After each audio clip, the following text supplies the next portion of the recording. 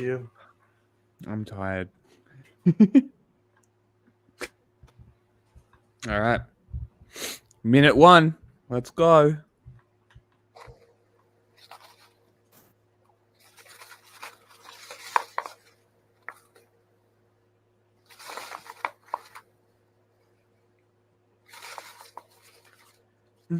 The gray one hasn't figured it out yet. No. There we go. Oh, there he goes. Because it's like a special kind of sand, right? It's not necessarily well, this is regular sand. I was going to say, because this is not fine enough. Yeah, so like the volcanic ash is what it was. I was reading. Yeah, well, that's what I use. But like you can a lot of like so like a lot of places like only use sand because of import laws as well. Oh. So like a lot of European countries, they can only get the sand for their chinchillas because of imports of like because it's a organic like dust. Yeah. Who knows? There could be seed particles in it or something. You don't. You never know with how they regulate stuff. I don't know. I mean, you would think that Europe being so close to Iceland that they wouldn't really have an issue getting volcanic ash. I just don't. I just know that one of my friends who they're actually like one of the first sellers to sell chinchilla dust in their country. Oh, really? And they have their own like chinchilla store where they like a lot of people actually like because chinchillas like there's no company that actually makes chinchilla stuff. It's just not real. It'll say that it's like for chinchillas. It'll say that it's for chinchillas, but it'll have like sugars in it. Oh. Like chinchillas don't eat sugar. That's how you like Dagus is even worse because Dagus especially can't have. Well, Dagus one of the main things that they're used for in laboratory things is for diabetes because they're so prone to get it just by having sugar. No shit. Yeah. Interesting. That's fucking crazy. But yeah, like there's no sugar in their diet. Like, what do you think a chinchilla eats in the wild? But then also they'll sell you things like that. It'll be like the extra large wheel. They'll break it. It is not like it is a shitty plastic wheel that literally is not good enough because the chinchilla's legs are so powerful, right? That they will kick through it. They just go so fast that the wheel breaks, so it's like rat wheels and stuff, or guinea pigs might be able to use them, even though guinea pigs don't need wheels.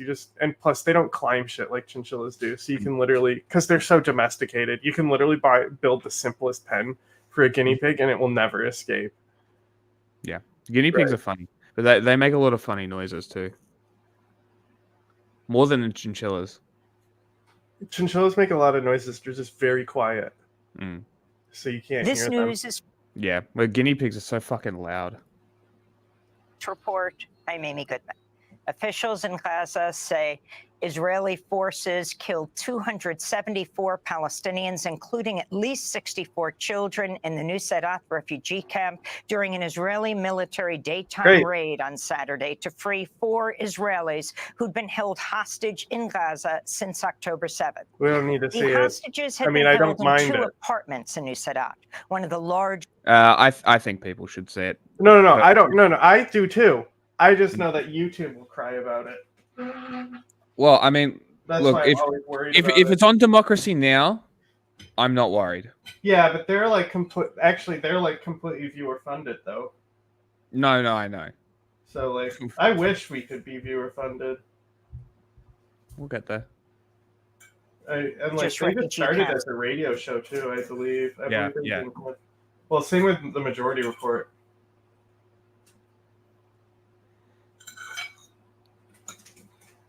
I don't know about. I've been hearing that it's all civilians, but again, I'm a bit on like, I don't really know. I don't really want to take any lines straight away. I didn't say it was they hit it like 214, right? That was they hit one target. They hit was a refugee camp, and the other one was like a busy market. Mm-hmm. So yeah, there's probably a lot.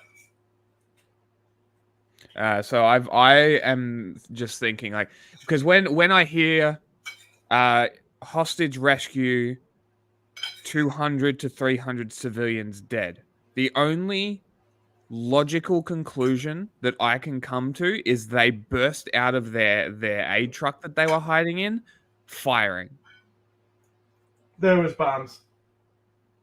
bombs. Hmm. They were dropping bombs. Yeah, they bombed they bombed the marketplace and a refugee camp. That's where Okay. the majority of the So deaths that's what I wasn't sure about. I Yeah, wasn't. I'm not whether sure it how was associated ground they are with attack. the op. I haven't looked Yeah. that much into it, other than the disinformation points about Mhm. certain things. Because the disinformation points are never based on reality, so that's why Yeah. I'm not sure about certain details. Only things that I know that are provably false. Yes. In Gaza. For 2 hours, Israeli forces attacked the area by air, land, and sea. One Israeli soldier died in the raid. Hamas is claiming That's- 3 other hostages were also killed. Over 700 Palestinians were injured inside the refugee camp. A survivor described the massacre. We were in Nusayrat camp.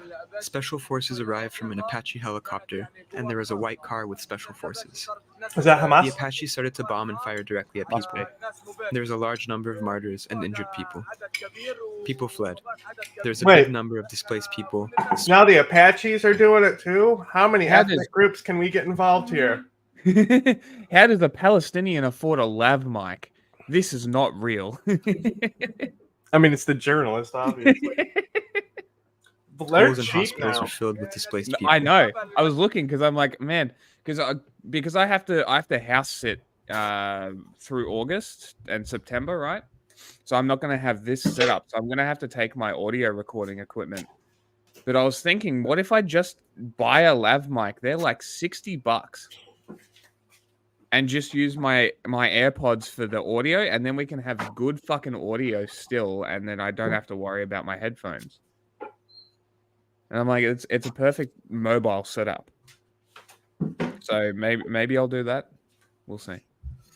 There's a large number of martyrs, and firing was direct. We brought 10 injured people in one ambulance. One of them was shot directly. We barely made it out through the alleyways. Palestinian President Mahmoud Abbas has called for an emergency UN Security Council session to discuss what he called a bloody massacre as the overall Palestinian death toll in Gaza. Does Israel have a film, like a film industry? I'm sure. I'm not sure what Israeli films are famous or anything, but Yeah, okay. because I mean Rojava has one, so Yeah, but that's like I'm just curious whether it's purely like that, where it's just sort of a propaganda film department. I guess they kind of well, Iraq does have their, because who made Mosul? Was that Netflix that did it, or did they buy it? Oh, I don't know if they bought it after. Because there's two ways that Netflix gets their shit. They commission or they buy. Mm-hmm. Cuties is like they bought Cuties, which is why I took such a stance against it, because it's like, okay, artistic freedom, make the movie, whatever, right? But you bought it. You bought that fucking movie and published it on Netflix. Fuck you. So I'm just sort of curious whether it's like a propaganda department or it's like a commissioned film. Yeah. Or how Israel works, because I imagine that it's all propaganda. It's also a French movie in French. I mean, if even Oh yeah, The Professional, there's scenes with Natalie Portman that are only in the French version. mm-hmm. Yeah. France is weird. France is a weird country. They want to act all high and mighty. has topped 37,000. God, what was I gonna just The type United in? States reportedly provided intelligence to Oh, Israel Israeli to film. aid the hostage rescue effort, including drone imagery collected over Gaza. For months, the U.S. has been flying MQ-9 Reaper drones over Gaza. Israel evacuated the hostages from a beach near where the U.S. built a temporary pier. Okay, so to bring what's humanitarian funny aid. here is the immediate movie I thought of that might be Israeli. I said, no, that's not an Israeli film, I don't think. Right? So it's this movie called Waltz with Bashir. Okay. So this is I obviously can't show you, like, I just want to show you what the movie looks like, right? Because I obviously can't show you the movie itself. So this is what it looks like.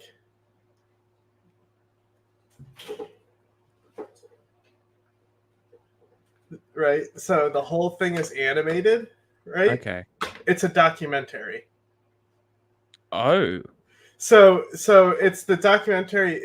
They're talking to someone who's a war veteran, and it's in Lebanon, right? So I thought this was a Lebanese movie, actually, not an Israeli one, even though I know Israel is part of the movie. But so because they don't obviously have like footage and archive footage to cut to, their idea was to animate it. But the whole movie is actually about him having this reoccurring nightmare from the war where he's like chased by dogs. So it's also in context of like the dream world that this guy dreams, right? So it's also in like a fantasy type element, even though it's supposed to be like, so it's like, it's a documentary that's animated, and you can say it's not a documentary anymore because they're taking like these artistic liberties instead of like capturing the live thing, right?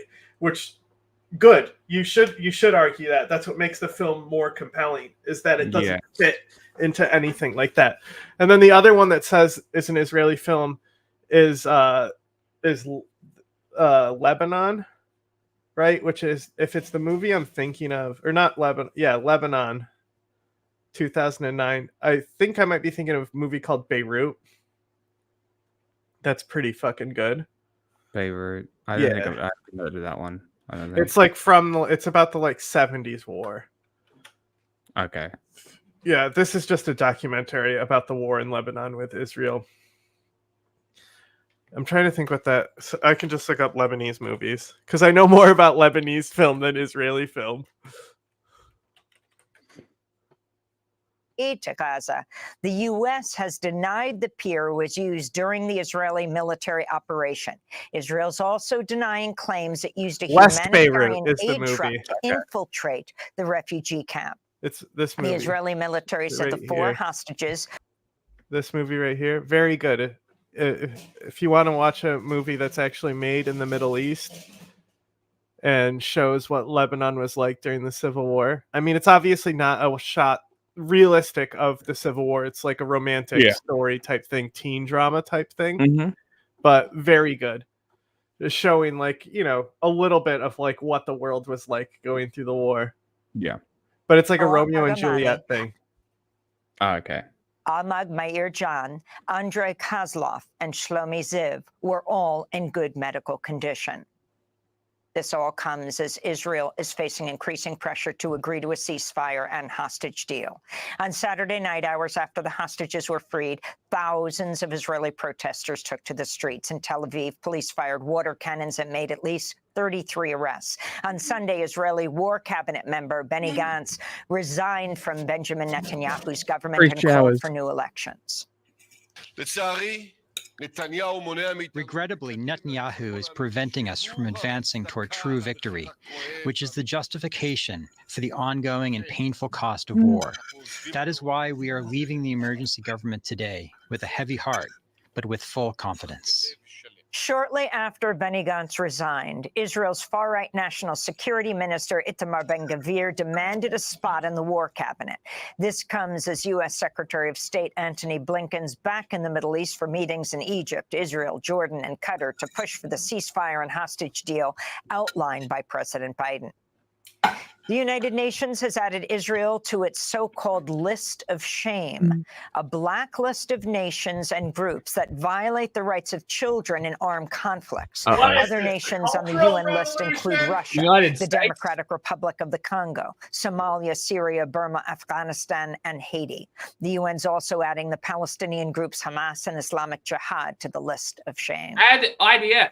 In Washington, D.C., tens of thousands of protesters formed a symbolic red line around the White House Saturday to protest the Biden administration's Gaza policy. A major pro-Palestinian rally was also held in London Saturday. Meanwhile, in Canada, police fired tear gas and pepper spray Friday to disperse protesters at McGill University in Montreal, where students had taken over administrative building. 15 arrests were made. In Spain, hundreds of protesters lay down on the ground outside the Guggenheim Museum in Bilbao to symbolize the mass casualties in Gaza. In France, President Emmanuel Macron Sunday called a snap election for June 30th following major losses in European Union elections to the far-right National Rally Party. Après avoir procédé aux consultations prévues. After having proceeded with the wasn't out of consultations as context. provided in Article 12 of our Constitution, I decided to give back to you the choice for the future of our Parliament with a vote. And so I am dissolving tonight our National Assembly. Marine Le Pen's far-right... It's pretty interesting that he does this now, after the French Parliament voted to rob the Kanak people of their autonomy. How great for them. Meanwhile, in France, nothing's changed. RN party won over 30% of the vote in preliminary tallies, more than twice as many votes as Macron. I can't believe she's the RN still announced running. 28-year-old Jordan Bardella as its candidate for prime minister. The far right made gains elsewhere, including in Italy, Austria, and Germany, where the extreme right Alternative for Germany gained 6 seats and placed second behind Chancellor Olaf Scholz's Social Democrats. Despite the boost for hard right groups, Nazis on the way parties will back. still hold an outright majority in the 720-seat European Parliament. What a great timing. Nationalist, Maybe we'll see another, what was it called? The ribbon, what was that pact called where they invaded Poland together? Someone will know. It's ribbon something. Ribbentrop. Yeah, something like that. Yeah, Ribbentrop Pact or something. Ribbentrop Pact. Molotov-Ribbentrop Pact. Yeah. When they invaded Poland. Yes. Anyway. Maybe we'll see this again. Anyway, have I not been saying... actually, almost for a full year now, because it's almost summer. When I think almost. When I said this 2024, the year when democracy dies. Yep. Hence why we've also been covering the elections so rapidly this year. And maybe people should listen to us. There's been a few like that. This could have been worse. I don't think this is too bad. We'll have to see how the coalitions form. Yeah. And then there's been some small wins. India was a small win. South Africa is kind of a small win because it's going to, the Kill the Boer parties gets to have a coalition. There's Lula is part of this whole the new age. It's all going to be a new age right now. Well, India went peacefully until it isn't, because that's how fascists work. So we'll see what happens, because they've already been moving in Manipur. Like they've been over there for a little bit. You've also got Myanmar on the border. I don't know if you saw it, but I put election updates in northeast Syria as well. Yes, I got those. They're okay. That will continue my point of democracy dying this year. Yeah. Migrant groups are expected to control 130 seats. On Saturday, an estimated 15,000 protesters took to the streets of Berlin to call out the rising power of the far right in Germany. Meanwhile, in Brussels, a group of scientists and climate activists on Friday blocked the entrance to the EU Commission. We blocked the entrance to the European Commission because we are trying to push for... Shut up, hippie. No political party really has degrowth on its agenda. and degrowth is a necessity if we want to survive this century, if we don't want to face ecological, civilizational collapse. And so we really need to talk about it. We really, really, really need to return. Doctors Without You know what's Borders crazy? recover the You know, It's like Extinction Rebellion. I don't care. because this Viceroyal thing, right? So it immediately made me think of Star Wars Episode 1. Episode 1. Yeah, right? And like, you know how like the rebels are the Viet Cong in the original trilogy? Mm-hmm. I was just thinking about Episode 1 where the droid people, right? It's literally the movie is a critique of capitalism. Capitalism is the villain. Yes, it's a trade federation. Mm-hmm. They're blockading. They're basically doing a Yemen. They're the trade federation of Saudi Arabia. Exactly. Saudi Arabia blockading Naboo. Now you look at now it's owned by Disney, and look at what Star Wars has become. You know, like it's actually like I don't think the Star Wars Episode 1 is a very good movie. I think it was entertaining when I saw it as a kid. I liked it more than the other ones when I was a kid. Sure, because it's like the first one that you saw and it's new. No, I thought Jar Jar Binks was funny. Ah, okay. And the pod racing is cool and stuff. Like Episode 1, Darth Maul is cool too. You know, like, you know. Also the music. But yeah, Duel of Fates. Yeah. I remember that movie's great. Honestly, fuck people who say those movies aren't good. They're fine. They're perfectly fine movies. Attack of the Clones. The second one is bad. Really bad. Also, you know the joke about Padme's crotch being able to withstand how many pounds of force? Because she literally like jumps off a giant thing and lands on the back of a beast in the like Colosseum fight. So there's a joke about like how much force went into her crotch there and how much like mass like her crotch can take without breaking. Like so people have done the math just because of how ridiculous it is. She ran crotch first on the back of that beast. That's so funny. That's the kind of shit that I just ignore. I just sort of the believable disbelief kind of thing. I just sort of get into movies. I'm very good at being able to disconnect and just be like, movie is movie. This is fun. So I don't really pay attention to that sort of shit. Yeah, I don't really. When people bring it up, I'm like, yeah. I don't really get too uptight about it until it's really bad. So, like, one of the worst movies, I'll stand by, one of the worst movies I've ever seen in theaters was Hidden Figures, which was like, it's about it's three black women who are the mathematicians, and like they do the math to the fucking first guy in orbit, who Hal Jordan's based off of, whatever that guy's name was. Right, so computers were new at this point, so they wanted human mathematicians to be checking the computers. And so this lady is a math expert, right? But when I say a movie is only being recognized for being woke, that's the movie that you need to recognize, not whatever shit Disney is putting out, okay? So, like, they took liberties in changing the plot, right? Mm-hmm. Of course, right? But so that's fine. But the key issue, okay, ends up, which didn't happen in real life, like the character of her boss is completely made up for the movie. Yeah. And her boss is the one who says, no, we're going to work with black people. All you other people fall in line. It was more of like she went to work with men and they were more about like, oh, a woman can do math. It was more sexist by the time this was happening, right? So like so it's not like she wasn't like not accepted, but this is still in like segregation, right? So when I say she wasn't just like not accepted, it's still general societal racism. That's just the general atmosphere. These people weren't going out of their way to be cruel. It was just a cruel atmosphere in general already. You know what I mean? There's like worse people at this time who would still fall into the racists of the time. Yeah, it's like the people who would be like the real anti-fascists with World War II fighters. I'm like, their personal opinions were probably pretty close to that of the Nazis. Let's be real.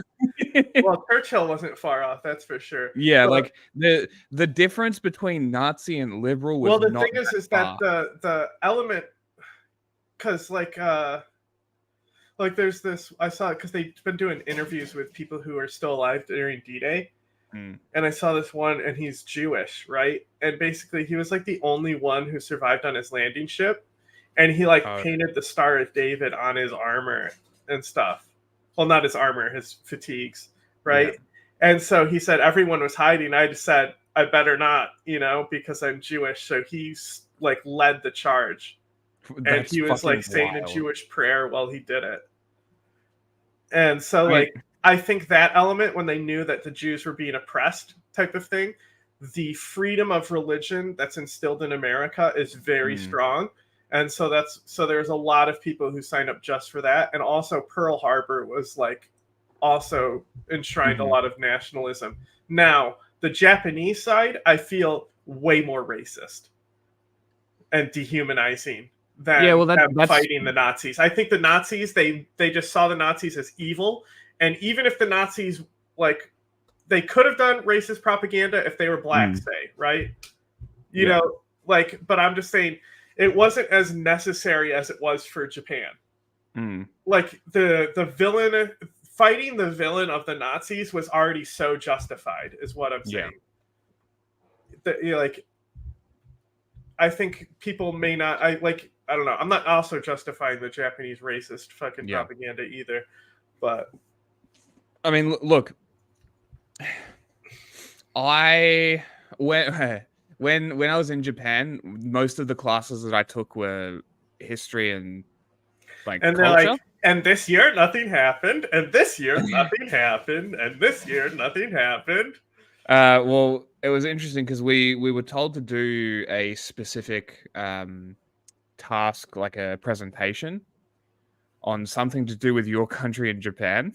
Oh, by the way, so Hidden Figures, the plot, the linchpin on when there's like they have to visually take down segregation, right? It's a visual metaphor. Also, all the shots are still shots or pans. No creative cinematography whatsoever. It's so flat. But the issue comes down to she keeps taking too long going to the bathroom, and it's because she's in a segregated bathroom that's really far away. So the issue is that she's a woman and has to pee a lot, and that's why segregation ended at NASA. That's what the film distills down to. Like, oh God. Like, you are so focused on like being like, we have to have the metaphor of taking down segregation. It is such a fucking shit movie. And it was up for the fucking Academy Awards. Get the fuck out of here with that shit. Fucking hell. But yeah, like when I was over in Japan, I did the presentation on Japan during World War II because it's so fucking interesting, and where better to do the research, right? So I did the research. It's very, they do not like talking about it, I found out. But the information, like the way the Japanese was nationalism, isolationism, and militarism. Basically, just that warlord sort of. Well, they also began society a natural romanticization of Bushido while they were isolated. Yes. So like it was its own isolated type of fascism that emerges there. Mm-hmm. It's very fascinating to look into the Japanese on the build-up and during World War II, and then the de-radicalization post World War II. I think they did it better than Germany, to be completely honest. But it also probably had something to do with the fact that America nuked them and then shamed them by standing a 6-foot tall dude next to the little emperor man. And that's literally the purpose of that photo, by the way, if anybody didn't know that. That General MacArthur standing next to Hirohito, that's the purpose of the photo. To show the Japanese people that he's not a god, that there are people bigger than him, that he's not this untouchable figure, because that's how they saw him, right? He was their Hitler. It was that kind of thing. So it was like, it's a very interesting history. And it's even more interesting knowing the history of Japan, Korea, and China as well. And then more of the conflict makes sense. And then more of the history makes sense. And it all kind of pieces together and you understand why these conflicts are happening. You know who why the Chinese don't like the Japanese now and why the most Japanese... Huh? You know who he's the most like? Who? Sarkawi. Hirohito? Mm-hmm. Yeah, I can see that. That's why when we talk about ISIS and we say that they're fascist, like they're literally an expansionist, imperialist, romanticized. Yes, he was. He was awful. He was really bad. Like a really, really bad general. Doesn't matter. The Navy did fine. Yeah, that's exactly right. It's the Navy. It's the Navy commanders are the ones who won the Pacific Theater, and then MacArthur just took the credit. Without Borders recovered the bodies of... Also, before we move on from this, I just want to... Really need to talk about it. These signs, they're great. I'll give them that. Extinction Rebellion, you fucking cringe. But these signs, these are good. This is good. This is against this obsession with making everything green, because it's just the same obsession, right? It's the same capitalist obsession. They're not learning. They're doing the same shit, and it's resulting in pretty much the Chinese EV thing that's happening, which is overproduction, harming the earth as opposed to helping it. So, sure, in that aspect, I agree with these guys. Stop being with Extinction Rebellion. Please. These guys suck. They are the worst. Don't join with them. Without Borders. They are libs. Recovered the bodies of 12 asylum seekers off the coast of Libya in the Mediterranean Sea and transported another 165 survivors of a shipwreck to Italy Friday. Rescue workers warn the victory of the far right in EU elections will lead to more migrant deaths. Following the rescue mission, MSF blasted the, quote, devastating and bloody European policies on migration. Like, seriously, at this point, anyone who's like so anti-immigration in America, go back to Europe, whitey. That's my opinion. I'm anti-white for those people specifically. Like, go home. You're like, go home. It matters more here because we're a nation of immigrants that conquered and displaced people on this land. But Europe, you know, if you're really that anti-immigrant, bye-bye. You would have sided with the British, and you know it. Shut up. Get out of my country. The Mediterranean, unquote. This is the head of the Red Cross in Spain's Canary Islands describing the treacherous journey undertaken by thousands each month. It's a journey that, depending on where the Canary Islands are off the coast of Mauritania. So a lot of people in East Africa, that's the route they choose to take over the Libyan route, because Libya was on the other side of the continent, obviously. So if you just reach these Canary Islands, and it's not like the Mediterranean. The Mediterranean, one of the reasons Europe and North Africa end up being such successful nations throughout history, and the Levant, obviously, is because the Mediterranean Sea is like flat and like not rough at all, even though it tore apart that pier recently, right? So it made shipbuilding a lot easier for the sea, right? Yes. So that's not the case off the coast of the Canary Island. That's like violent ocean currents that you have to navigate. Anything can happen, such as the ship sinking, tough weather conditions, storms. It's a route that has already taken on many lives, some of which we know about, and many others we don't, because they have disappeared. In the Democratic Republic of the Congo, fighters with the Allied Democratic Forces, a group associated with the Islamic State, killed at least 41 people in an overnight attack Friday in a school in a village near the border with Uganda. The majority of victims were students. The ADF is also accused of another attack in eastern Congo earlier last week that killed at least 16 people. Romans had a really shitty navy, but even they can cross the Mediterranean. Well, like, has shut. Look at the Bronze Age collapse. Like all those people kept getting displaced, kept turning to the sea, because You are more likely to get to another civilization by the Mediterranean Sea than on land through the fucking desert and shit. Down after the paramilitary RSF, Rapid Support Forces, raided and looted it Saturday, opening fire inside the hospital. It's not clear if anyone was killed or wounded in the attack. This comes as the World Food Program warns Sudan is on track to become the world's largest humanitarian crisis as aid groups struggle to get food to those in need. On Friday, over 40 people were reported killed in RSF attacks on Omdurman, known as the twin city to the capital Khartoum.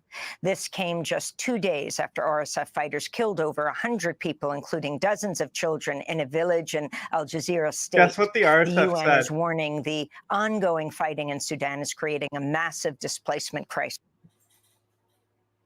They said What did the RSF say? The children shot first. Did they actually? Yep. That's no. amazing. Did the children actually shoot first? I don't fucking know, but the RSF. No. That's actually what they said. That's yes, ridiculous. They did actually say this. Yes. Unbelievable. In the region. Some 12 million have been forced to flee their homes in Sudan, with over 2 million crossing borders into neighboring countries, mainly Chad, South Sudan, and Egypt, often arriving in extremely vulnerable conditions and highly traumatized. In Uganda, the environmental activist Stephen Kwikuriza is receiving hospital care after being released from a nearly week-long detention Sunday where he was reportedly beaten by members of the army. He's believed to have been targeted due to his protests against the French oil company Total Energies, which is involved in the East African crude oil pipeline project known as ECOP.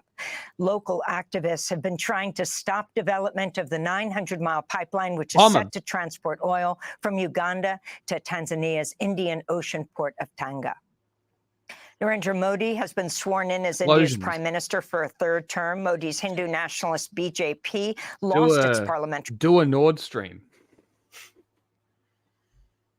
majority in the recent election, forcing it to form a new coalition government. Modi becomes the first Indian leader since Jawaharlal Nehru to win 3 straight terms as prime minister.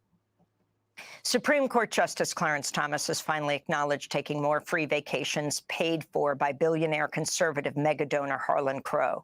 In a filing Friday, Thomas disclosed he accepted a pair of trips in 2019, one to Indonesia and another to the Bohemian Grove in California. And what? Last year, everybody's just like, oh, this is fine. He's going to drink baby blood on billionaire dollars. We should totally let him stay in the Supreme Court. Well, there's no way to get him out. The oversight is that the Congress can vote to impeach him. I think. I don't know. I don't think even they can. That seems like a massive oversight from the founders. Yeah. Well, I've said this before. The Supreme Court has historically been very not upholding of human rights in this country. Dred Scott case. Yeah. Revealed Thomas had failed to disclose at least 38 luxury trips gifted by Crow and 3 other right-wing billionaires dating back decades. Environmental groups are criticizing the Biden administration for weakening a plan to make gas-powered SUVs and pickup trucks more fuel efficient. Last year, the National Highway Transportation Safety proposed hiking the average fuel economy standards for the vehicles to 58 miles per gallon by 2032. Okay, so Congress can impeach him. There you go. Okay. Which is never going to happen. Nope. Like. Nope. Today. The figure has been cut to 50 miles per gallon, just a small increase from the current standard. Dan Becker of the Center for Biological Diversity said the new rule will leave automakers free to, quote, make cars, SUVs, and pickups that will guzzle and pollute for decades and keep America stuck on oil, he said. And a parole hearing is being held today for the imprisoned Native American activist Leonard Powell. We're running out of oil, so it's inevitable. Like, just divest your fucking company and start investing in another sector so you'll survive the conversion, stupid. Yeah. Like, it's running out. Nobody knows more about oil running out than these fucking oil companies. Like, come on. Just be smart. Yeah. I don't understand why you're like this. In the day's other headlines, communities across several states are surveying the damage from severe storms and tornadoes that swept through late Wednesday. In a suburb of Detroit, a tornado that struck without warning killed a toddler when it knocked a large tree into a bedroom. Should have been tougher. In eastern Ohio, a separate twister Should have been like Natalie Portman. This is what happens when we have the betification of society. And tore buildings Toddler apart. can't even survive a tree. Pathetic. Officials there said the damage is unprecedented. Houses that are missing their roofs, missing walls. What's a roof? Some just complete loss. They're just laying in piles.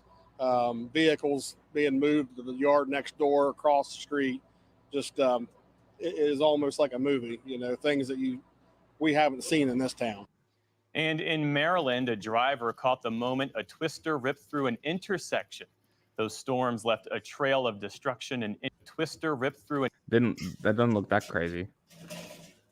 In this town. And in Maryland, a driver caught the moment a twister ripped through an intersection. Like, where are the trees and cows and shit? Like, what the fuck? It's a twister, not a tornado.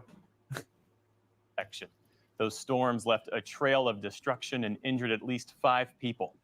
A federal judge ordered Steve Bannon to report to prison by July 1st to serve a 4-month sentence for his contempt of Congress conviction.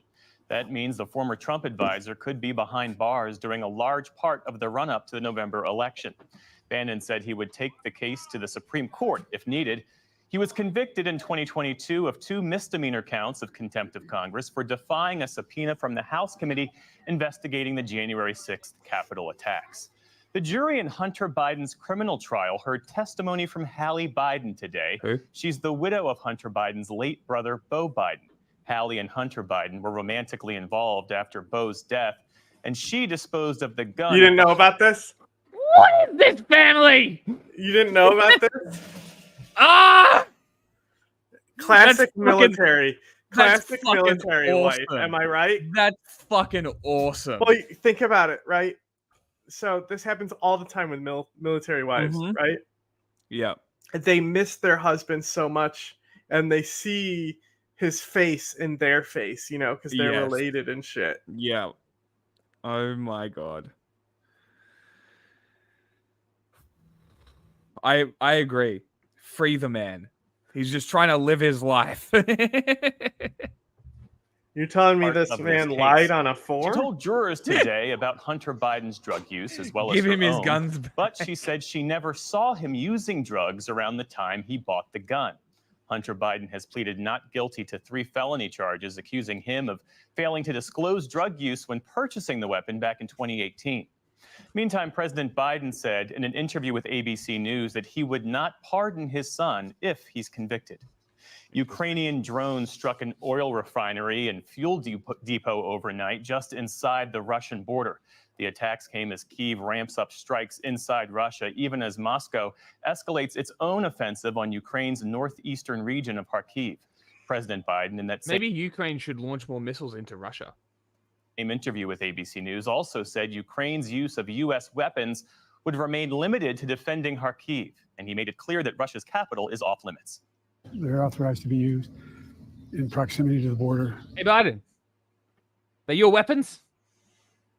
Or do you sell them?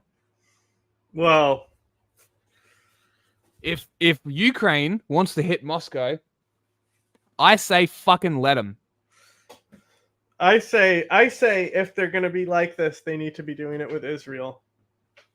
I agree. And if they're not doing it with Israel, Ukraine shouldn't have to follow the rules either. And if they pull funding from Ukraine, they'll be like, Israel is committing a fucking genocide. We're getting invaded. Fuck you. And I think that would honestly put Ukraine in a higher moral position than the US at this current point. Yeah. Which is embarrassing for the United States. And well, they suck.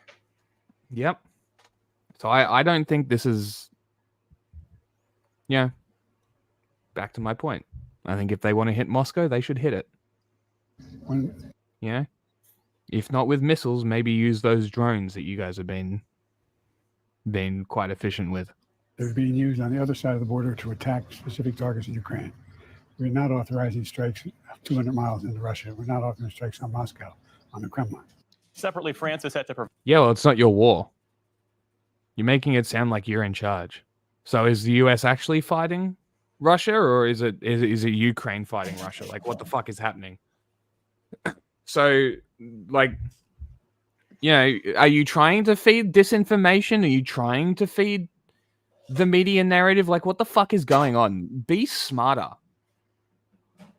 Like, seriously.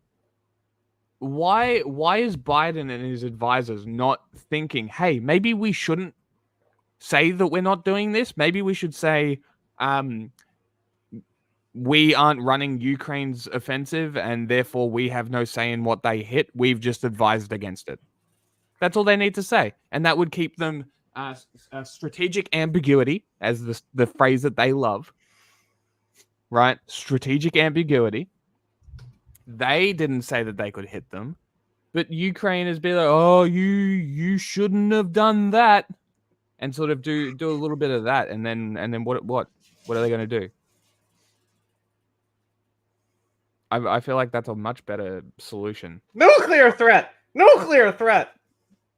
Provide Ukraine with fighter jets to help the country defend itself against Russian attacks. Voting in the European Union. Also, I didn't bring this up. Where was it? Where was this comment? Here, this one. Her dad? What are you talking about?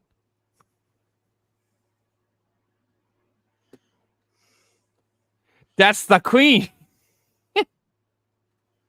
Remember? Wow. It's almost like the difference between fascism and liberalism was not that far. Remember when Marxist boy. I'm talking about World remember War II. when the family member that she married and had a fucking weird interspecies, I can't think of the word, interspecies relationship with, he literally literally asked the Aboriginals if they throw spears at each other still. He literally called them spear chuckers, bro. When was this? They're like, he sure was a funny guy, and by that they mean he was racially insensitive. Hold on, because this sounds vaguely familiar. Prince Philip. Yeah, type in Prince Philip and then put spear chucker, and it will come up. Okay, it came up. An indigenous performer. I knew it was someone significant because I'm pretty sure it happened to Kathy Freeman at some point as well. You still throw spears at each other. Good lord. God fucking damn it. What a great... I'm so glad that we're a Commonwealth country. The crown is great. Oh, and Prince Philip. I mean, look, we already knew that all of European royalty is like...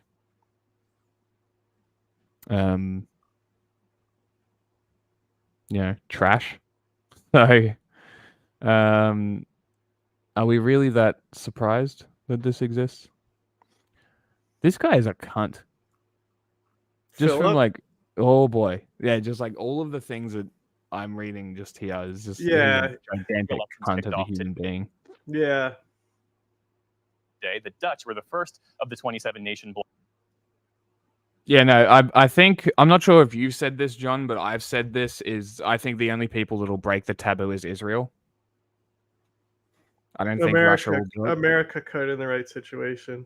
They could, but I just don't think they would. There's no point. Israel would with the right government. Yeah. Like, unless it's a purely naval battle, we're not going to see nuclear weapons used. But bloc to cast their ballots. Exit polls suggest that the anti-immigration Party for Freedom is making large gains. Far-right movements are expected to perform well across Europe.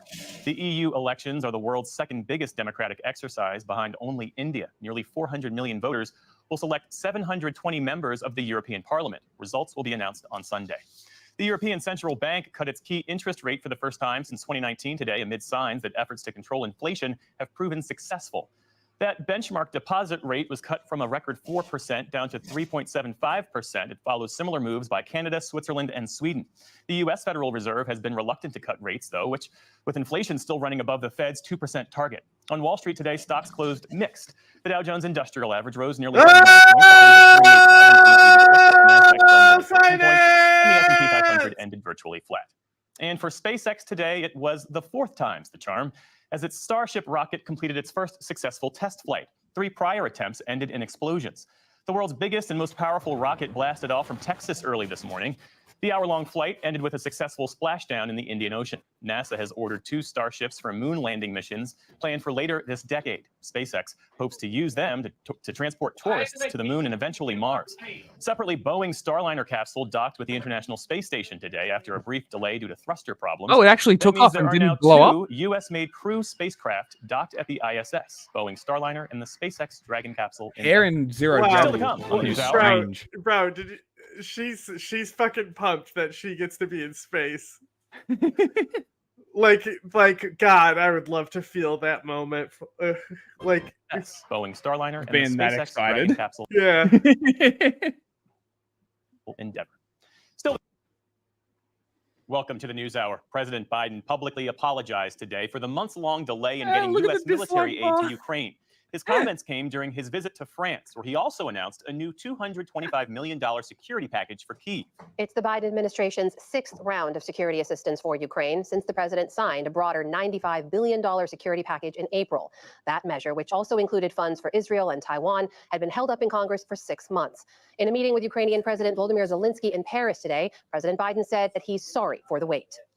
I apologize for those weeks of not knowing what's going to happen in terms of funding, because we had trouble getting the bill that we had to pass that had the money in it from some of our very conservative members who were holding it up.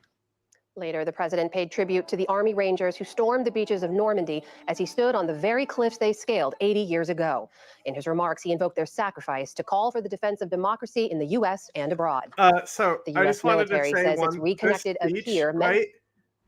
So this speech internally for presidents, they all want to have like this moment with this speech, right? So like Reagan's speech on D-Day is like famous, and it's like one of the best presidential speeches of modern times.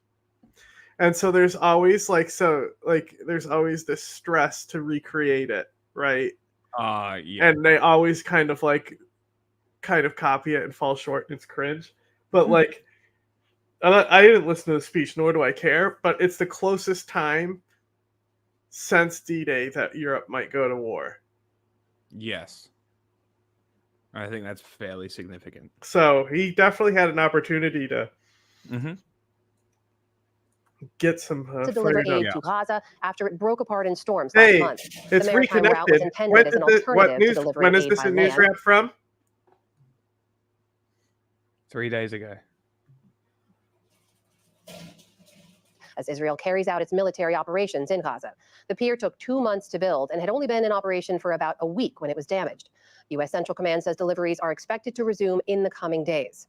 Meanwhile, in central Gaza, Palestinians mourned outside of a hospital after the latest round of deadly Israeli airstrikes. Health officials say at least 18 people were killed overnight, including 4 children and 1 woman. Supreme Court Justice Clarence Thomas has disclosed 2 luxury trips from 2019 that were partially paid for by Republican mega donor Harlan Crow. Justice Thomas said the trips to Bali, Indonesia, and to California's wine country were, quote, You know, it would be a very easy solution to all of this. Make it illegal to pay politicians directly from your personal fund. Or even money in general. If politicians get money outside of their wage, gone. Corrupt, I just wanted to point this out, is that like the Articles of Confederation, one of the main reasons why they're replaced by the Constitution is to make a national army, and so all the states can be like taxed the same rate for that national army, right? So really, that's it. That's the difference between the EU and the US is that each country is operating independently, and they haven't made it so they come together as one army, even though each state still has its national guard. So like it's basically there. And that's what I keep comparing the United States to anyway, because it's silly not to. It's silly. It's like to think of it any different. Like the United, like there's states that literally, like it's totally legal for Texas to secede from the nation if they really wanted to. They could do it. They could Brexit themselves. Then there's Wexit. Unlike the UK, I think Texas would be fine. Inadvertently omitted from a previous disclosure. The bomb threat was part of a ProPublico report last year that led to renewed focus on the court's ethics. 8 of the 9 justices provided new disclosures, including Ketanji Brown Jackson, who received $900,000 for her upcoming memoir, and Beyonce tickets gifted by the singer herself. Former White House Chief of Staff Mark Meadows. I mean, concert tickets from a singer doesn't really mean shit. Right? Neither does receiving $1 million for a memoir. That's just a book deal. But so they're coming after her because the one guy has Harlan Crow. Okay. They're like, oh yeah, well the one that Biden picked. Okay. Give me a second. Yeah, Harlan Crow, because I don't know who the fuck this guy is, right? Oh, he's a fucking Batman villain. Okay. Bro, real estate developer. Hang on, Let's see if he's got involved in politics. Hang on. Let me show you pictures.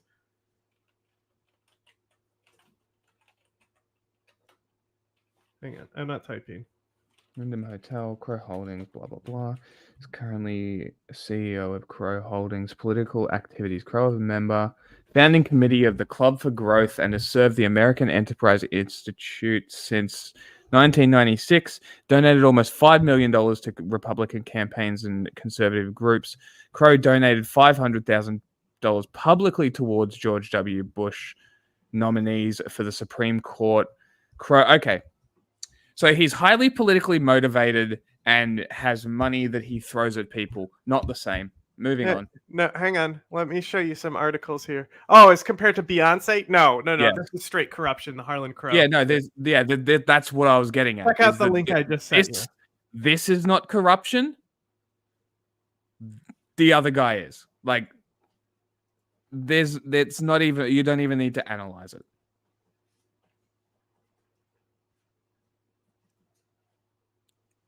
Hitler artifacts, amazing. He's basically. Bro, he literally has like napkins and shit at his place are like anagrammed by Hitler. That's insane. Oh my but God. He also has like a statue. Okay, look. Okay, the having Nazi insignia tablecloths is kind of cool, I'll be honest. Like that's.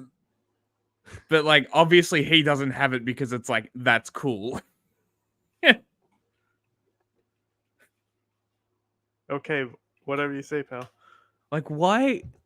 Is this all it is, though? What other shit does he have? I'm so curious. Well, that's what I was going to say. He also has this garden. Mm-hmm. Right? And it's like the Garden of Evil is something that he calls it. All right? And I'm going to show you an example of some statues that are in it. You're going to love this. The Atlantic doesn't say he's a Nazi. He apparently has a signed copy of Mein Kampf. Yeah. Look at this. This is Garden of Evil. Some statues that are in it. Oh my God. See, I think this is way funnier. Literally getting some old Soviet statues for your garden. Well, there's that Lenin statue in Seattle, right? Yeah, but that one's not from like, like it's like that, the James Bond scene where they go to the statue park and it's just like destroyed statues that they tore down. A Texas scale wood paneled room and a walk-in fireplace and a collection of art and memorabilia worthy of a Bond villain. Thanks, told Atlantic. You. Did I not say that he's a fucking Bond villain? Well, it's just interesting. Clarence Thomas's billionaire friend is no Nazi, he says. This article says he has a signed copy of Mein Kampf. That doesn't mean he admires Hitler. I beg to differ. It's not like one of his buddies bought this for him. And Beyonce tickets gifted by the singer herself. Former White House Chief of Staff Mark Meadows has pleaded not guilty to 9 felonies. Like a friend of mine has a spoon with he has Adolf Hitler's teapot. His teapot. Yeah, I sent it to you in the chat. Bert Kreischer has his cup. But look, I think Tom bought it for Bert as like a meme, and now he gets to tell people Bert has Hitler's teacup. Which is fucking hysterical. But like this is very interesting. So I told you those are the napkins I was telling you about. Is it paper or are they like fabric napkins? Cloth napkins. They are cloth napkins. Okay, Yeah. so that's a little cooler. Why would they have anagrammed paper napkins? I don't fucking know. People do that shit. So they're like washable ones. Is this a setup for a joke? All right, we got to get moving. We spent too much time on just news wraps. I know. We've got 2 more. We'll just...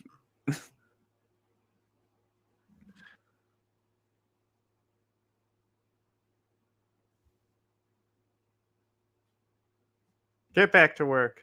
You too, Jack. Come on, let's go. Let's go. 1,000 votes. Sorry. Michael Roman, who served as Trump's Elections Day operations director, also pleaded not guilty. The pair Is are that a trans flag behind Nawaz? electors from Arizona to Congress after the 2020 election in a bid to keep Trump in God, I office. just want that helicopter blade to take him out. 1,000 votes. The Biden administration. Trans flags behind Nawaz. It's so funny that he has... So the I even PBS is shoving this trans pride shit down my throat this month, I see. Standards for new cars. According to updated rules from the National Highway Traffic Safety Administration, light-duty vehicles must meet an average of 50.4 miles per gallon by model year 2031. Let's be specific what a light vehicle means. Do you know what that means? No idea. F-150s. It's light trucks. Okay. Sports utility vehicles. You know how American cars are gigantic because of regulations? There's a great video on it. I'll send you. It's literally government regulations caused this. The reason why we have gas guzzling cars, it's because of government regulations, making it so they're trying to cut fuel economies. So they classified an entire different category for light trucks, as in like these are for like utilities and farmers. So they're like immune to like these standards. So that made all the industry shift to building giant cars because that was more profit incentive for them over the regulated ones. Yeah. Passenger cars. This will require an increase in fuel economy by 2% each year, starting with 2027 models. And it involves a similar increase for SUVs and other light trucks starting in 2029. The new requirements are well below the levels the administration initially proposed last year. The U.S. labor market remains on strong footing. New data out on Friday showed that the economy added 272,000 jobs last month. That is more than expected. Hourly wages also rose in May, gaining 4.1% from a year ago. In the meantime, the unemployment rate ticked up to 4%, the level not seen since early 2022. Economists say the relatively strong report will likely give the U.S. Federal Reserve further reason. Well, that'll make them consume about as much petrol as my car does, so that's good. To hold off on cutting interest rates for now. And on Wall Street today, stocks slipped on the heels of those job numbers. Nope.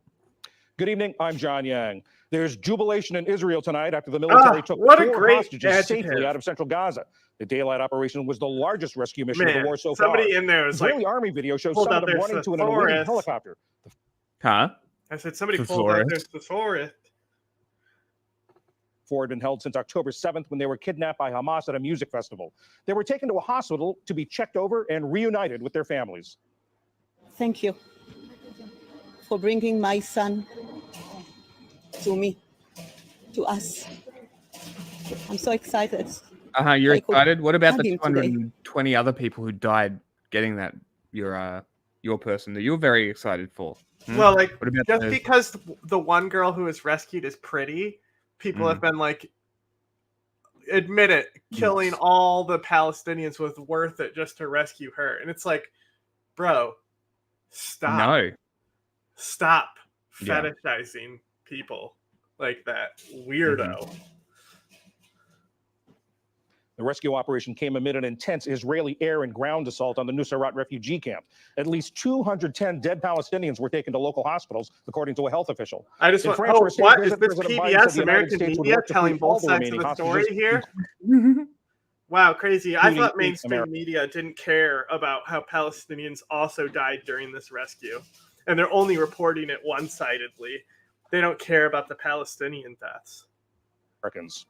Russia and Ukraine exchanged more drone attacks overnight. Moscow-based officials said at least 28 people were killed in the partially Russian-occupied regions of Kherson and Luhansk.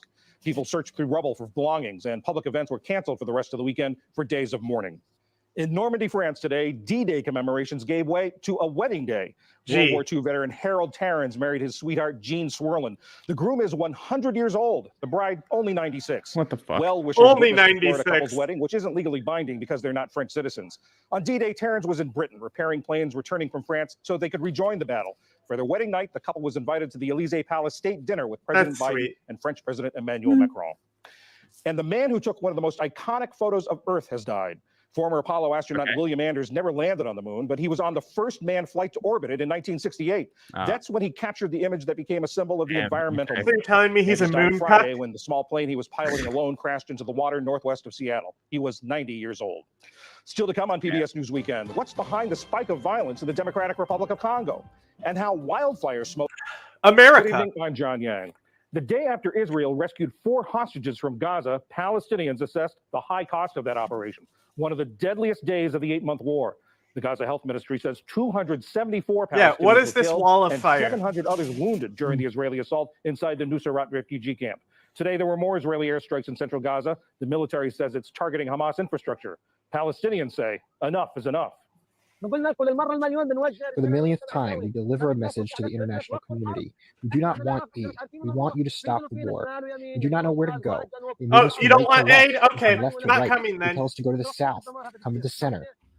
Centrist Benny Gantz made good on his threat to quit Israel's war cabinet over Prime Minister Benjamin Netanyahu's handling of the war, while underscoring the fractures and frustrations in the nation's leadership. It's not likely to force Netanyahu from office. Exit polls in today's European Union parliamentary elections are pointing to a shift to the hard right. There was voting in 27 EU nations. The big issues included the war in Ukraine, migration, climate policy, and the economy. I voted with high prices in mind. Prices are going up every day, and people cannot deal with it. I hope my vote and the votes of other young people can prevail and show that the far right can be stopped more than it has been so far.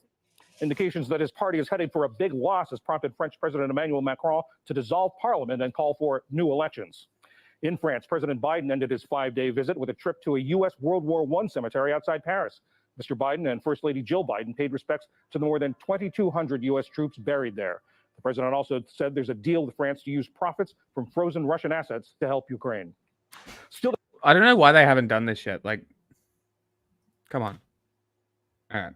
EU. Hello, Europe. Over the last 4 days, more than 400 million Europeans were able to hit the polls from 27 European countries to choose the next 720 MEPs in the European Parliament for the next 5 years. And in this video, we will explain to you what they mean. All right, so here's the deal. There are hundreds of national parties across all European nation states. Yes, it's a bit of a party jungle out there. But don't worry, we're not going to go through them one by one. Instead, we'll zoom out a bit and look at the bigger... This is an anarchist nightmare.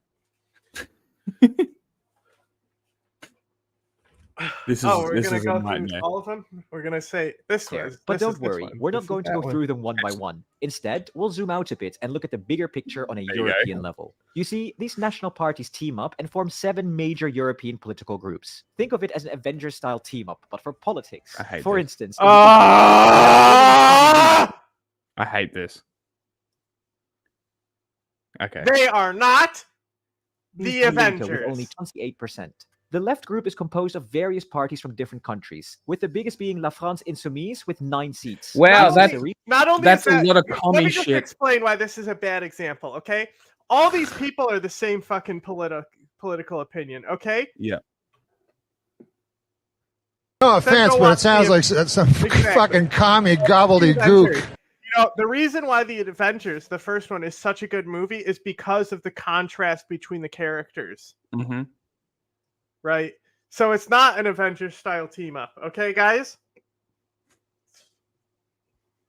Lisa with 3 seats, and then Germany's Die Linke with only 2 seats. So how did they perform to the last time? Well, they actually experienced a small shift, losing 2 seats. And if you want more detail about what they stand for, please see the video linked above. Commies So who losing. came in 6th? The Was Greens one of did, them with Claire 53 Daly? seats. Championing It might have been.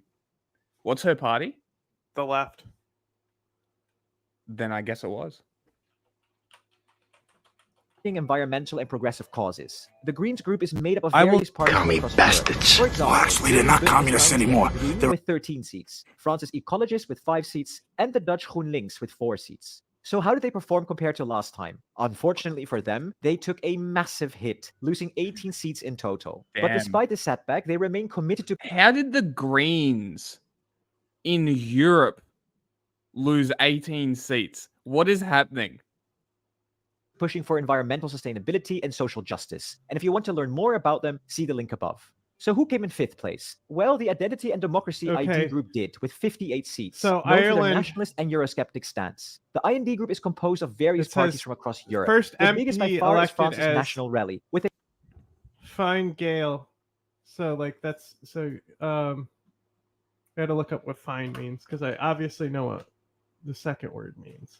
Mhm. Okay. Okay. That's actually it's kind of a cool name. It means the Irish tribe. Okay. Fine Gael. So they're a liberal, conservative, Christian, democratic political party. So big difference than what was in there before. Yeah. a whopping 30 seats, followed by the Dutch PVV with 7 seats and Italy's Lega with 7 seats. So how did they perform compared to last time? Well, they saw a noticeable change, gaining 9 seats. This gain would have been even more if Okay. Germany's AFD had not been kicked out of the IND Tony only a Stark couple built of his weeks ago. political party in his cave with spare parts. The blue one had AFD in it before. Oh, I don't know about this logo they had in the 70s, though. Wait until you see this. You're going to be like, wow, that looks just like another party I'm familiar with. What do you think of that? Pretty sussy.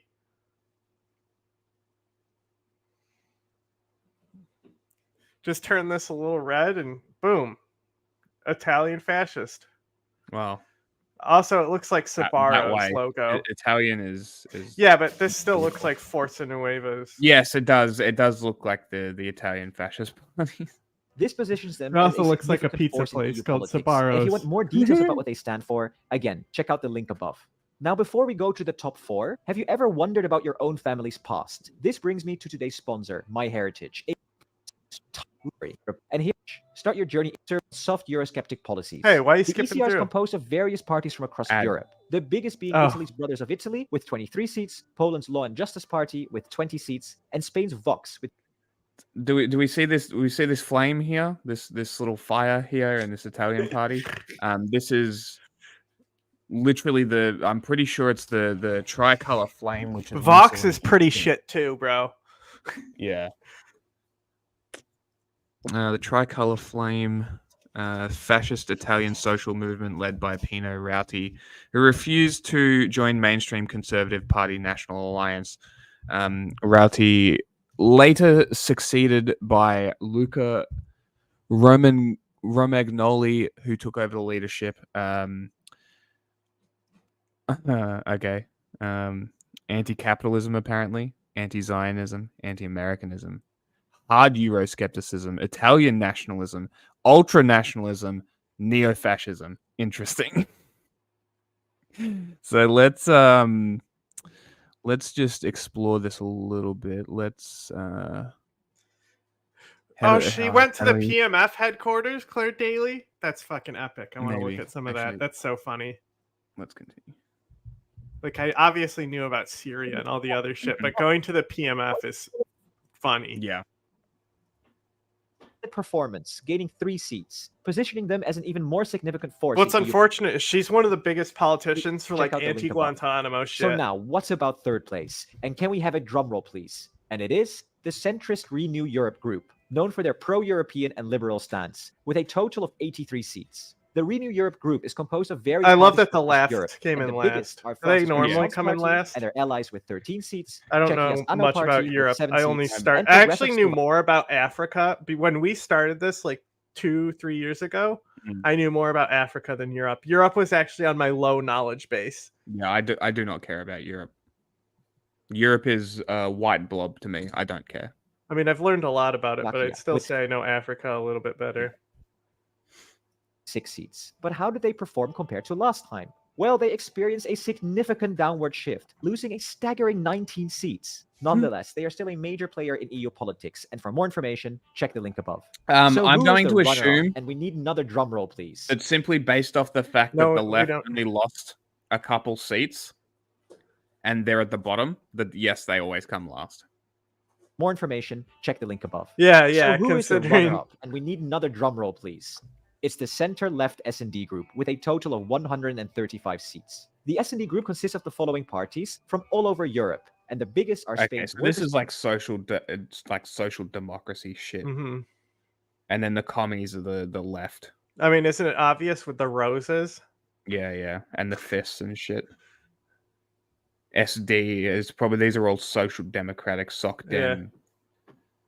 SD, yeah, these are all. ESI is, you know. Yeah, these would be the Bernie Bros. Party kind with of. 20 seats, Italy's DSA Democratic Party type, with maybe. 19 seats, and France's Socialist Party with 13 seats. When we compare their performance to the last time, they actually lost a few seats, 4 of them. But they won't be too upset, as they are still the second most dominant force. And if you want more information, as usual, see the link above. So who's the big winner here? Well, a final drumroll, please, because it is the center-right EPP group, who snagged the most seats with a total of 189. Okay. The EPP is... But theoretically, these two parties are probably fairly close and could probably group up to be like, go fuck yourself. So EPP group, who snagged the most seats with a total of 189. The EPP is made up of loads of parties from all across Europe, the biggest being the CDU. What? I see a one! Forza Italia! Forza Italia! PSL. It's not the same PSL, but still. Spain's PPP with 22 seats, and then Poland's Civic Coalition. They got with 18 Wayland seats. Yutani When we in compare there. I don't know what that is. Wayland their Yutani performance is to last the time, they actually gained corporation low- from Alien. I was gonna say, what the fuck? Like, I didn't know the last name. Like, if you said Wayland, I would have been like, Alien. Because I've only ever seen it as just Wayland. I never really noticed. Loads of new seats, 13 of them, and this makes them by far the largest party in EU politics. And if you want more details about what they actually want for Europe, see the link above. So here you have a final overview of the European groups, but hold your horses. These are the groups we've had in the previous Okay, 5-year I'll hold parliament. National parties might shuffle around, meaning that these numbers might change. And guess what? New groups can form too. There have been rumors of an ECR ID supergroup that could catapult them to second place. Oh. Or maybe Maloney's party will ditch the ECR and join forces with von der Leyen in the EPP group. While both of these moves are long shots, they are still in the realm of possibility. Plus, you may have noticed earlier that there are 95 MEPs in the non-aligned pile, meaning they do not have a political affiliation yet. This includes Germany's AfD and Hungary's Fidesz camp. They could potentially jump ship and join one of these groups to beef them up. Okay. Basically, what I am trying to say is that a lot can change. So what did we learn? Well, it looks like the right wing had quite the party. All Now, the right-leaning okay, so groups I in want to Europe- point out that like a lot of people have been advertising as this like big win for the far right. Mm-hmm. Is it? Yeah, it really doesn't seem so. Just based off this single video that we've watched so far, really doesn't seem so. The only thing that really matters is that Ursula might be ousted for a more conservative candidate, depending on how the leading coalition forms. That's the only thing. It's like the EU is still pretty fucking balanced. Yeah. I mean, look, the standings haven't changed. These are exactly the same as they were previously. It's just the seats have changed a little bit. The positions and ranking of the actual parties hasn't changed. I'm not 100% sure how the European voting systems work. Okay, so what it is like, so basically when you vote in your local elections, right, it works as a system where basically whoever ends up on top of that election gets to put an MEP in parliament. So whoever wins the local election picks an MEP to go to parliament. They don't vote on who to send to parliament. They vote the party. And if that party wins, they get to assign everything they want, because it's a parliamentary Europe system where the people don't have like direct control over the candidates. I mean, we don't either, but Trump happened. So, that can't, a Trump can't happen in like Europe, really. Yeah. European Parliament gained extra MEPs, and that's not even counting the AfD folks who are currently flying solo. But Ursula von der Leyen was the star of the show, snagging the most seats and adding 13 more to her tally from last time. On the flip side, the Greens and the Liberals had a bit of a rough night, losing the most seats. This was so shocking that Macron called for a French election right after his poor showing against Marine Le Pen, and the Belgian Prime Minister even resigned after his party's defeat. Macron just wants to go. He just wants a vacation at this point, and because like I'm sure he gets paid for the rest of his life like other presidents do. I bet he does, because that's such a thing that we should really encourage. Is you become the leader of the country for like a short period of time for your entire life, and then the taxpayers have to give you $600,000 a year just to struggle to live while people if that starve in the policy street. existed on the foundation of America, Washington might have freed his slaves in his lifetime. Maybe. So maybe. But I think they should all have to go live in a house together, right? And then we can make a reality show. Right? I mean, imagine like Carter right now, and he's like on hospice being fed honey through its straw. Right? And then that's like Trump's in there being all rowdy in the background, fucking porn stars and shit, causing problems, and then the presidents are fighting all the time in the house. It would be funny. Majority, if we got to make it a pun on White House, though. The Fight House. Same coalition as last time. There's so much happening though, and we'll keep you updated with all the juicy details. So don't forget to subscribe and stay in the loop with all things European. Oh, and remember to... This video was brought to you by Nebula. Boo Europe. Over the weekend, Europeans across the continent will go to the polls to vote in the EU Parliament elections. And the big story is the predicted electoral success of the so-called right. Look at that already, EU election. Right? That will tell when we were saying like what's the difference between the parties. Look, that's literally just a year. Yeah, it's from so 2023 to 2024. The ID party, realistically, is the only one that's changed. The Greens were a little bit more on top. And the left has dropped. Of the so-called far right. Polls ahead of the EU election show that the far-right parties are surging across Europe. And interestingly, young voters have emerged as a key demographic driving their success. In Germany, for instance, a recent survey found that 22% of Germans aged 14 to 20... many people have had this pointed out. But what are young conservatives specifically? What do you think ideologies they be having? Internet ideologies. Yeah, they're fucking like groypers. Yeah. That's why Ron DeSantis was popular with young folks. Yes. And why his young people on his campaign, who are there to get more young people to vote for his party, kept posting fascist content that he would repost. Yeah, had to fire people in his staff who were like this. 29 back to the AfD. I don't know. I don't know enough about... again, Europe is not my strongest area. I know making AfD them the most sucks. popular party in that age. I got that one it's unlocked. Not just Germany either. Yeah. Other polling suggests young people seem surprisingly keen on far-right parties in places like France, Portugal, and the Netherlands. I mean, but they've been saying this for years. They said this in 2016, and Marine Le Pen got beaten like a fucking moron. Like, what are you talking about? Stop saying this shit and say maybe. Speculate. Don't be like, they do, because it's not true.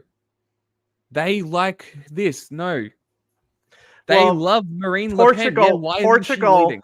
Vox coming out and like, I don't know if Vox was a party before, but they weren't really relevant before in Portugal. Like, that was definitely a change. AFD is definitely a change for Germany. Maloney is not a change for Italy. Greece has denazified. Spain has been fairly left. Like, Brazil denazified. Yeah. Still can come back though. This has come as a bit of a shock to political commentators, Trump can given that come young back people too. are usually more left-wing than their older generations. So in this video, we thought we'd take a look at where young Europeans have shifted to the right. Well, the issue is that they're Western European, so they're already racist. How this compares to countries like the US and UK, and why this might be. Before we start, if you haven't already, please consider Let's start by taking a look at where young Europeans are moving right. As we mentioned in the intro, Germany's Wait, neighbor you mean France to tell has me that also wasn't shown a signs of food this court phenomenon too. billboard to In France, tell me what 36% of 18 to delicious 24 items year I olds can get at the food court? and Why are you 39% of closed? 25 to 34 year olds Why are you at Marine Le closed? Pen's national rally, compared to just 29% of 65 year olds. In Portugal, 25% of 18 to 34 year olds support the newly supported anti-establishment right-wing Chega party, Covering which the translates in stats. English to enough, compared to just 18% of the Covering the general stats. population. While in the Netherlands, 31% You're covering the stats. Okay. of 18 to 24 year olds support Geert Wilders' Freedom Party, or PVV, compared to 30% of 25 to 44 year olds and 29% of pensioners. It's a similar story in Belgium too, where the anti-immigrant and separatist Flemish Interest Party has become remarkably popular Yellow with young flags. people. Although in Yellow Belgium, the flags. far right is also very much concentrated in young men. A national poll ahead of the regional, national, and EU elections in June found that a 32% plurality of Gen Z men would vote for the Flemish Interest, and 24% would vote for another right-wing party, the New Flemish Alliance. What the While fuck the most does popular party with Flemish Gen Z mean? women, Use real words. on the other hand, are the Greens and Forward, the successor to the Belgian Socialist Party. Flemish Interest and New Flemish Alliance are If you're going actually to complain about me mocking the Belgians, fuck you. Look at what they've done. I can mock the Belgians as much as I want. You know Fuck whose the fault this is? Andrew Tate's. the least popular parties when it comes to maybe not entirely, but Look at definitely it. Look at the to do with difference it. between men and women. All the other graphs correlate. You know, it's all this generally the same rate in exchange between them until you get to the far right stuff. Yeah. Andrew Tate much? I mean, it's. I don't know. I don't know how many people take him seriously versus realize that it's a character and mock him. But I could only be seeing the mocking side of stuff. So I could be completely oblivious to how much people actually take him seriously. Because anytime I hear him speak, I'm like, this guy is, as I said on Twitter, literally the Kamala Harris of the manosphere. Do you know what a chaser is? That they chase trans people. Basically, yeah. So Yeah. do you know about the chaser video with Andrew Tate? No. It's an old video. Okay. I gotta actually. I thought this was Blair White for a second, but it's someone who's probably cool. I gotta find the original video. to Gen Z women. It's actually a similar story in Germany, with the AfD He was enjoying a much broader deplatformed from support YouTube, among wasn't young he? I'm Hey, gonna have to I don't go. think so. I have to go. I don't know. I'm gonna go to Twitter. men than young women, who are more enthusiastic backers of the Greens. Then there's also Finland, where the anti-immigration right-wing Finns party placed second in Finland's 2023 general election, with 20% wild of the to me. vote. And the Finns were actually the most popular party in all age groups, other than voters older than 65, who remained loyal to the centrist. Okay, you ready? Ignore the construction of rebuilding my mansion. You'll see when it's done. We'll do an episode of Cribs. I had to get this area here. I bought my neighbor's house. Come on, Twitter. You're pathetic. He's got mustache and muscle. Oh, I just Hulk Hogan with a pen. I operate on so many 10 or logos. Broke boys don't know. Listen, I recently posted a question on Twitter. Does he think he's cool rather wearing have only a sex single with a button done up? Like, you're a wanker. Also, like the look shallow like a chin. wanker. This is such an old video too. This is when That's it what I was. was going to say is like he looks like one of those beta memes where he's got like the no chin, that thing. Well, that's how he is. Listen to how he talks too. Mm-hmm. He's just compensating. Transsexual, which is a legitimate 10, or a woman, which is a legitimate 1. And everyone's sitting there clicking woman, woman, woman, woman because they think they're going to be gay if they do anything else. But they're not actually thinking about the question. I am so smart. I operate on so many levels higher than the average man. You people are not thinking about the question. When I say a 1 and a 10, I mean Megan Fox with a dick. That's the tranny. Or Hulk Hogan with a pussy. That's the girl. This is the question I'm asking. Megan Fox or Hulk Hogan? So you're thinking, well, I don't want to be gay, so I just clicked the girl, the number 1, did it? You're going to fuck Hulk Hogan? Yeah, there's a pussy. He's got mustache and muscles and shit. He's all hairy, big dude, 6'5". It's pretty gay to me. That sounds pretty gay. I don't care if it's a pussy. That is gay. Whereas Megan Fox, okay, he's got a dick, but maybe you can like scoot it out the way. I'm still Megan. He's very feminine in how he's saying. You see how he's moving? Little gay. Fox. Have you seen his dance? Small and shit. You get your hand around her neck. You mess her up. You ain't messing up Hulk Hogan. Hulk Hogan's going to mess you up. So this is the question I'm asking. You need to operate on a higher plane. Think about this. This is important. This is cultural. This affects the world we now live in. This is why I say it's a character. He's still a fucking criminal. I know. But this is why I say women that and shit. What he says, like all of this shit, that like Hustler University, it's a character. It's a grit. No, right? no. It's a scam that he's selling. I understand that. Like But it's he's a still grit. just as shitty. Yes, and this is where me saying everything like it's a character. He's joking, right? His actions also reinforce what he says. So whether he's joking or not, like I said in was it yesterday? Yeah, yesterday, right? Day before, whenever I said it. It was with the Jonah video, right? And I've lost what I was going to say. I was going to say moving on. Yeah. Hit play. If I remember, I'll remember. Centre-right National Coalition were also by far the most popular parties with young men, while the centre-left Social Democrats and Greens were the most popular with young women. Hey, the same now, not trend. only is it a violation of the age-old political rule that young people are more left-wing than their elders, but it's also difficult to square with look. countries like the UK. I'm not a chaser because I've actually had relationships with trans women and I wasn't having relationships with them just because they have a dick. Yeah, it's not a fetish thing. That's what the chaser is, I would say.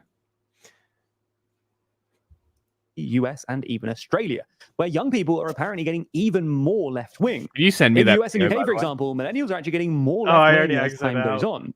For instance, ahead of the July general elections in the UK, YouGov has given Labour a 40-point lead among voters aged 25 to 49 and a 43-point lead among voters aged 18 to 24. Young Australians also deserted Scott Morrison's coalition party in the 2022 election in a similar way. So what's actually going on here? Well, there are sort of three separate phenomena that all need explaining. Firstly, the rightward shift among young Europeans. Secondly, the gender divide within that shift. And thirdly, the Euro-Anglo divergence. Now, we've done full videos on both the gender divide and the Euro-Anglo divide elsewhere, so you can go and watch those if you want to know more. But the TLDR is that the gender divide probably has something to do with the growing education gap between men and women, the declining salience of religion as an indicator for women's voting preferences, and the polarizing effects of certain cultural war The issues. answer is men are just stupid. Yes, that's a literal answer. In Korea and Japan, the divide between men and women is getting wider because women are realizing their place in society and men want them to stay where they are. It's very interesting that these highly conservative, highly capitalist systems set up by the Americans are now encountering the same issues of feminism that the Americans encountered 100 years ago, 150 years ago. It's just very interesting that they're now going through this again in more of a polarized political way. And this is why relationships aren't happening in these countries and why repopulation rates So we are can so start low killing the in these Protestants. No, now Michael, tonight, that's not what this is about. it's a real problem. This brain rot, this manosphere brain rot is really damaging Again, society. it's what did I say? It's like horoscopes, right? Yeah, it's what did I male say specifically was male horoscopes? horoscopes though? for men. I said something very specifically was like horoscopes for men, though. It wasn't just the alpha male thing. Oh, cryptocurrency is horoscopes for men, but it's all the same. Yeah. It's marketing. They're just too dumb to recognize the advertising. Like, I think like women also are bombarded by advertisements specifically geared towards them their whole life, right? Like, there's certain products that only women are going to buy, like makeup and stuff, and like beauty ads and all that stuff, where you're so used to having advertising thrown at you. And it, like, that's literally what beauty ads are. It's like the ideal feminine thing, right? Yes. I mean, you know, Jordan Peterson will cry that it's not because a fat person was on Sports Illustrated cover, but I think that might be part of it too. Just the ingrained, able to recognize that it's just this ad that you don't, because there's already a big built up anti thing where it's like, you know, like, don't believe the beauty ads, you know, for like teen girls who are like want to kill themselves because they now it's even worse because now all you have is fake pictures on Instagram that are highly edited, and now you're comparing yourself to all these girls, and you're like, yeah, well, that's how it's been for a while. Yeah, because they're comparing themselves to models and stuff. And so because they've grown up with that, on the other hand, this manosphere thing, it's like there's no resistance to the virus. Yeah, it's like Barbie. They had no resistance. Exactly. Yes, it is like Barbie. Yes, they had no resistance. Exactly right. That's actually yes. That's a perfect analogy. Barbie is what it is. Thanks, Greta Gerwig, for an excellent movie that we can now reference later on. What was it? They had no defenses for the patriarchy, so they just got taken over by it. It's the same. It's the same shit. Meanwhile, the Euro-Anglo What are we divide gonna do probably has without something to do with men? the fact that young Europeans are actually more right Yellow than flag. Americans and Brits on cultural issues like immigration and welfare. Aside from these cultural issues, though, You Europe's cut the pluralistic star electoral out? systems are also This an is important our factor star. here. How do you know Context, that's your in part star because they're representative specifically? rather than majoritarian, Europe's political systems are just more America, pluralistic you than the can US tell. and UK. In other words, Europeans usually have multiple parties to choose star from, is whereas in which? the US and UK, there are only really two options. In Europe, new parties pop up all the time, and a current trend shows Like, that I young knew voters exactly across what Europe star to are cut very out of the flag if I was going to go for Hawaii, let's say. Is it because it's the last one? Yes. Yeah. The other ones, I'm not sure. towards newer parties, which includes right-wing platforms such as Portugal's Chega, established in 2019. There's also the fact that the right-wing parties that young Europeans like usually have an anti-establishment bent. So it might just be that young people don't think the current system is working for them, so instead they vote for the most anti-establishment party out there. But in the UK and US, Yeah, that's because they're not politically educated and they're dumb. There's not really a viable anti-establishment party. Nope. So young Brits and Americans just have to settle for Labour Yeah, or the because Democrats. that's dumb. This might also explain the general shift towards the far right among I'm young going to be Europeans as well. anti-establishment, aka I'm going to be able to do nothing because there's an establishment that will just vote down everything that I want. In other words, it might be the young Europeans are voting for so-called Maybe they should far-right fucking get parties, smart and not locally because they're organize and right-wing, fix their but because they're communities themselves anti-establishment. instead of And thinking that a crazy, like- government can be elected to fix your fucking problems. Yeah, like, do it your fucking self. Yeah, Juche. Unbelievable. Right? Young voters have Am I no right? allegiance to establishment Juche. parties. This is what the so-called far right often claim. They're not far right so much as anti-establishment, and they've only been pejoratively labeled. We're not far right by the Nazis. We just establishment want to destroy the democracy. discredit their politics. To be clear, we're not endorsing We're these not claims, fascist. but We it just could hate the plausibly be Weimar this sort of Republic. thinking that motivates young Europeans to vote for more radical parties. This trend might also be Portugal flag exacerbated by is the sick. rise of social media. Young Europeans are more likely than ever to get their news from social media sources like TikTok, which generally biases towards newer fringe and therefore more anti-establishment parties than the mainstream centrist parties. Both because at least until recently, older established parties are more likely to rely on mainstream media. What? Social media is just cheaper. Standing up for your own rights and yourself goes against everything in political culture. Is that what we're saying? Parties. This is what happens when you don't have handful guns. Of tentative explanations. Yeah, this is what happens when you convince the government is supposed to do everything for you. Yeah, but why young Europeans because they took the guns. Mm-hmm. This is what happens when you let communism go unfettered. Maybe we do need the God damn it. To vote for the more radical right at this weekend's European elections. That's clearly not an exhaustive list of reasons, and there will be country-specific factors at play too. So let us know if there's anything you think we've missed or should have included, and subscribe to stay up to date with our coverage of both this. Oh, they're gonna crash! Oh man, that was close. I was so scared for a second that they were gonna crash in a head-on collision there. Citizens of the European Union woke up to a new political reality. As a result of the EU election, conservative and far-right parties gained influence in the European Parliament. Here in Germany, one of the EU's founding members, the governing coalition lost support. Analysts say Chancellor Olaf Scholz's Social Democrats had their worst ever performance. What is? Come on. Similarly, in France, boxes? Yeah, ballot box. Get some fucking machines. Jesus Christ. President Emmanuel Macron's party faced a major defeat to the far-right National Rally. Despite the gains by the far-right groups, the European People's Party emerged victorious. Observers predict that the EPP will keep control over the parliament and shape EU policies. Analysts suggest this election results is a setback for European unity and could lead to change in government and policies in individual countries and across the EU. Miroslava Gongadze, VOA News, Berlin, Germany. Wow, that was quite the name. Like, was that the name of Borat's producer? Like, what? Uncertainty to the like, I didn't even process what that name was. Exit polls projected center, liberal, and socialist parties would retain a majority in the 720-seat parliament, but would lose some 28 seats. French President Emmanuel Macron was battered by Marine Le Pen's far-right party. Macron said the EU result was grim for his government, and one he could not ignore, prompting him to call a snap national election.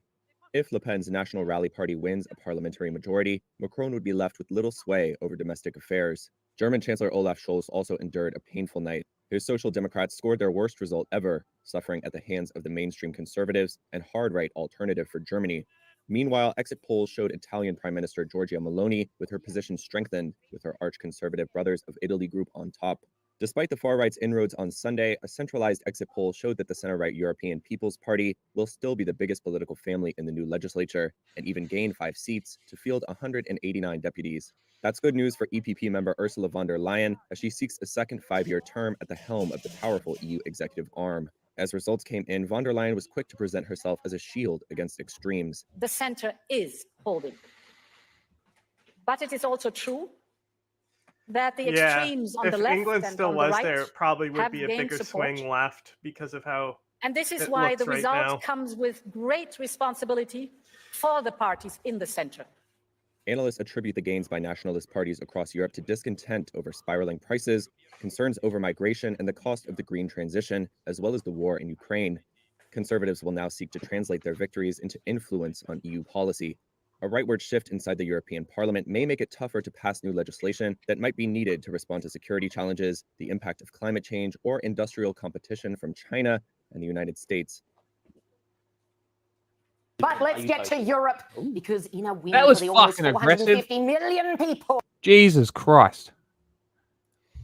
living in the European Union, the leftist cesspool that has been European Parliament for a very long time has been drained in this year's European elections. Every 5 years, they get a chance to drain that swamp, and this year, gosh, did they deliver. Now, if you... Isn't Sky News Australia just pathetic? They said drain that swamp. watch any mainstream media, they're saying the far right parties have taken over.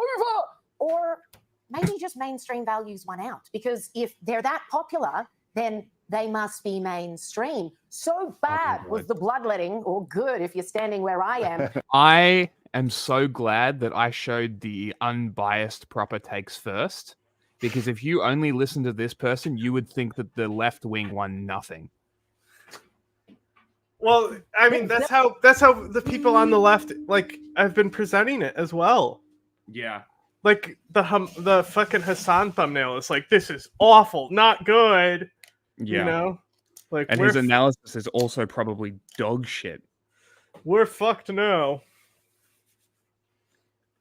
Belgium's Prime Minister wasted no time resigning in tears.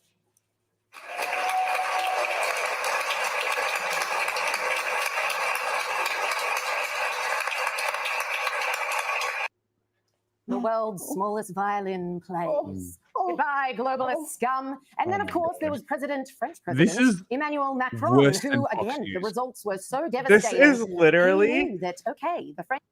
Literally comic book supervillain news. Yes. Like, this is where, like, the Legion of Doom gets their news from in the Super Friends. People are telling me I am on the This is nose. real It's news, called honest a views. smart election. Demagogues and nationalists on the rise is bad for our nation, it's Honest bad for views, Europe, as in, and it is bad for the place we're of open about our racism. France in Europe and in the world. Yes, the far right. Did I tell you that there was a journalist that came out and was like, Australia's racist, and basically the entire country lost their shit at her?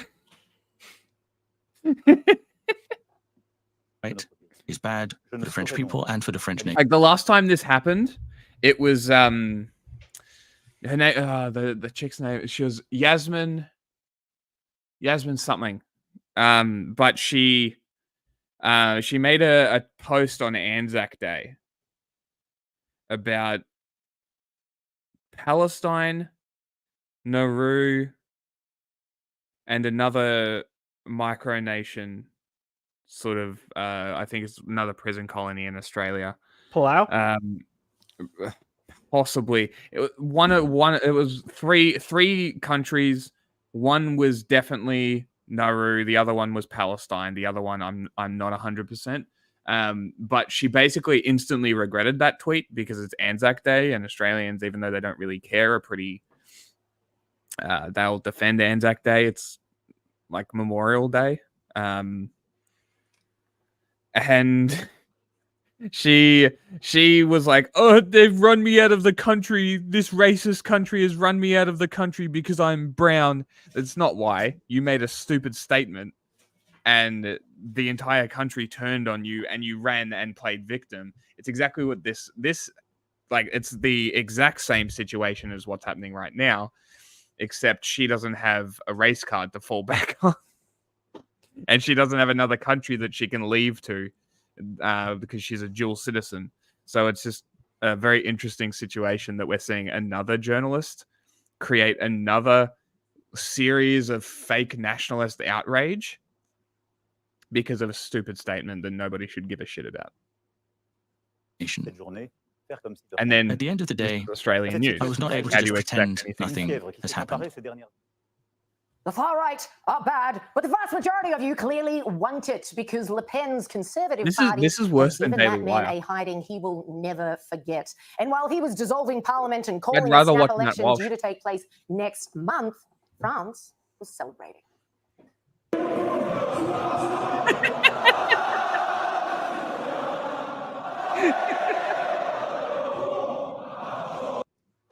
As was Germany, as their AfD party, known as the right-wing party in the country, also was elected to the European Parliament. Hey, remember how I continually say we should stop using terms like far right? Yes. I was going to say that as I was coming back from the toilet. I was like, I was just thinking, it's like, it's funny that we haven't been crying about left and right wing terms, because it's just, that's all they've been using.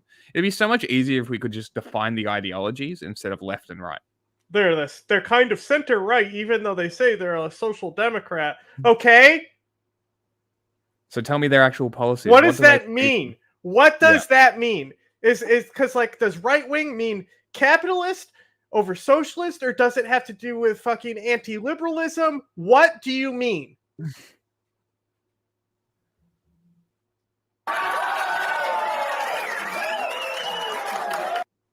And then there was Ireland, the rowdiest bunch of the lot.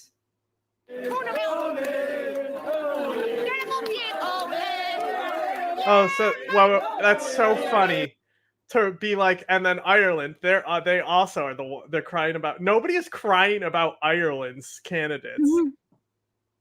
Yeah, people are celebrating because Claire Daly's not there anymore.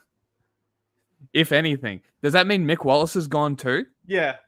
Fuck so, yes. So the leading party picks the MPs. So yeah. Ah, that's fucking epic. Okay, so they're gone. Thank God. Yeah. Thank God. And like fascist W. Well, like for alt-right, like I talk about this a lot, but when we were reporting on Euromaidan, they didn't want us using terms like alt-right for right sector. Right sector, yeah. So I started saying alt-right as an ultra-right. So ULT, alt-right. Yep. So I did that. I coined that term just to like be like, go fuck yourself. Which I think is better than alt-right. Yes, I agree. Because if there's a party in EU being called the left, and there's also social parties. Yeah. Okay. The fuck does the left mean? It's clearly, if they're further left than the Social Democratic Party, then they're just communist. Just call yourself communist. You've literally got hungry hammers in symbols. I don't know when this whole like far right, far left thing started coming into play. Around Trump. You think? It was the Bernie bro era? Yeah. It's not a thinking. It's I know. The thing is that centrist still works. Yes. Right. Yeah. But, see, 2015, 16, because that's so when centrist. I think is fine. Because that's when alt-right really happened, was at the tail end of Gamergate going into Trump's presidency. That's when the alt-right thing happened. That's when the Proud Boys came about. That's when Jack Posobiec got popular. That's when Nick Fuentes got popular. And again, like even if we're saying like far right doesn't make sense there either. Like I'll like alt-right is a little better because they're an alternative to like traditional right wingers politics. But at the same time, they should just call themselves fascist. Because it also legitimizes them as an actual votable party when they're not. They're just fascists. So that's the other reason I think that alt-right should be ditched, thrown away and ditched, is because of that primarily. But yeah, it's mostly around that time, because that's just thinking back now. But that's really the issue, is because you can't win elections if your party's called communist or nationalist. Yeah. But you can get stuff that's like national something. Yeah. And here is that newly elected member, Maliki, speaking to the press. What message, in your view, does your election tell to the rest of the world? It sends a very clear message that the revolution has begun. Oh, okay. All I heard was it sends a clear message that the revolution has begun. It's almost like revolutionary systems are built into each branch of Irish politics. I wonder why. Germany, the AfD party surges. Belgium, PM's gone. Meloni's brother of Italy wins. You'll recall that she is best known as a staunch conservative. Austria, fascist. The FPO becomes the largest party in the country. Spain, the right was beating the left by 10%. In the end, they won by more than that. And Luxembourg, first ever seat for the ADR, which is also known as a right-wing party, because that's what they try to convince everybody else that mainstream values are now. This video was brought to you by... I fucking hate that person. What an awful human being. Nebula. Today, a Dutch EU exit poll suggests a tight race between the far right and the left. The European Commission wants to kickstart Ukrainian accession talks, and South... We only want the Dutch thing, yeah? Yeah, probably. What else is in there though? Our main story today covers some early results from the European parliamentary Ukraine elections. extension. A final exit poll in the Netherlands published on Thursday night Christian suggests that the Sunak. far-right Freedom Party, or PVV, South will make Africa. big gains, although it may still finish second behind a left-wing alliance of Labour and the Greens. According to the Ipsos exit poll, the PVV, led by Geert Wilders, is expected to win 7 of the 31 seats allocated to the Netherlands in the European Parliament. Meanwhile, the Labour-Green alliance is expected to win 8, beating the PVV narrowly into first place. However, Wilders hasn't given up on an outright victory. On Thursday evening, he told journalists that he still hoped the PVV could come out on top once the official results were announced on the 9th of June, after all 27 EU member states have voted. Wilders, who has become well known for his controversial views on religion and immigration, called the exit poll a beautiful result and said that his party was by far the largest winner.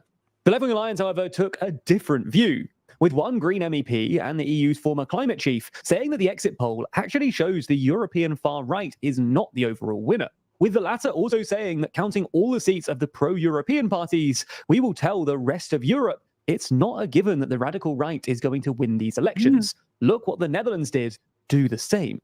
So there's clearly some close competition between the European far right and the left. But what about the Netherlands' other seats? Well, the Ipsos exit poll also predicts really that sick the of the centre-right left shit. Yeah. Getting real fucking sick of it.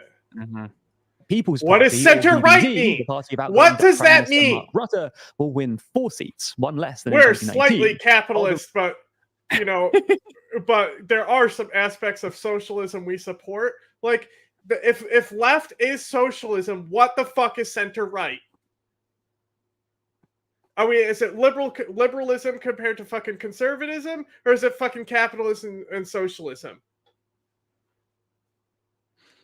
Right-wing populist Farmers Citizen Movement, or BBB, and the centrist New Social You're Contract. pointing out the issue right here. To me.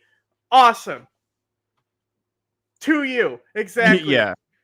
Why not just say it's neoliberal and social conservative, because we all know what that is, and it's not, because like because all these people are running defense for their own politics. You know, you have Sky News there being like the so-called right. Shut up. Just say that you like fascism. Shut the fuck up. Will gain 2 and 1 seats, respectively. We'll bring you more news from the European parliamentary elections next week after the results are announced. So make sure you subscribe to the TLDR EU channel for a more in-depth analysis over there. While you're at it, also remember to subscribe. Okay. It's like, it can only go right or left, not up or down. This video is brought to you. Number 1. Why don't we do compass directions? Our main news story today is... Well, what was the triangle thing? It's like communists and fascists at the point, and then everybody else. The triangle I made? Is that what one you made? Because I've seen people posting shit like that where it's like the triangles, the dialectical triangles I make is about power structures and how they pertain to each other, whether they're horizontal or lower. Yeah, no, not that. Then it's specifically they were plotting ideologies on a triangle, which I think is much better. Yeah, I agree. That's why I use a triangle. But I also don't. I do it strictly on how power is shared and exchanged. Yes. Is that a former Dutch intelligence chief, Dick Schoof, is set to become the next Prime Minister of the Netherlands.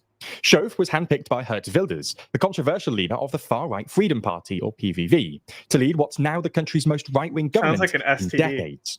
Speaking in The Hague on Tuesday, Schoof said he wanted to become Prime Minister for all Dutch people, adding, "I've always felt involved in the governance of our country and have always wanted to play my part in it." Schoof has been described by Wilders as non-partisan and very sympathetic, with Schoof saying he knew Wilders a little. But who is Schoof, and why has he been chosen for the role? Well, Schoof is a career civil servant who's currently the top official in the Dutch Ministry of Justice, having previously held a range of other national security-related jobs. He led the immigration service between 1999 and 2003, and then spent 14 years as the head of the Dutch intelligence agency AIVD, in which he was responsible for counter-terrorism and internal security matters. He was also a member of the Dutch Labour Party until a few years ago, saying he no longer feels any affinity to it. So you can see how his credentials have caught Wilders' eye. The current coalition, which agreed its manifesto only 2 weeks ago, after half a year of political dilly-dallying, has made immigration and security 2 of its major concerns. It's vowed to introduce the, quote, strictest and most comprehensive package for controlling migration ever, which will include suspending the processing of asylum applications, scrapping automatic family reunification, deporting people without a valid residence permit, and stopping asylum seekers from having priority for social housing. Oh boy. But while he might have some solid experience, Chauf's appointment came as a surprise, even to himself. He told reporters at a press conference, "When I was asked for this position, I also didn't think I would be standing here today." He also faced a question about whether he, or Wilders, would actually be in charge. In response, Chauf stressed that he'd been appointed by the 4 parties in the new coalition, saying there was only one prime minister, and that will be me. We'll have to keep an eye on Dutch politics over the next few weeks anyway, as Chauf's first task as prime minister will be to assemble a ministerial team and cabinet, which could be in place by the end of June. There's more on the way, but remember to subscribe and ring the bell for more daily briefing tomorrow. Plus, if you want to support the channel like David Koifman, then consider joining the new TLDR membership program for just $1.99. The Georgian parliament has overturned a presidential veto on the... We begin in France and in what's being described as a huge political gamble, with French President Emmanuel Macron calling a snap parliamentary vote after his alliance suffered a big defeat by the populist right in European Union elections. Mr. Macron said he couldn't. I was just about to say, oh, thank God they said populist instead of a direction, and then they said populist right. Rally party led by Marine Le Pen is on course to win a record 32% of the. Sounds like someone's a centrist. I mean, where's the incorrect take? I know, but it's the Drake joke.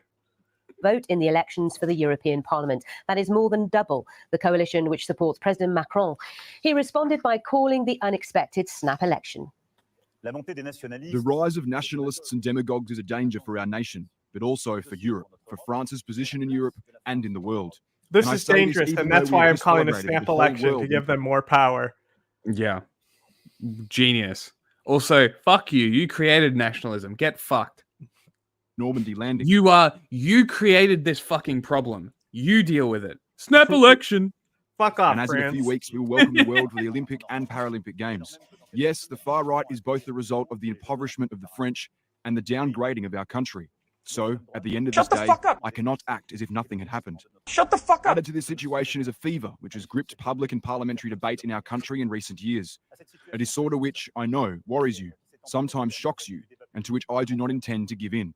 However, today, the challenges that present themselves to us, whether external dangers, climate change and its consequences, or threats to our own cohesion, these challenges require clarity in our debates.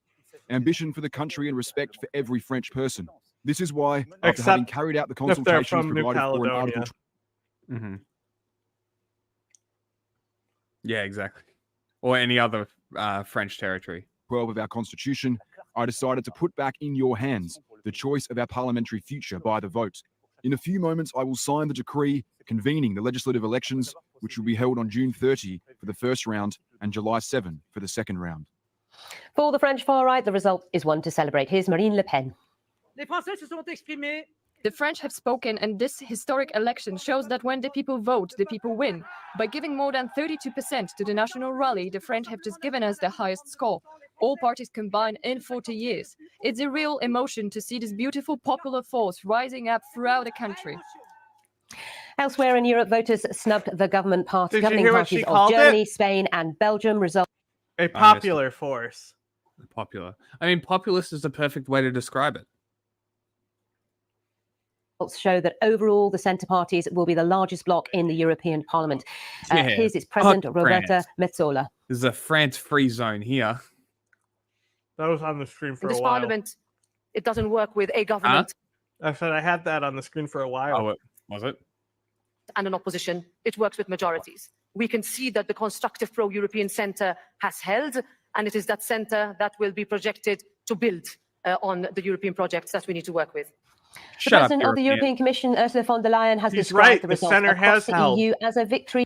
Sure. Still, shut up.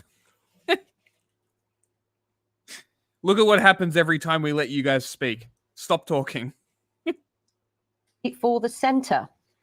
Now, this election has given us two messages. First, there remains a majority in the center for a strong Europe, and that is crucial for stability. In other words, the center is holding. But it is also true that the extremes on the left and on the right have gained support. And this is why the result comes with great responsibility for the parties in the center. Well, my colleague Christian Fraser is in Brussels, and he was watching the results as they unfolded throughout the night and sent this up some. The polls are closed, and in the coming hours, the final projection will be worked out here from the results within the 27 countries. Who the On fuck stage behind me is the first person who came up with these terms on left and right parties? That's what I want to know. Whose grave do I have to dig up?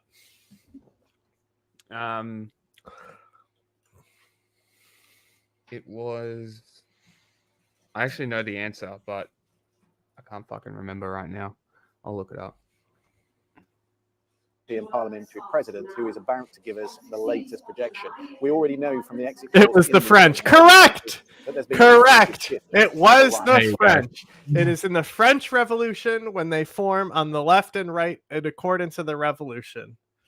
Look at you, my beautiful children. Social hierarchy. Yeah, emphasis placed upon social equality and social hierarchy. So, okay. Yes, originated during French Revolution. Type is. I'm actually curious now. Who was the actual person?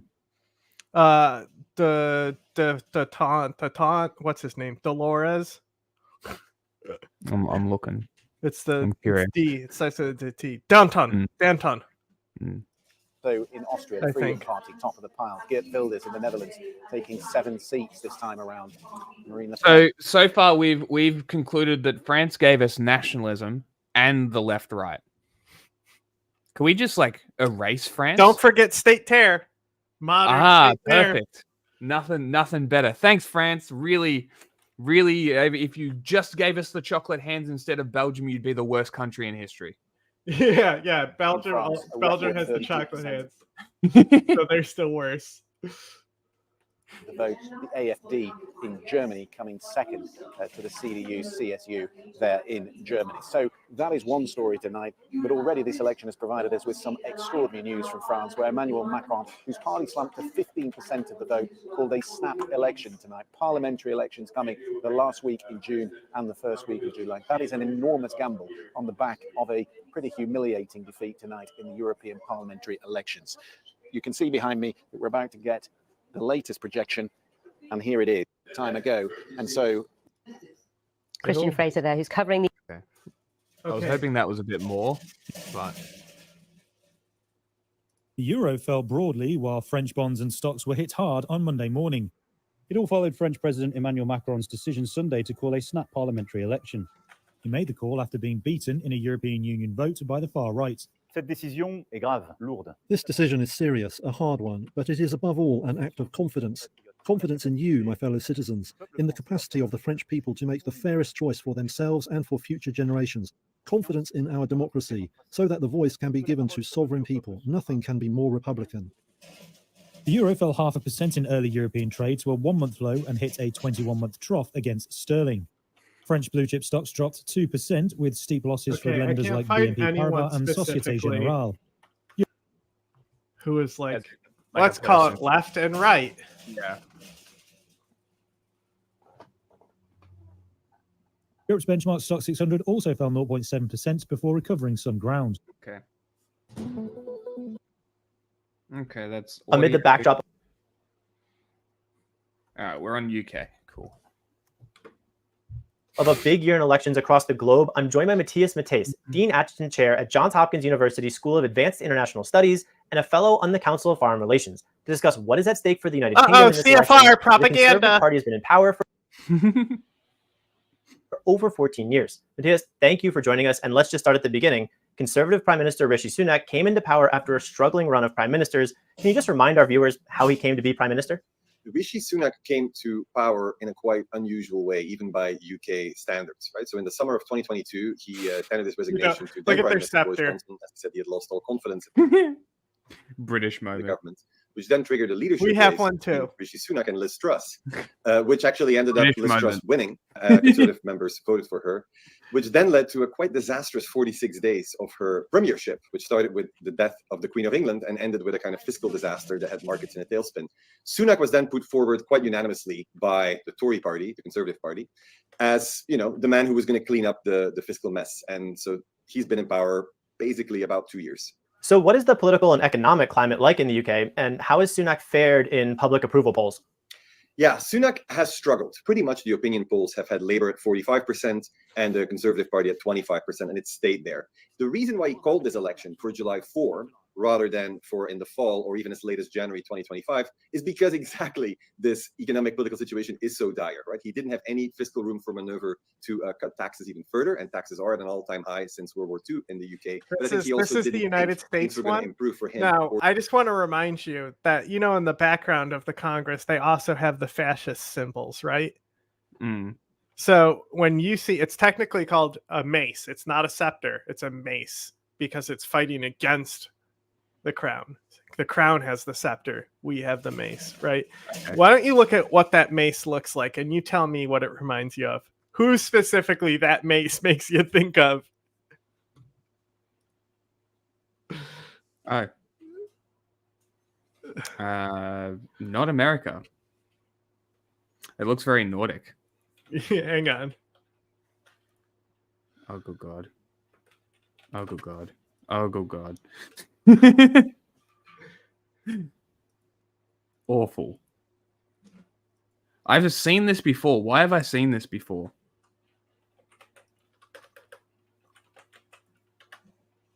Why is it a mace? I just told you. But like, I mean, okay. Very strange. Why is it black? Why is it silver? I'm so confused. Who knows? Weird. For the party in the next 6 months. Hence why you rolled the dice. Okay. Who is on the ballot? Ready? There's one thing I think of specifically, and this is all I could think of is this guy and his little mace. Right? And there's already the fascist shit there. In the like literal fascist. Yeah.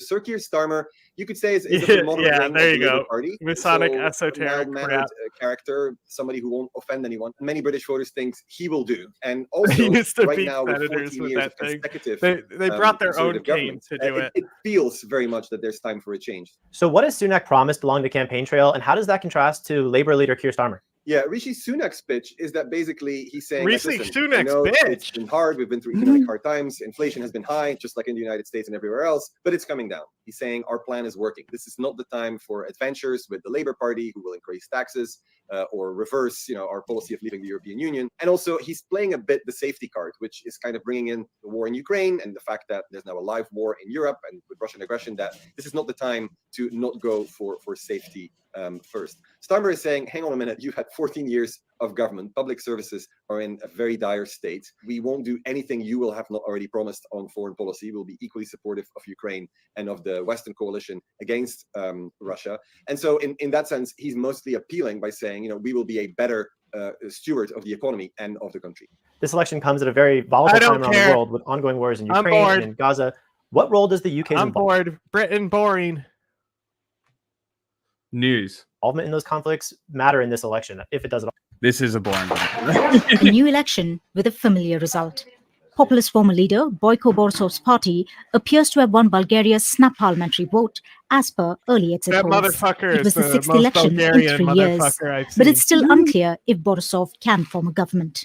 I don't see how a government can be made. We can't do it only with the Turkish God, I'm Minority scared he's Party. gonna come The break reformist my Liberal knees. Party say they can only work with the socialists and the ultra-nationalists, but not align with us. So the maths don't match. Other parties, including the GAP's former coalition party, Instead of math and pluralize maths.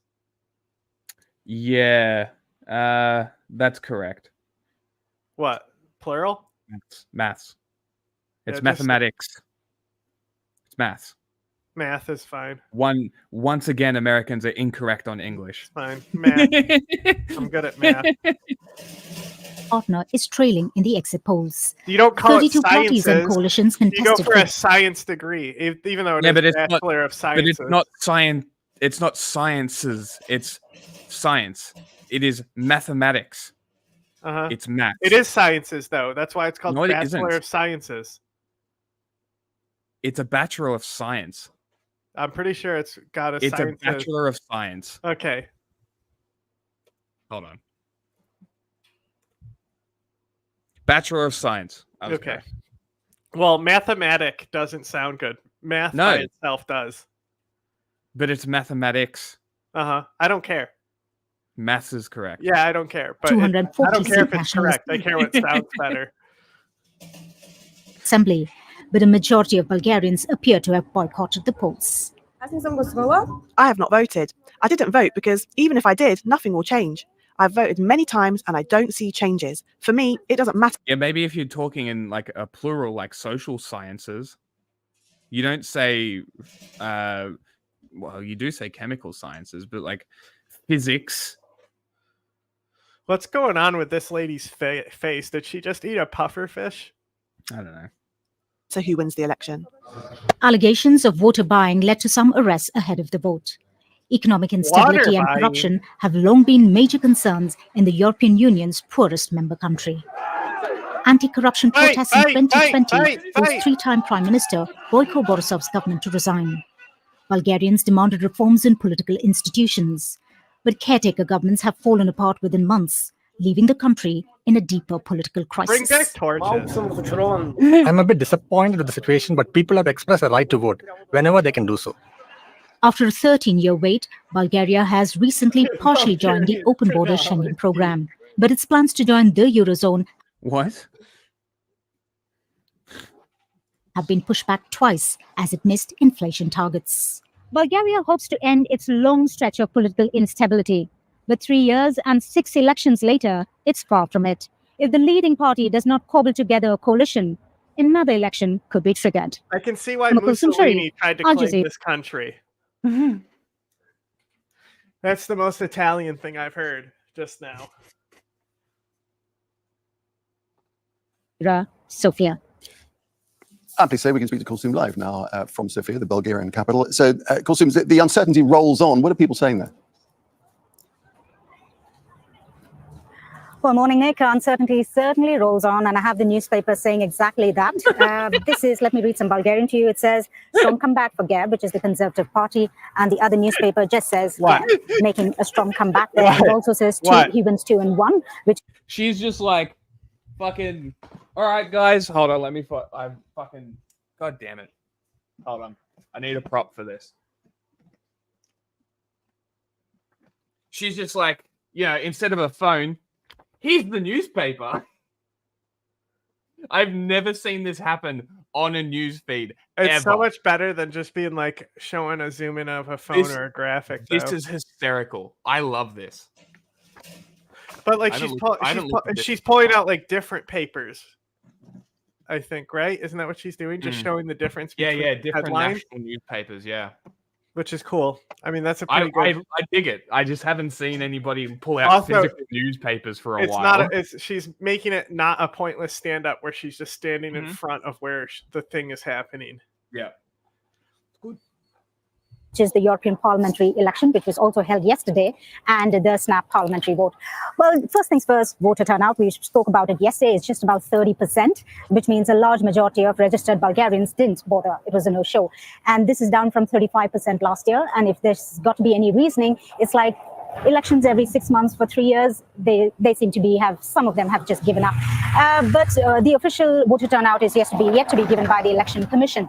Now, Boyko Borisov's party has made a strong comeback. It's in the lead with about 25%, but votes are still being counted. It's the second and third position where the parties are neck and neck. There's a Turkish minority party, which is at about 15%, and there's the We Continue the Change party, which is also about 15%.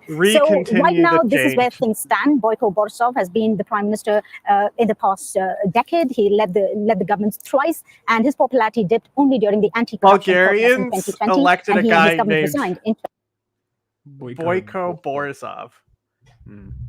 Wow. So that is the most Bulgarian name I've ever heard.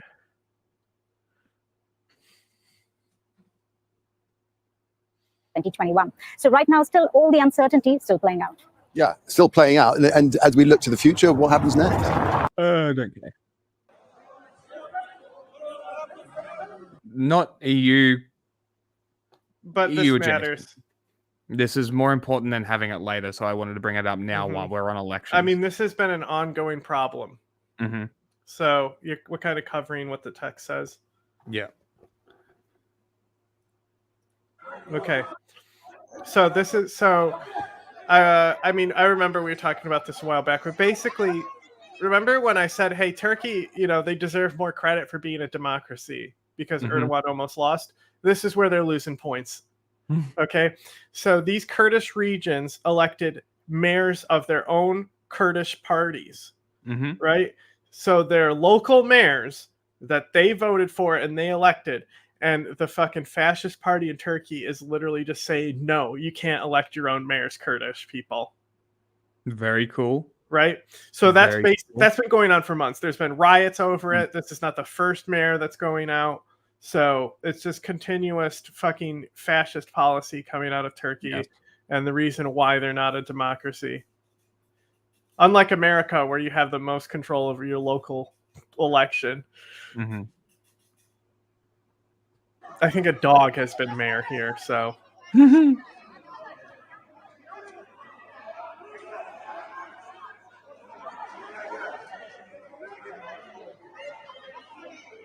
Classic Eastern Europeans, am I right? Yes.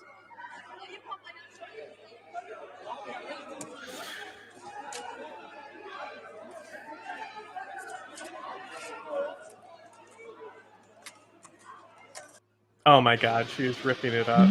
United States-backed Syrian Kurdish groups announced Thursday June polls will be postponed until August. Why does it have to move be comes United amid States warning- backed, I don't know. It's like they're our fucking proxy. It's Voice of America. What do you expect? I know, but I would expect them not to associate the United States backing them.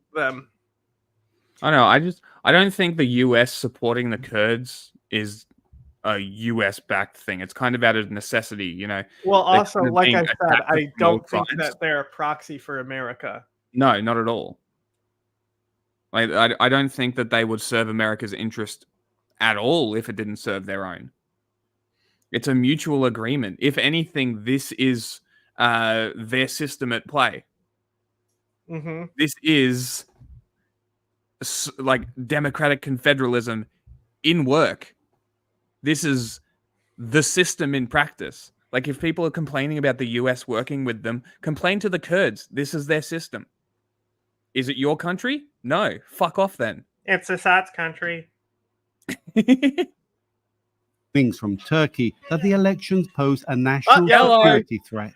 Analysts say the election for mayors in northeastern Syria, under the control of the Syrian Democratic Forces, The yellow or flag is SDF, like more of crucial for the the military colors, but then specifically the women's units are green.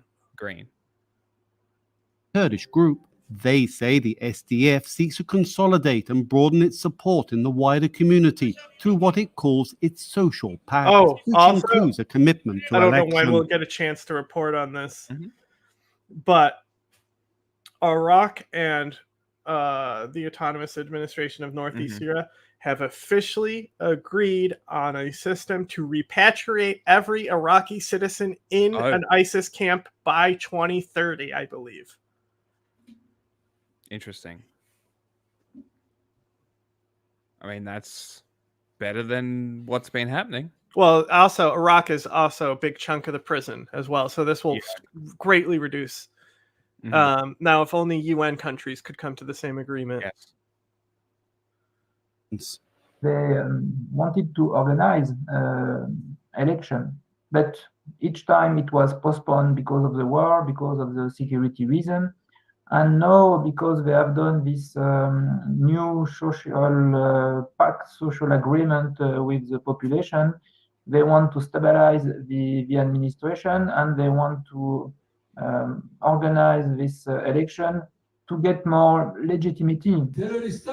Turkish President Recep Tayyip Erdogan says he will not allow the creation of what he describes as a terror state on Turkey's border. Ankara accuses Bro, the SDF of you're having a links to border the Kurdish. state with Syria. You're already border state with a fucking terror state. It's Insurgents so funny fighting because, like, Turkish just because they're forces for PKK aligned, but like they are the most or the least terroristic force of the country. decades. Analysts say Ankara sees the Poles as a You know what? threat You to want to know a both Turkey fact? and Syria. Hard fact here. If Turkey wasn't fucking around with these people, a lot of them would be in Ukraine fighting Russia right now. Yes. Yeah, I think you would be. I think you're right. Especially the internationalists. 100%. Well, the internationalists already do go there. Like, there's people who actually do both. They'll do a tour in Ukraine and then go back to do. A lot of times it's actually the PKK in Iraq, though, that they're part of. It's pretty fucking hardcore. Like,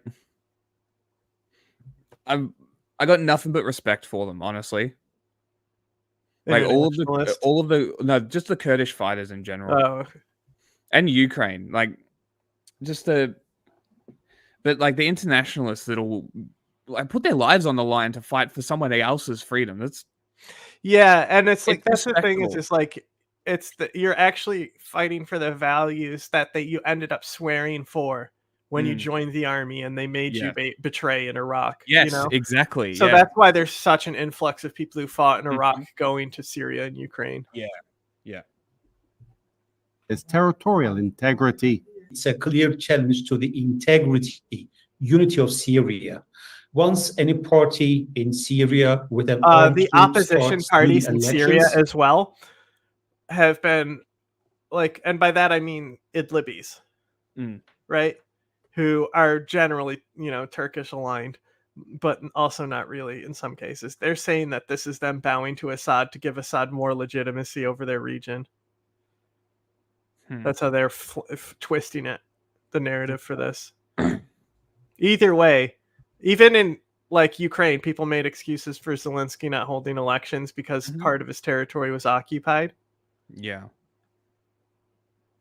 Well, people are going to make excuses no matter what. Yeah, well, I mean, I think that it's fine that Ukraine delayed the elections, but I would also prefer that they did have happened, just like these elections. Well, it's a challenge, especially for the future of Syrians, because they will claim autonomy first, then maybe a federation, then a confederation, then independence. So there's no end. For months, Ankara has been. Yeah, that's the point. No. He's backwards. He said it's going to be a federation and then a confederation.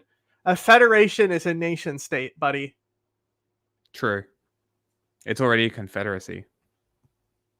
I would say it's 4 confederacies.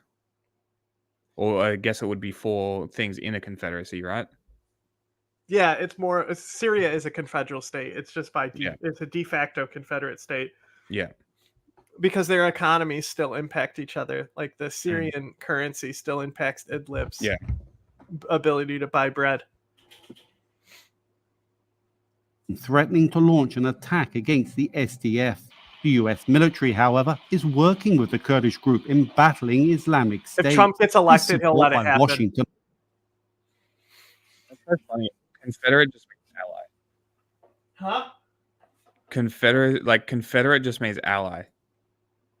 Confederacy is a group of people, countries, organizations joined together for a common purpose or by a common interest. It literally just means alliance. Like, that's so funny. Has outraged Ankara. Analysts warn NATO is a elections threaten to confederacy. further damage US-Turkish relations. Which again, this is why I say that confederacies are just better. Like EU is a federation, not a confederacy. Yes. Number of issues in the bilateral relationship, and chief among these is U.S. support. Australia would work way fucking better if it operated like the United States in a confederate kind of system. Well, the bones of it anyway.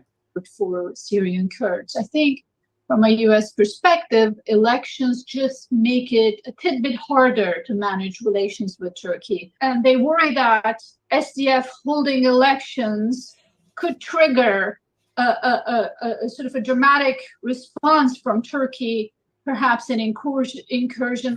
Washington said the situation is not conducive to fair elections and called for them to be postponed. Turkish forces, meanwhile, have been bombarding the Syrian Kurdish-controlled region, along with targeting leading figures. Analysts warn the attacks will increase until the polls are cancelled. Land-to-land bombings with howitzers from the Turkish side of the border to the civilian infrastructure, and also to some targets of choice with armed drones. Perhaps we can see an increase in these operations. Ankara will likely step up its military pressure on the SDF, but at the same time is looking to Washington to use its influence to get the polls cancelled. Dorian Jones, VOA News, Istanbul. Okay. I think, let me just double check that everything is in order and fine here. Yes. Gallup estimates that a little more than 7% of American adults are lesbian, gay, bisexual, transgender, or questioning their sexuality, 7%, known as that's LGBTQ. That group protested a 2017 Twitter announcement by then President Donald Trump that barred transgender people from serving in the military. Less than a week into his presidency, Joe Biden overturned the ban. Transgender personnel, if qualified in every other way, can serve our government in the United States military. It is quite a relief to have an administration that understands who we are and values us as American citizens. Also during his term, President Joe Biden signed the Respect for Marriage Act, which gave federal rights and benefits to same-sex couples. Here's what he said to the LGBTQ community during a White House event. Like, a lot of people in my mom are like, how come they get a whole month? And it's like, do you think the government awarded them that month? What do you think came first? The government recognized Pride Month or Pride Month? Yeah. Like, it was nobody underground. gave it to them. They took it. Yeah. Go make a white Pride Month. Get the fuck out of my face. You are heard. You are understood. And you belong. As a gay man, a lot of my rights with the other parties can be in jeopardy. So part of the reason why I do support Biden this term, and I did support him last term as well, was because of what he stands for. Former President Donald Trump was the first president to appoint an openly gay cabinet official, but he has taken an overall more conservative stance. He has said God created two genders, male and female. What is with pronouns? If you really study it and look at it, it's sick. I will protect the content that is pro-God. We're going to protect pro-God context and content. It's a narrative that his voters stand behind.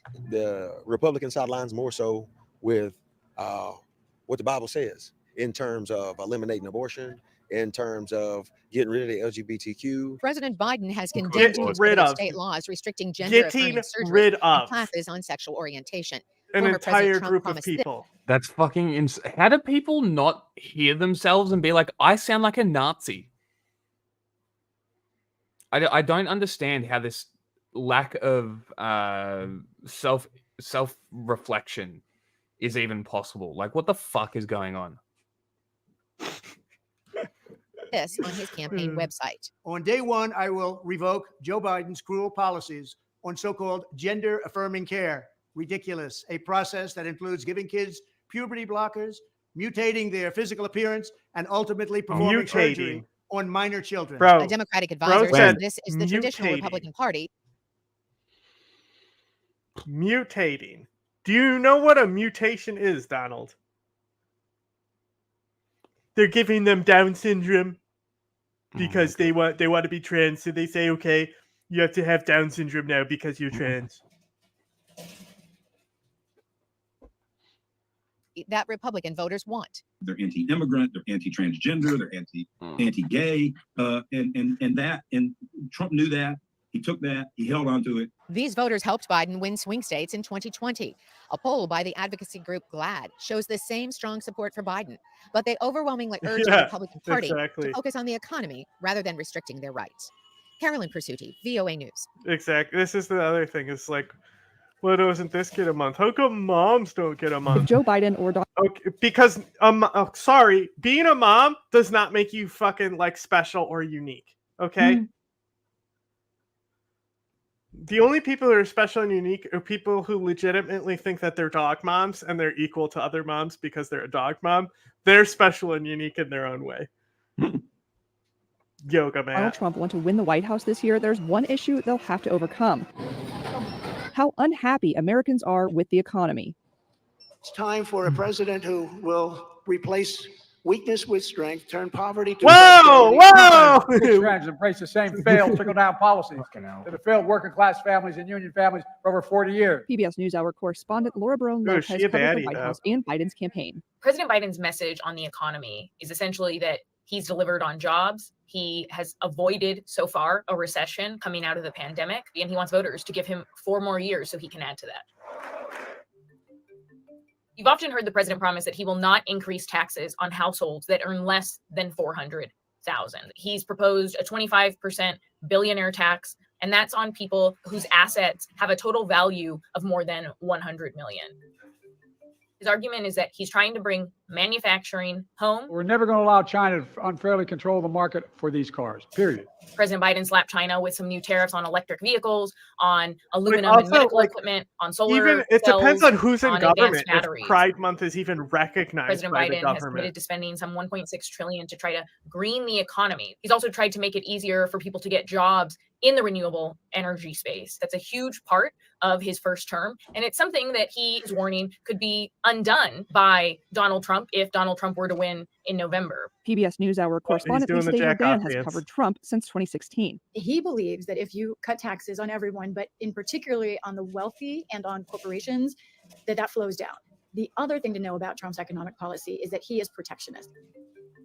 What's fascinating is that Trump, just on his own, has really changed the narrative on tariffs themselves. If China or some other country is behaving badly, we have things called tariffs that are so severe. He is considering a 10% tariff on every import that would come into the United States. Former President Trump's 2017 tax bill, My those God. tax cuts were A tax cuts for 10% most every tariff American who paid taxes, on all income goods level, coming and into for the United corporations. States.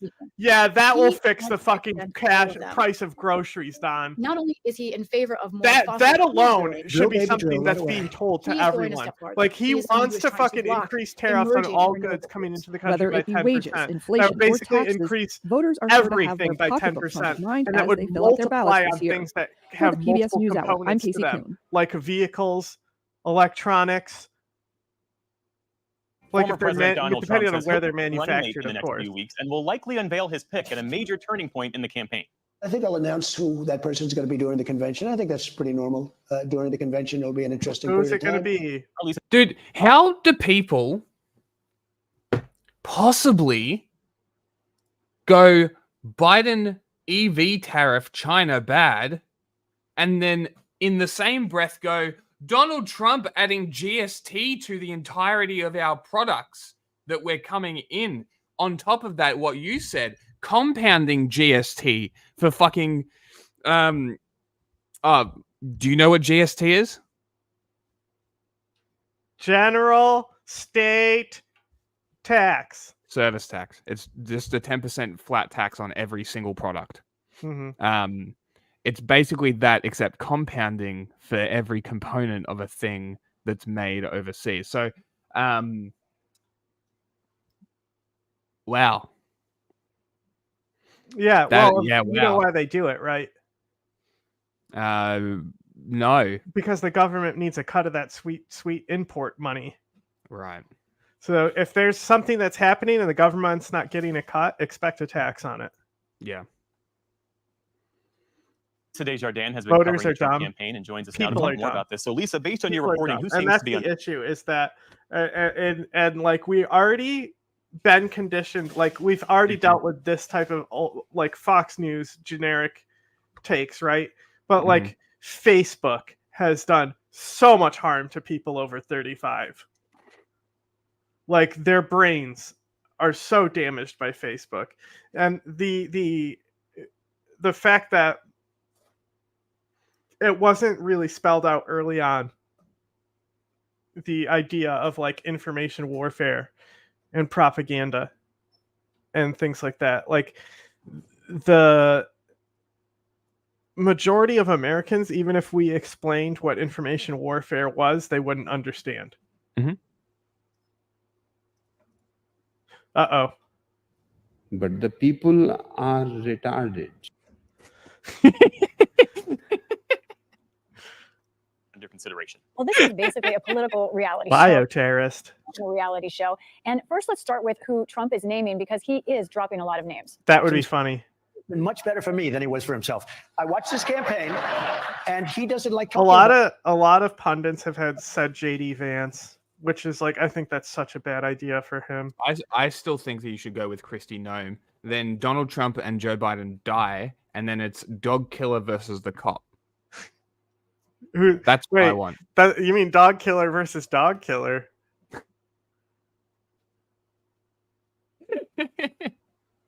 Doug Burgum has been incredible, and Doug Burgum definitely not You happening. can take people like Nobody Ben knows Carson, who that you can is. take people like Marco Rubio, J.D. Vance. I mean, there are so many. Elisa's doing a I still fantastic think Tim job. Scott is Elise his best Stefanik choice. there. Now, let's talk about what's I think really so as happening well. here. I want to look at the kind of But group he's of not names gonna that's pick been Tim most in Scott circulation the because last he's a month and a half. black. 10 names. There's people who come in and Oh, out. But in the interesting. last We few got weeks, 10 we know names two of here. those names have Noam essentially is still dropped off. on Carrie it. Get the Lake there at fuck bottom out of here with that shit. and Kristi Noem. So let's focus on these. last few weeks, Burgum, we know two- no.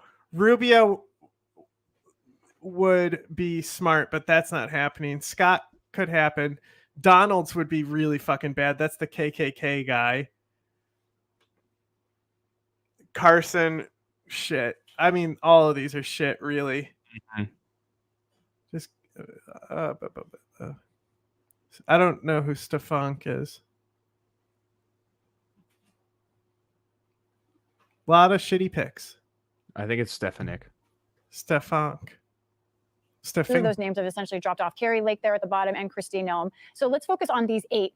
My reporting is that the Trump campaign has asked these 8 people for paperwork to try and vet them to be potential vice presidential running mates. Now, as you'll notice, most of these are current lawmakers, and I want to highlight 4 of them in particular, the 4 in the top row. North Dakota's Doug Burgum, Marco Rubio, the senator from Florida, Tim Scott, senator of South Carolina, J.D. Vance, the U.S. senator from Ohio. Now, these 4, my understanding is, are the ones that are getting the most attention from the Trump campaign right now. But here's the thing. It's Donald Trump. He wants everyone to keep guessing, including the people who are in the mix. He likes that. That's part of the point of this. So really, no decision made, and that means anybody could really still be the selection, but that's where The he's decision has been made. How are The Donald decision Trump was and the made campaign? How are months ago.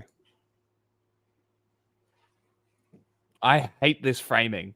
They haven't made a decision. Last minute decision. No. Well, this is what I mean. It's like the fucking Celebrity Apprentice. Like, he doesn't know who he's gonna fucking pick ahead of time. Exactly.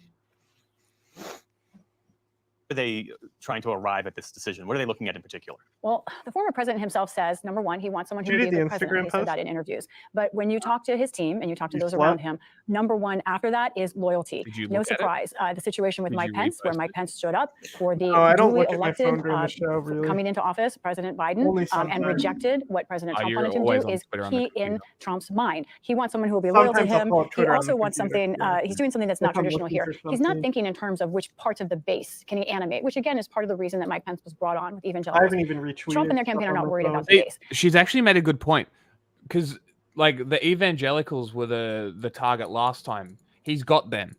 They're not voting for him, right?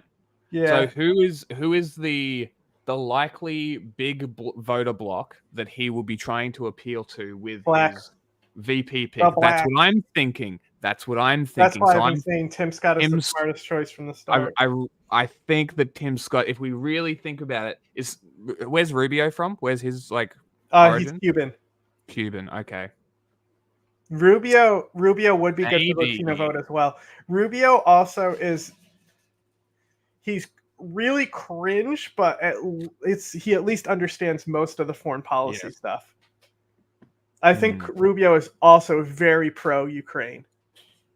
Interesting. But like Rubio was one of the people who criticized him pulling out and abandoning the Kurds along with Graham and McConnell. Interesting. So, and Rubio has specifically called out things like Chinese information warfare, but also he's like easily one of the dumbest people in Congress. Yeah. Okay. It'll be very interesting to see who he picks. The one thing they are He thinking wants about the in terms gay of vote. electoral strategy is someone who will have a good matchup with Vice President Kamala Harris in a debate. And in general, they think that she is a weaker part of the Biden-Harris campaign. They want to expose that. So this is what they're thinking about. But in general, part of it is a casting aspect. He wants someone who looks good beside him and who has a name that looks good next to him. One person I talked to even said that may be a disadvantage for like Elise Stefanik, having a long last name. It might sound ridiculous, but these are actual considerations. What are the potential candidates doing and saying now? She's And not give us winning sense because she's a of why that brunette. might be significant. Well, since early May, we've seen kind of a parade of candidates attending Trump events. There was a fundraiser at Mar-a-Lago in early May where we saw Marco Rubio show up. We've seen candidates who now we know are candidates go to the Trump court cases in New York, for example. Those kinds of things have been standing out. It's an open competition. And that aspect of it, in some ways, is something historians say is novel here. We haven't seen this in a while. We spoke to one expert, Joel Goldstein, who's an expert in the vice presidency, who says this is raising a lot of questions for him about how this will work. One of the ideas that Walter Mondale had was that the role of the vice president should be in part to talk truth to power, to tell the president things that he or she didn't want to hear. And yet, if you have a process that really encourages people to be obsequious, it really undercuts that. Nobody knows what that word means. Purpose of the vice presidency as it's developed and evolved. What is that? Somebody who likes a horse? Speculation. This, in a way, is why we're focusing on this right now, because this isn't just fawning. We know this. What? I said nobody knows what that word means. What is that? Somebody who likes a horse? The Esquicatarians? Has very great significance for the future, especially if Trump is reelected. And if you pay attention to what some of these candidates for vice president are saying, they're talking about their loyalty to Trump in ways differing with themselves in the past on very important issues, including whether the 2020 election had fraud in it or not. So I want to take us through something unusual, a series of sound bites when some of these candidates were asked about what they think about our democracy and specifically about this coming election, whether they think that it will be secure and also the past election. I think that Donald Trump will be the victory. And if it's a free and fair election, Dana, I think every Republican will enthusiastically accept the results. And again, I think those results will show that Donald Trump has been elected president. Will you accept the election results of 2024 no matter what happens, Senator? No matter what happens? No, if it's an unfair election, I think it's going to be contested by each side. Senator, no matter who wins. I think you're asking the wrong person. The Democrats are the ones that have opposed every Republican victory since 2000, every single one. But he still hasn't accepted the results of the election. I mean, John, he says, and I agree, that the election was not fair. That it was rigged in many ways, with Democratic states and cities changing election law and election practices up to the last minute. Had you been vice president on January 6, 2021, what would you have done? I stood up for the Constitution. I believe it was what would you have done if you were vice president? New I would York not have done Republican. what Mike Pence did. I don't think that was the right approach. As they're being vetted behind the scenes, these are very important public signals that they are sending. You to mean a Trump New and York to Russia. Democrat? Lastly, Lisa, what's the timeline for this decision? We heard the former president say he's going to make this announcement during the convention. I mean, we're used to some really strange calendars last. The Australian government claims to be for workers. The Australian government is basically the Chinese government without the authoritarianism tendencies of like genocide and mass murder. They only have interest in what makes graph go up. If graph go up means corporations get to fuck us over, they'll do that. We do have consumer protections here. One thing that I always do, because companies like Apple really love to underproduce quality of products and then complain when your iPad bends and they say it's normal. So then I drop, the ACCC says that if the product is not to something along the lines of if it's not up to your standard of what you expect, and if I'm spending $2,500 on a fucking iPad, that thing should not bend from normal use in 2 years. So that sort of stuff we do have. But when it comes to our pay is fairly good, our unions are fairly okay, but even like labor, during COVID, we really, really saw how effective the unions actually were, and the answer is not very. I think it's the largest union in the country, the CFMEU, basically bent knee and bootlicked the Australian or the Victorian government and essentially told all the tradies to fuck off back home. And the tradies told them to go fuck No themselves. offense, but it sounds like some fucking commie gobbledygook. So, should they? Yes. Will they? No. Because if they really wanted to protect us as Australian citizens, they would ban corporations and foreign citizens from buying property here if they really cared. But they make too much money from foreign investments in property, making line go up, that they're not going to change anything. Why would they?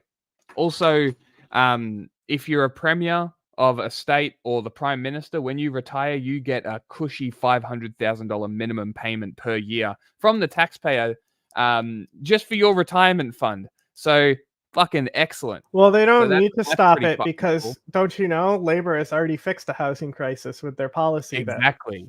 Exactly. Labor runs the country. We've got the left wing in power. They are perfect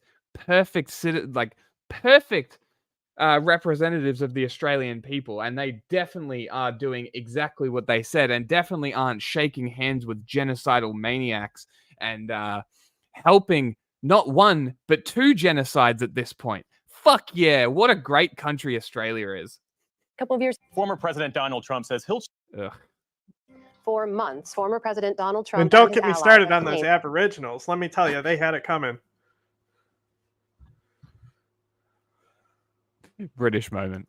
Without evidence that the Biden administration has weaponized the Department of Justice to pursue prosecutions against him for purely political reasons. Exactly, but this is why I stress all the time is like, what does right wing mean? Does it mean capitalist? Because if that's the case, all governments are right wing. Is one more capitalist than the other? You know, like capitalism is separate from liberalism. It's separate from democracy, right? Mm-hmm. But all of these things can intertwine and create a political system. Again, it's the fucking triangles, bro. You make enough triangles and you get the dialectic going. Mm-hmm. I'll say we should stop calling socialism socialism. We should call it social capitalism, because that's what it is. Mm-hmm.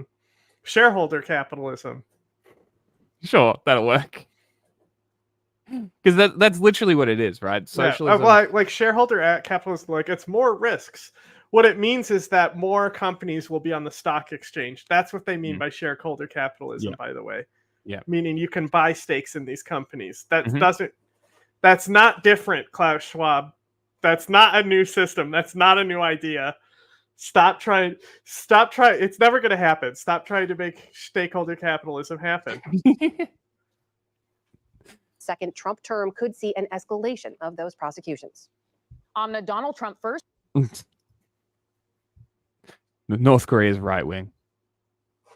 That doesn't mean anything. What? In what vector? In what vector? You know? And that's the thing. It comes down to one more fascist, one more socialist. No! Shut up! Then people will say, "See the horseshoe theory, it's correct," and it's like, no, it's not. It's not correct. None of it is correct. It's just it's just dialectical. It's just all authoritarianism. It has nothing to do with a fucking compass point on somebody. Yeah. Mm-hmm.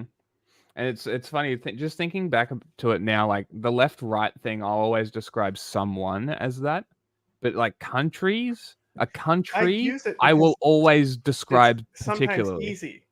Yeah, right. But I'll always too lazy with it. Yes, and that's a lot of the problem with what's happening in, I guess, the current era is complicity, apathy. It's too easy. It's too people aren't educated enough because it's too streamlined. Also, it's like if left wing is more socialist, how can you be a thing that's never fucking existed? Am I right? Well, and this is always the funny part. It's like everyone always goes like, "Oh, Hitler was right wing. Hitler was a centrist fascist." Go fuck yourself. But like some people, I'll say I'm a socialist to be simple. But like the closest thing would be when it comes to interaction with government to the people, I believe in a progressive government. When it comes to where the government should be interaction with the people.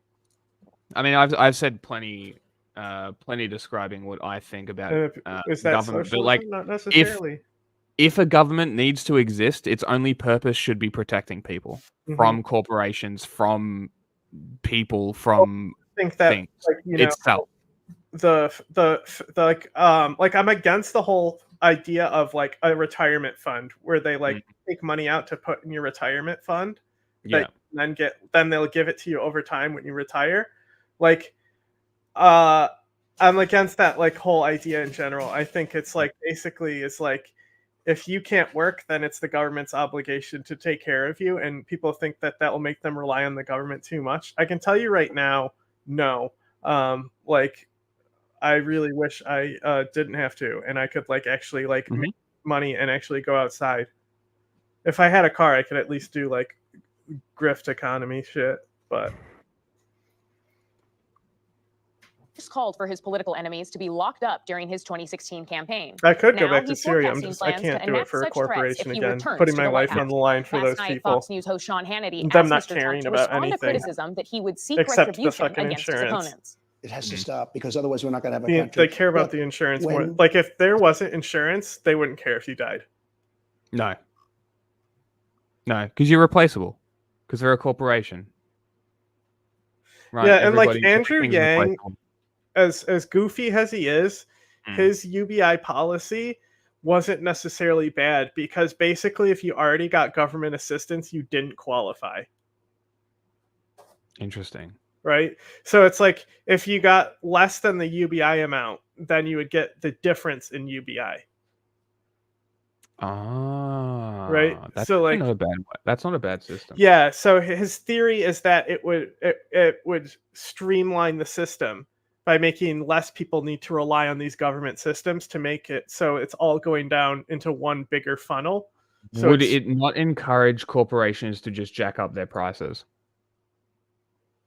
Well, that's the thing is like I think UBI is fine in that type of idea, but like I think it's more realistic to be fighting for a minimum wage increase to compete with prices that are raising anyway.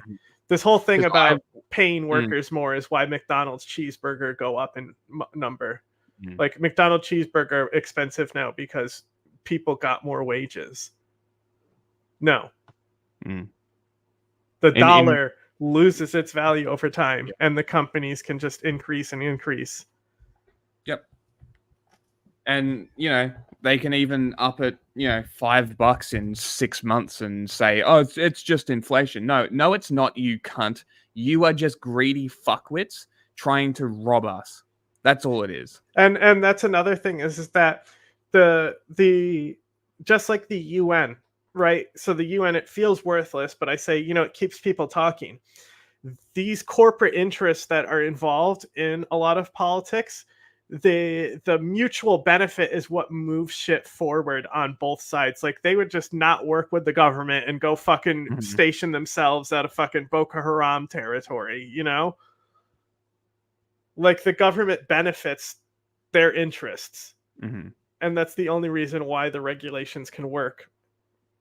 Otherwise, these corporations would have overthrown the fucking United States government a long time ago. Oh my God. God, please no. Oh my God. He said to move if landlords raise rent. No, I think if there's like rent hikes reported in a certain area, the government should come in and build public housing next to that area, right next to the rental. I don't care if it's like a fucking cardboard box that they fucking say it's public housing, just so those fucking land prices go down, and they'll teach landlords to raise rent when their entire property value declines because apartment owners don't really care about affordable housing. Like, oh no, the value of my apartment is dropping. Okay. This election is over. Based on what they've done, I would have every right to go Just after them. build more. And it's easy because it's Joe Biden. And you see all the criminality, all of the money that's going into the family and him. To discuss the rule of law and how a future President Trump could upend it, I'm joined by Another Ryan thing Goodman, is a professor at NYU Law who transition previously to- served as special counsel at the Department of Defense. Like humanity needs to transcend and basically get ready to merge with technology. Like the whole going to the office from 9 to 5 has gotten less and less necessary. So the more that people don't have to fucking commute to an office, then that will save a lot on housing, because it will get rid of, like, you know, it will just start things growing out horizontal. It's like the Soviet Union.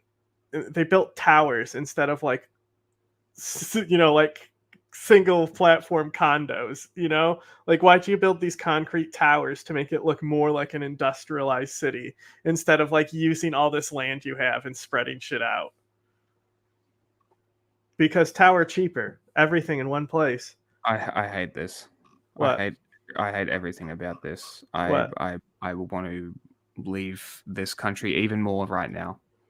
They want They're to build mandatory they want to build spankings? okay. So Mandatory spankings? so Welcome to Disneyland! Open your mouth! okay. So housing prices around my area, it's roughly an hour outside of Melbourne. Right? Are already $1 million. Uh-huh. It is a low socioeconomic area that's already been gentrified. Oh, Disney's gonna fucking... And now they want to put Disneyland in this Disney's gonna area. make those property values sink. Nothing's profitable around Disney. Really? Good. Fucking good. No, Oh because, my like, God. Disney That's is the its case, own good. ecosystem. They have their Oh, own police, their God. own military. Like, they are a sovereign nation. Okay? So like, if you go around the like neighborhoods and districts around Disney in Florida, it's like all where you find those abandoned motels. Yeah. And like weird abandoned, like, you know, it's everything to try to capitalize on tourism. Like, it's like, oh, dinosaur land. Yeah. And it's just like shitty. Like, it's just tourist trap shit, because that's the Yeah. only way to make money if you live in the area. Like, and the funniest part is this guy's a libertarian, and he's like, "Yeah, bring Disney." Yeah, no. How about no? How about you fuck off? Like, unfucking believable. It's so crazy that Disney's like one of the most evil corporations, and they always have been. And this has been a running joke that's pointed out constantly, but people still go take their kids to see the movies. Yeah. Ryan, thank you so much for joining Well, us. I don't. There's I been kept saying, no like, evidence of throughout my President entire Biden career, I've been like, weaponizing the Justice "Fuck Department. Disney, And some of these boycott Disney," right? Like, I won't watch Disney shit if I, you know, like I don't watch anything but news anyway. But like, people would always be like, "Easy for you to say, you don't have kids." I don't give a fuck about your kids, bro. They literally fucking filmed it in fucking genocide land and then thanked the Chinese government. Fuck that company. Executions, we should note our state. I'll start a Stop Cop City movement against Disney in this area. I don't fuck. I will firebomb their fucking construction. I don't give a shit. Fuck off. Get your fucking garbage shit out of here. Like, I want theme parks Just in not Melbourne, magic ones. just not fucking Disney. Prosecutions not federal. What are the implications of Trump's comments to Fox News? I think there are very serious implications because the President of the United States is the commander-in-chief, but is also the top executive for the Justice Department and has enormous power. So this is not just a kind of an idle threat. And we know from the first Trump administration that he, in fact, did try to make good on the threats, like, for example, asking his Attorney General, Jeff Sessions, to My favorite thing about prosecute Disney is Hillary the Clinton. most So I think it's a very noteworthy real and concern popular and for- most well-known ride is literally the one that's based off of the racist movie. politicizing and weaponizing the Justice Department. And when he asked Jeff Sessions to do that, Sessions refused, according to Robert Mueller's report. So what's to stop President Trump from doing that again, potentially successfully, if he has a second term? At some level, there might be very little to stop President Trump I from don't doing care. it again. We only found out as the public from the Mueller report years later. We get it. Trump bad. We know. Very short period of time. So I said, Let's let me go. ask you a question. And he said, nobody ever asked this question. And it must be because of MIT, my relationship to MIT. Very smart. He goes, I say, what would happen if the What boat does he mean sank by from its that? weight and you're in the boat and you have His this relationship to tremendously MIT, powerful very battery, smart. What do you think Trump meant by that, guys? and the battery's now underwater and there's a shark that's approximately 10 yards over there. By the way, a lot of shark attacks lately. Did you notice that? A lot of shark. I watched some guys justifying it today. Those were well, they orcas. weren't really that angry. They bit off the. What's the difference? I guarantee you that Trump doesn't know the difference between an orca and a shark. I think you're probably right. Or he just The thinks young lady's orcas leg- are a regular whale. But I think he Because doesn't of know the the fact- difference. Mm-hmm. That they were not hungry, but they misunderstood who she was. These people are crazy. He said there's no problem with sharks. They just didn't really understand a young woman swimming now really got decimated, and other people do a lot of shark Probably attacks. because So he I knows said, it's killer so whales. there's a If I shark asked 10 yards him away from. what he thinks about orcas, Mm-hmm. he wouldn't know what it is. And if I said they're like a shark, he would probably go on the rest of his life saying, you know what an orca is? It's like a shark. That's my new plan for Trump, to convince him that an orca is basically like a shark. And then he'll inform everyone of that fact that he learned. It's like, okay. Yeah, exactly. That's it. That's literally what he means by that. He has an uncle who is a professor at MIT, so Donald thinks he has good, smart genes. My relation to MIT, very smart. The boat, 10 yards. Or here. Do I get electrocuted if the boat is sinking? Water goes over the battery. The boat is sinking. Do I stay on top of the boat and get electrocuted, or do I jump over by the shark and not get electrocuted? Because I will tell you, he didn't know the answer. Let me tell you what I think ever this asked me that was. question. Okay. This was him being invited to a boat and him saying that he doesn't want to be on the boat because of sharks. And then he's like, and then if it sinks, I'll get electrocuted. I said, I think it's a good question. I think there's a lot of electric current coming through that water. But you know what I do if there was a shark or you get electrocuted? I'll take electrocution every single time. But you know, when he indicted me over nothing, they opened up a whole new box. And then I got indicted again and again and again. I was never indicted in a period of this little tiny period of time. I was like a ping pong ball. Sir, they indicted you here. They indicted you in Georgia. They indicted you in New York. Then they indicted you again in New York, sir. And it was all over. I did everything right and they indicted me. A disgrace. A disgrace. And what they've done is they've weaponized the Department of Justice. The only Not thing you, they though. didn't You never understand did that. is that we just had the largest fundraising effort in a period of 1 week than anybody has ever had. Did you know that, Marjorie?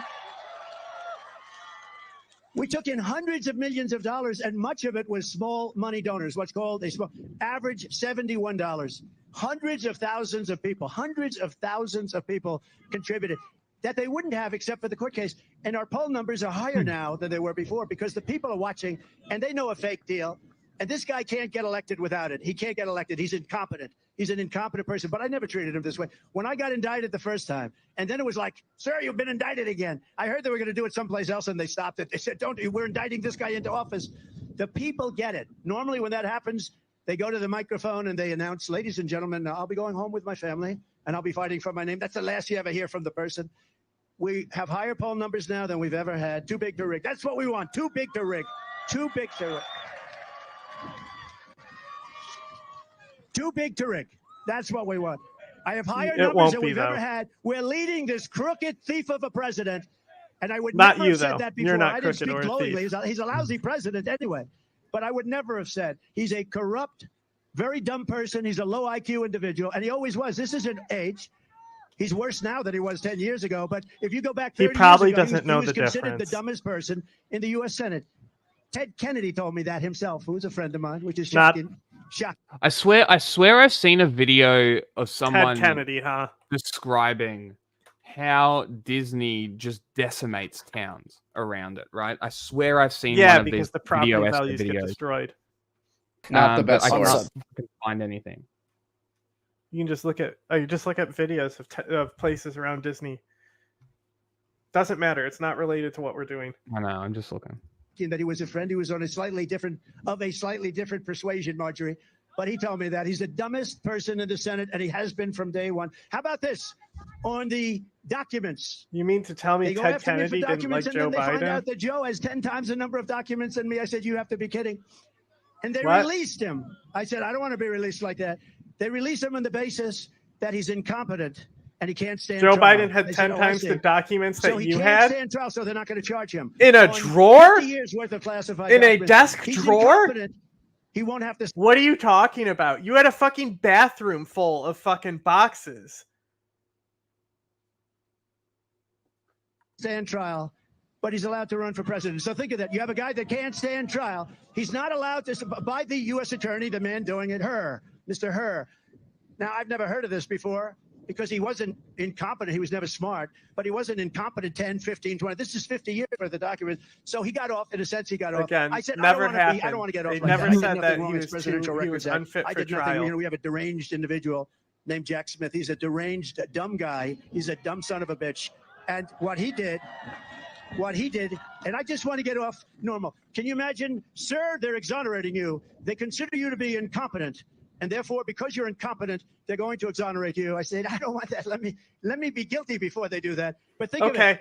They say he's incompetent and therefore he can't stand trial. But he can run for president. And this is what you're voting for. And I never talked about this guy like this. A doofus. But you watched him yesterday, and he is so bad for this country. They're all laughing. Everyone's laughing at him. The whole world is laughing, except for the fake news back there that try to pretend he did a good job because they're fake and dishonest.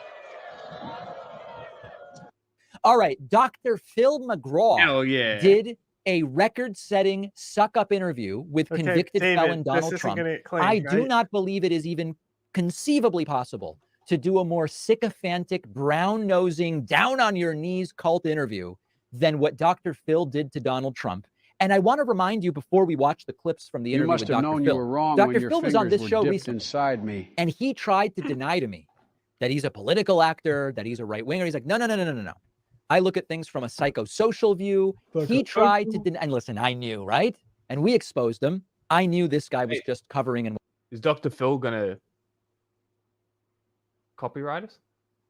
That's why I was saying this won't be copyrighted, right, David? If David uploaded it. But remember what he told me about politics. You know, I'm very interested to speak to you today because in preparation for our interview, I've been watching some of the Fox News appearances, looking at the book, etc. I never really saw you as a guy who delved into political issues per se. You seem more willing, interested, and I must say, maybe more conservative than I thought you were. Is that a fair assessment? Not at all. Okay. Because I am so not political, you can't even believe it. Wow. And I'll tell you why. I know nothing about politics. And, and I know why you say that. He knows nothing about politics. Well, that really came out during the Trump interview we're going to look at in a moment. It sounds like it. Right. I talk about these things as cultural issues from a psychological, psychosocial standpoint, how they affect families and people. And they do. You wreaked upon us some of the biggest wastes of humanity we have ever seen. Yeah, like Oprah. You have contributed to the downfall of social society. He also sent kids to abuse camp because he did. Yes, he did. Yeah, Dr. Phil's is probably a piece of shit. Let's be real. He is. So yeah. I just wanted to point that out. That like all of those like. What do you know about the guy who social bum parasites fights who came out dressed as him? Bum fights. Yeah. Do you know what bum fights is? Yeah, I know what bum fights is. I didn't know that. I know that Adam Ray is doing Dr. Phil as a character at the moment, which is very funny. Yeah, so the guy from Bum Fights came out dressed as him, and he immediately kicked him off the show. Seriously? Yeah, he said it's because of he watched the package that they show before talking to the guest. And he was so disgusted by it that he didn't want to talk to him, but then it cuts to the guy and he's dressed like Dr. Phil. That's so funny. And he's like, I'm exactly like you, Phil. You're doing exactly the same thing as me. You're exploiting these people, as they're pushing him out. Yeah. Which was the entire point of him dressing up as Dr. Phil. Even though he's clearly a bigger piece of shit because he's doing fucking bum fights. Bum fights, yeah. Overlap with some of the things that politicians talk about, but they talk about it from a political standpoint, funding standpoint, how they can get this bill or that bill through. Couldn't care less. But I am interested in those issues in terms of how they impact families in their day-to-day pursuit of life and peace and being able to raise their family in a healthy environment. So there's a lot of overlap, but I don't talk about it from a political standpoint because I frankly don't know enough about the politics of it all. All right. He doesn't do politics because he doesn't know anything about politics and it's not partisan. Enter Donald Trump for an interview with Dr. Phil. And he starts by praying at the altar of Trump and telling Trump how incredibly thick his skin is. Like, we're starting off with something that it would make North Korean news anchors blush. I know you got a thick skin. You're not one of those people that's afflicted with the need to be loved by strangers. I get that. I think that's true. My question is not how do you do it. My question is why do you do it? What are you talking about? Let's face it. I mean, you're a billionaire. This guy doesn't need to be loved by strangers. Are you kidding me? People may not. His entire motivation is that he's a narcissist. Thick skin. He means he's got a lot of. He means he's a very dense man. Yeah. See this in you a lot. None of these things are true. Because you keep That is such a great line from David. That's like a good soundbite to be line. A foremost expert on human psychology, psychosocial factors, and he thinks that Trump, the neediest and most narcissistic man I think maybe I've ever even conceived of, doesn't need the love of strangers. And how could Dr. Phil get it so wrong? Adam Schiff's head and Dr. Phil trying not to laugh. And again, remember, Dr. Phil doesn't do politics. These are not stupid people. I call him watermelon head. He's got the thinnest neck I've ever seen, how it holds up that head. He's got a neck that's about a size 6. Very unattractive guy, both inside and outside. What is happening? That's such a terrible thing to say. That's okay. Like, I don't know how journalists sit here and listen to him say this shit and don't be like, can you shut the fuck up and answer the question? Sir, with Dude, all respect, what frustrated. the fuck are you talking about? And then Joe Biden's over here and he's like, my dad, I go to the swear jar and you put a nickel in and then you behave, you get all the nickels and put them in the sock. Like, I would just be like, okay, follow-up question. What? I'm going to wash your beak now. Very unattractive guy. Here's the thing. Sure, let's just let Donald Trump come right into our home. Yeah, go ahead. Come on in, buddy. All right, fine. I would give him a single chance to answer my questions properly. And then as soon as he goes off topic and starts talking about how he's the greatest, I'm the greatest there ever was and ever will be, shut up. Answer the question. I don't give a shit. Go to street jail for you. President or emperor, I don't give a fuck. Answer my fucking question. You're sitting down for an interview with me. Don't waste my time. And if he's going to continue wasting my time, I'll fucking leave. Get fucked. Isn't that cheating the public? And Dr. Isn't that betraying the public's trust? Isn't that cheating the public? Isn't that immoral? Not to smile there. Trump did mention that he's mad at Jews during the interview because we're not supporting him because Jews are very left-wing. So why are people so energized against President Donald J. Trump? Well, I think it's, to a certain extent, it's habit, not necessarily against me. Oh my God. I think Democrats vote out of habit. I'll give you an example. I was the best president for Israel ever. Golan Heights, all of the things I did for Israel, and yet I get less than 50% of the votes. It's shocking to me. And Biden was a disaster. Trump, and Obama was a disaster for Israel. No, he's talking about Jared first of all, the Jared policy. But you didn't Iron Dome him. Obama did. Obama got slopped up and Iron Domed Israel. Yeah. We have Jews. With the Iran nuclear deal that he approved, all the, which was basically a path toward nuclear weapons. And I say, why? And I say, it's habit. And that dynamo of energy and excitement, Jared Kushner. They're coming off it. They're smart. They're seeing what's happened. They're seeing. Yeah. Jewish folks will not be voting for Donald Trump in any serious way this November. That I can assure you. And then finally, non-political Dr. Phil put some, quote, statistics up on the screen about how much better things were under Donald Trump. You have to see this. Everybody calls it inflation, but affordability. When we talk about gasoline under your administration, average $2.57 a gallon. A really, really large dick. Your 40% pee-pee more. is Under your gigundo. administration, homes average $320,000. Under the Biden administration, 31% more, $420,000. So let's pause it right there. Do people in the audience realize what's very stupid about these numbers in the sense of Dr. Phil using these to justify how great Trump was? First of all, with gasoline, average 257. Average in this case, we don't even know how that was calculated. I've not seen that number. When Trump left office, gas was 287. The reality is that once you back out just underlying inflation and the fact that things get more expensive, it would sort of be if like I came here and I said, hey, you know what? Trump was terrible on gas prices because they were cheaper under Obama. And then you could come up and go, David, Obama was terrible on gas prices. They were cheaper under George W. Bush. And then I come back and go, no. They were even cheaper under Bill Clinton. Once you back out the fact that we have a background level of inflation, gasoline being 361 now versus Trump's 257, or more accurately 287, it's not really the big gotcha that you think it is. The other one that's really funny is homes. They point out home prices are way up under Biden. Now, I'm not going to deny that when homes get more expensive, they become more difficult for people to. Thanks, David. I think there's a new rise and a sense of some within the country wanting to let that slip. The idea that we become semi-isolationists now, which some are talking about. I mean, the idea we had to wait all those months just to get the money for Iraq. For Iraq, President Biden yesterday confusing Iraq and Ukraine. And it wasn't the first time that that's happened. Here he is again talking about Russia's Vladimir Putin. But it's hard to tell, but he's clearly losing the war in Iraq. He's losing the war at home. And he has become a bit of a fly around the world. Okay, so James Freeman is an assistant editor for the Wall Street Journal editorial page, and he's a Fox News contributor.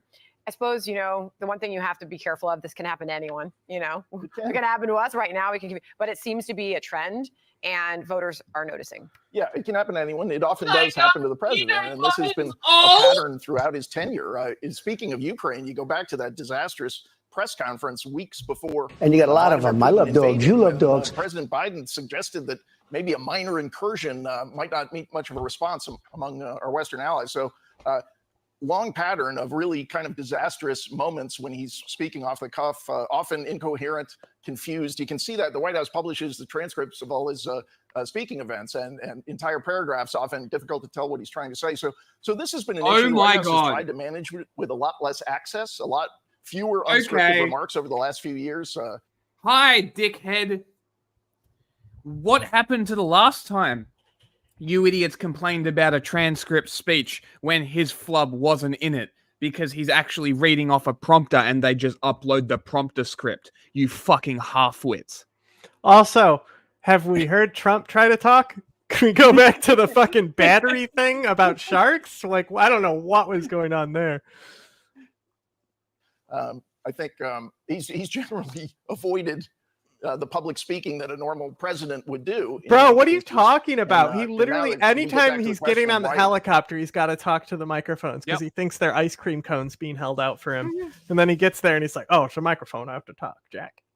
Why is he running for re-election? Very few interviews, very few off-the-cuff remarks, very few public speaking. They did a bunch of cuts of him looking around like he's lost. This together. Watch. Distinguished guests, please welcome the Honorable Lloyd J. Austin III, Secretary of Defense. And that's him lying around, actually. That was. Yeah. Hang on. Is this when I was vice president? Really what they're going for? Also, he has a fucked up hip. We know this. But him lying around, that wasn't even a mumble. Mm-hmm. Like that's what the thing is. It's like Trump, like you literally can go for 10 minutes and he's just going, right? And like, it's like the fact that they can only be like, oh, we can only show 0.3 seconds of when he flubbed here. Instead of the rest of the speech, which is perfectly fine. Yeah. Things were kind of bad during the pandemic. 4 more years. 4 more years. 4 more years. 4 more years.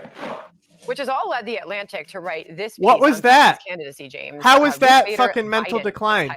His What are the presidential clips approval they're numbers showing would at likely this be point? higher had he imposed a 4-year limit on himself and actually served as a bridge to younger Democratic leaders. Like many people, I've made the unwelcome comparison between Biden and Supreme Court Justice Ruth Bader Ginsburg, the late liberal icon whose legacy was stained by her unwillingness to retire while Barack Obama was still president. Biden's conduct is far worse than Ginsburg's. That's quite the comparison for The Atlantic. Yeah, the bridge, that was his term. That was Joe Biden's term when he ran in 2020. And it was explicit and obviously the implicit whole premise of his campaign was that he was going to be kind of a caretaker president and then a new generation. Who else? could credibly face Trump on the Democrats, really. Gavin maybe. Newsom, maybe. Gretchen Whitmer. Sure. I think Gretchen Whitmer would actually be a really interesting one to see run against Trump. Of Democrats would take over. When the 2022 elections went a little better than Democrats expected, he kind of seized the moment to say, I'm running again. And they've been stuck with him ever since. Yeah. And I think as they approach the convention, a lot of them are starting to wonder, does it really have to be this way? And I think it does, given where they are in the calendar. Well, you and I spend a lot of time chewing on the economy. And I know your take is that, things are still pretty good when you look at those headline numbers, right? But we know when it comes to the end, it was class between him and Bernie for the Democratic nominee. It's still tough out there. Right. And that's the thing is, it's like people who vote for Biden don't love him. Like people who vote for Trump are fucking part of his cult. People who voted for Bernie are fucking part of the cult. Yep. Biden is the guy for people who are terrified of going either direction. And then still, Biden has been pretty progressive in a lot of policies. Could be better. Could be. Talk of lowering taxes, the former president Donald Trump seems to be championing his message on the economy and making his case most recently. Biden is a closet populist for sure. People are saying to themselves, "Were we better?" I mean, you look at just like better off now, and it wasn't even close. Like we had the right wing will make a point where it's like, "Oh, affirmative action. It makes people who are best qualified for the job." And like Biden literally does it, make sure that he's picking like people based on a racial category. And there's that whole like narrative that you can throw at him that he just picked these people because of like identity politics and things like that. So they can say we're the most diverse thing. But like, I don't care. Like, how many fucking white people who are bad at the job have been elected? Exactly. Elected, appointed, Like, how many bad people have been appointed? All of them? A black candidate would have been better. All of them.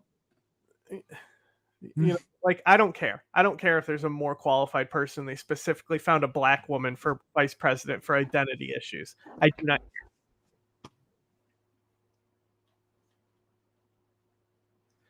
Which is nobody's ever done. Even Ronald Reagan gave a big tax cut. We gave. Like I'm saying, it's like there's it's literally like I don't want to say reparations, but there's like dues that need to be paid, past dues. Like it's like it's supposed to be making up. Gave the biggest tax cut in history. Yeah, that one was funny. Nobody did what we did. That person was fucking insane. They were out so quick, though. The South China Sea is one of the most... I think Kamala has a brain problem. She might. Yet, U.S. aircraft carriers are notably absent from its... I reckon she's drunk all the time. Also, this is sick. Water. Have you ever wondered why? In this video, we will dive into the fascinating reasons behind the strategic decision. Stick with us as we uncover the geopolitical intricacies and military considerations that keep these massive warships at bay. Why don't you know how fast that fucking thing is, too? It's so fast. It's unreasonable. To avoid... It's such a ridiculous thing. Right? It's one of the most ridiculous pieces of military equipment ever created. What's the next class? These are Nimitz, right? They're Nimitz. Nimitz is the current one. What's they're the upgrading. next one? What is it? I knew. I did know. Escalating tensions with China. Okay. I remember. An aircraft carrier is not just a ship. It's a floating military base, symbolizing formidable power. If the U.S. were to regularly deploy these giants in the South China Sea, how would China react? But I also want to see the size. If they have it, how much that bitch weigh. Most likely, it would be seen as a provocative act, potentially leading to military confrontations or severe diplomatic crises.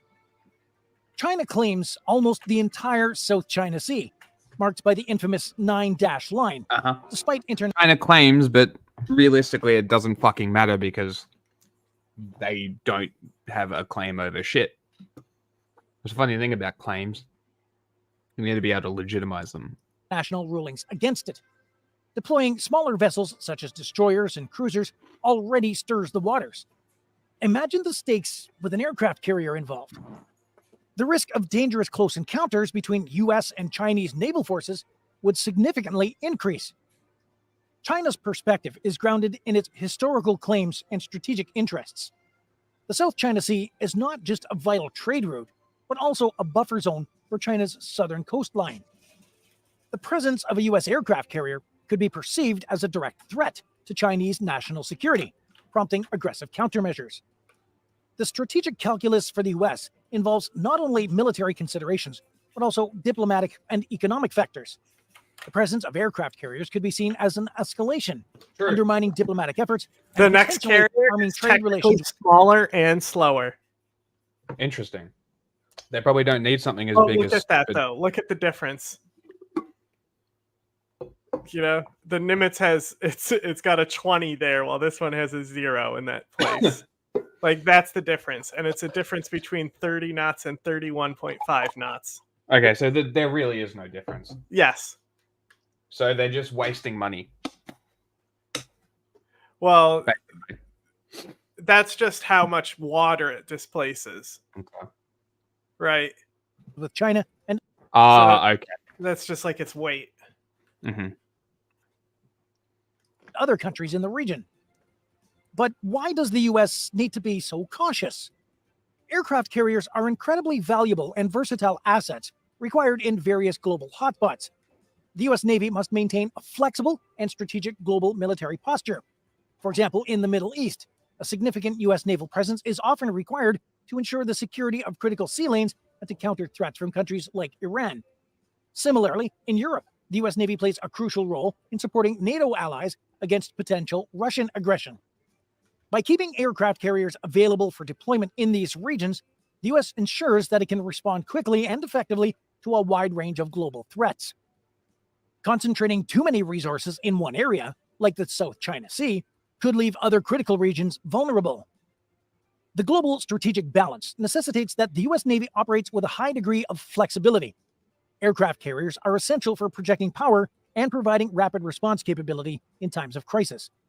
This global reach is vital for maintaining U.S. influence and ensuring the security of international sea lanes. The necessity to literally the same length. Look, we know all of this already. I was just curious how accurate this channel was going to be. And you know, hitting the shipping lanes. All right, we're sure. Yeah, cool. So I don't know what the beam exactly is on a carrier, but on the flight deck, the new one is slightly bigger in that, but it's the same length, same weight, and then same whatever waterline is for the beam. Draft is higher on the new one, whatever that means. Sure. So what about there's range? I don't know if range is okay. Range, unlimited distance. Multiple global commitments effectively means that deployment of aircraft carriers must be carefully considered. Their presence in the South China Sea must be balanced with the need to maintain a deterrent force it needs in less other crew. strategic regions. Okay. It needs half the crew. Ensuring the U.S. can respond to threats. So it's just automating a lot of the systems. Mm-hmm. Okay, and then aircraft. Let's see how many aircraft. The other one holds more aircraft. The earlier one. Wherever they arise. Operational and logistical challenges. Have you ever considered the logistical challenges to deploying an aircraft carrier in the South China Sea? These massive ships require extensive support. Yeah, okay. We get the point. The main thing that I wanted to see is whether he hit the shipping lanes is the biggest reason that the Navy actually does what they do. They're also basically the same price too. Okay. So So like while they paid, which actually makes the older ones more expensive because of inflation. Well, no. It's accounting for inflation. So they costed $2 billion in 75. Today it's 11.2. And then for the first build, which is 2018, it was 12 billion. Actually, it's more 13 billion. So it's like 2 billion more. That's it. That's fucking expensive though. What the fuck? For a whole carrier, 13 billion? I don't know. I mean, it's a carrier. It's still expensive. Over $10 billion. That's nuts. Yeah, why do you think other countries can't build them? And the people are going to be like, "Oh, China has a carrier too. I bet you it cost." Well, that's another thing. So the Nimitz was only rated to last 25 years. This one is supposedly going to last 50. Okay. So we'll see about that, though. Let's see in 25 years how's it doing if they're already proposing new carriers. Of course they will, because the military-industrial complex is a fickle bitch. They have 3. Who? Boeing and Airbus have enjoyed dominance in the large commercial aircraft arena. Yeah, they have 3 that split before they even go in the water. No, those are not the same.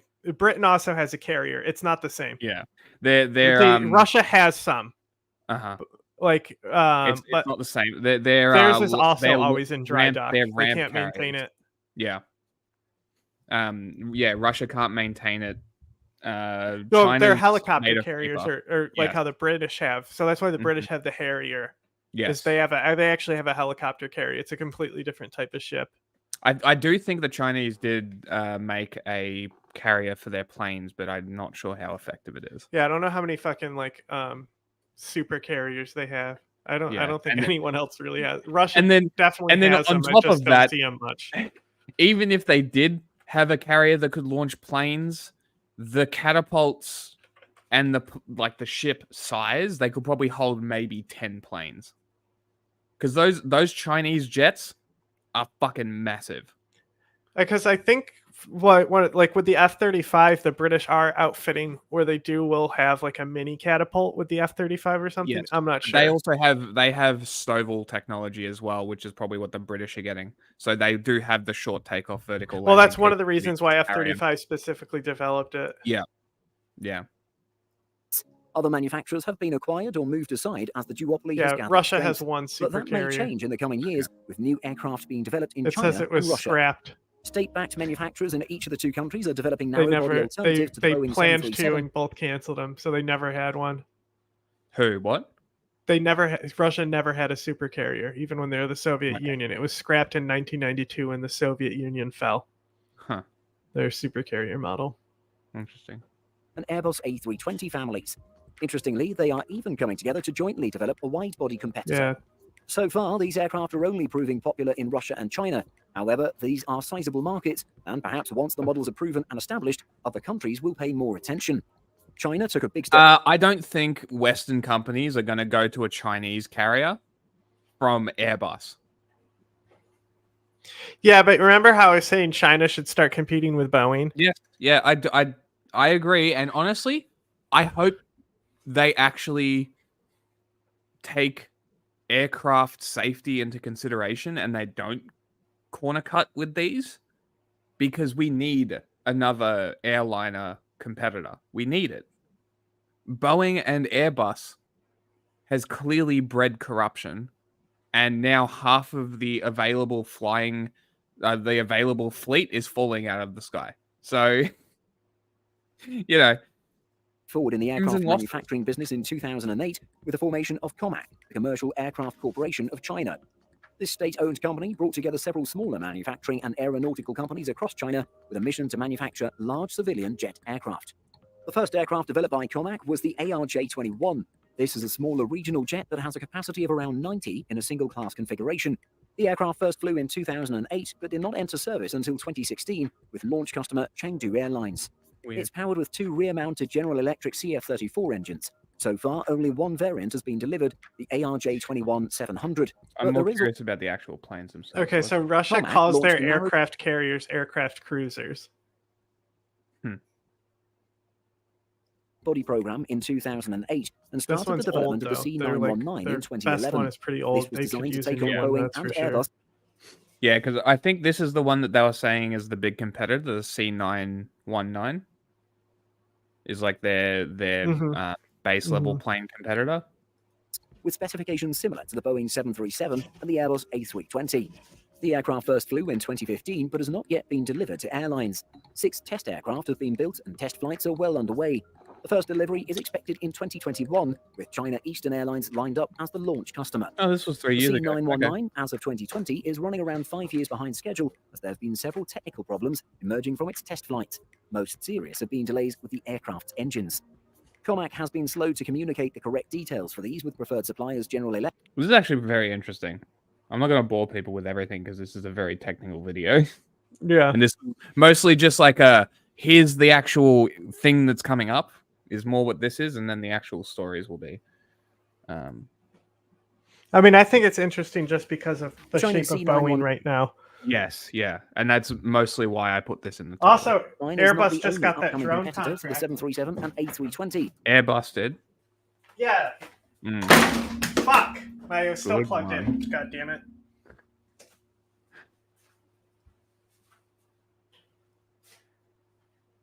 Russian manufacturer Irkut, with parent company United Aircraft Corporation, UAC, is developing a similar specification narrow-body, the MC-21.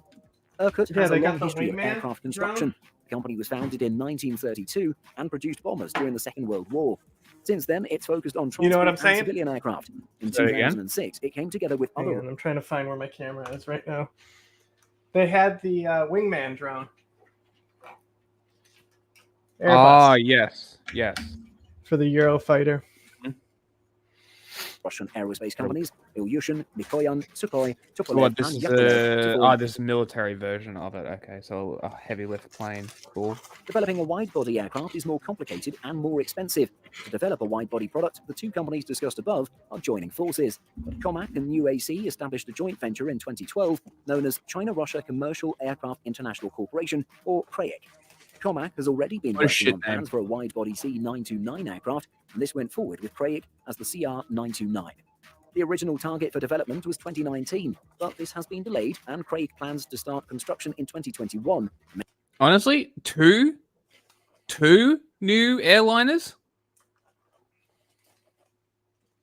Make the first aircraft delivery in 2025. This could be further delayed, though, with 2027 a more likely target. The initial version of the CR929 will have a 3-cabin capacity of between 261 and 291, with a range of 12,000 kilometers or 7,460 miles. Capacity could be over 400 if a single cabin design is used.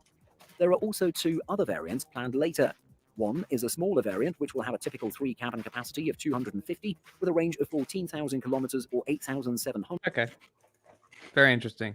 So we got a, what, 919, 929 are the models we should be looking out for. F-16s. Right. Converting. Why would they convert F-16s? That sounds so much more expensive. I don't know. Can we just appreciate that the Indian channel already fucked up and called it a 939?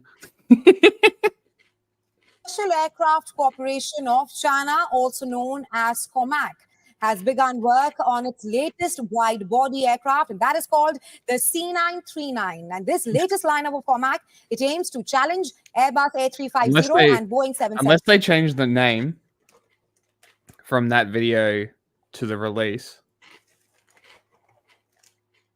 Don't know. What's it called for real? 929.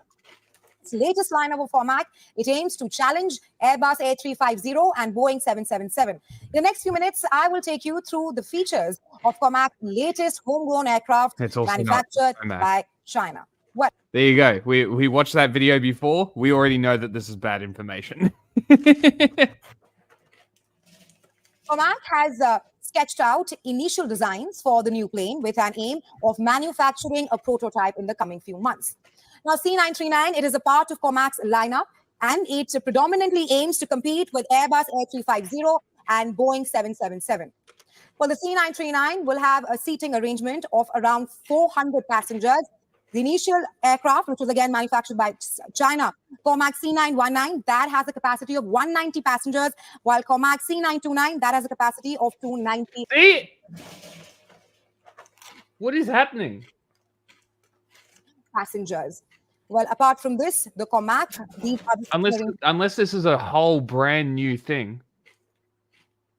I'm looking. Of the aircraft here. Now, C939 will also have a range of around 13,000 kilometers, and it will continue the development of C939 in conjunction with existing C929 wide-body program. Well, the twin-engine aircraft, it is capable of intercontinental travel as well. These were some of the features of China's Comac C939. Well, Comac is expected to ramp up the work on the C939 jet. This is what happens with China, right? And you got to appreciate them for it, right? Is they're like 5 years ago, let's make a plane. 5 years later, they have 4 models, 2 wide bodies, 2 narrow body planes. Like, good. I hope they work. Really, I really hope they do. I hope that you appreciate how important safety is for aviation, and I really hope that you didn't cut corners on this, because we desperately need this. Like I seriously think that half the reason that air travel is so expensive is because there's no competition in airlines. Like they can charge whatever the fuck they want. As soon as the pre-production of the C929 enters the final phase, which means that if the company keeps up with the current timeline, then we are likely to see the new super long airplane by the mid-2020s. Okay. Mid-2020? Mid-2020s. How old was that report? It is mid-2020. Was it yesterday? Hold on. When was 3 weeks ago? Okay, so it's mid-2020. Mm-hmm. And it's still not here. Indonesia's aviation market is the second fastest growing in the world, next to China, according to the U.S. International Trade Administration. Enter the state. Also, granted, delivery costs don't really fucking matter when it's a plane. You can just fly them there. But it would make sense for China to corner the Asian market, right? Mm-hmm. And then Airbus can corner the European market, European and African market, and then Boeing can have the American market. That seems fair. It still has that issue of monopolizing on industries. But like in theory, that could work. Scientologists can have the DC-8. Yes. On commercial aircraft corporations of China, or COMAC for short, Beijing is showing off its new single-aisle jet, the C919, and looking to muscle in on a business dominated by US and European aerospace giants Boeing and Airbus. Bayu Sutanto, the Secretary General of the Indonesian National Air Carriers Association, says that there are opportunities for China in this part of the world. There are opportunities because the aviation industry is dynamic and each nation's needs are all also they have to different do is and not cannot be met crash, by a and they single beat provider Boeing. or one type Yeah, of literally. All they have to do is have a really good record of not crashing. They can be hot garbage on the inside. Doesn't fucking matter. If they fly and they get you to where you need to be without killing you, better than Boeing. COMAC went on a promotional tour to 6 Southeast Asian nations, including Indonesia, in February and March. Aviation analyst Alvin Lee. Well, I don't know if this came from you or this was me, but I think that America should nationalize Boeing and just cut its losses. Maybe they force a divestment to nationalize the airliner. At a minimum, right? Because obviously the military contract is not going to be forced into. Well, there's also the space stuff. Yes, right. So I think it's better to have those things in private hands. But I think Boeing has proven that they cannot regulate themselves for civilian air travel. So at this point, it's either sell it or nationalize it. And I think it's better for accountability and more efficient to just nationalize Boeing and use it as America's plane, and then fix its problems, fix the security, fix the safeties, fix the regulations, relaunch Boeing as an American state-owned company, state jobs, integrating American steel and American manufacturing back to the country, and you've got America's plane. Like, what do you... This is such a nationalist win. Why the fuck isn't America even thinking about this? It doesn't make any sense. Be smarter. Says COMAC might be hoping to take advantage of safety and supply issues impacting Boeing and Airbus. Boeing is experiencing problems with safety issues, while Airbus has a long queue production. To be able to bring an Airbus, the waiting time can be up to 5 years. This is a good opportunity for the COMAC C919, whose capacity is equivalent to the Airbus A320 and Boeing 737. But to be able to operate in other countries, the plane must be certified by each country's local civil aviation authority. So far, no countries in Southeast Asia have certified the C919. Lee says COMAC's smaller plane, the ARJ21, has been certified by Indonesia's Civil Aviation Authority, and that could make new certification easier. If you're familiar with the manufacturer, it becomes more familiar. The process is faster. I don't like that. It shouldn't matter how familiar you are with the fucking manufacturer. It should be the same standard. Rigorous. It's aviation. You're in a tub flying very fast, very high. But the procedure is all the same. Boeing predicts the numbers of commercial aircraft flying in Southeast Asia could quadruple to more than 4,000 jets in less than 20 years. Have you not been China listening? is pushing to make sure its planes will be among them. But yeah, so this interesting.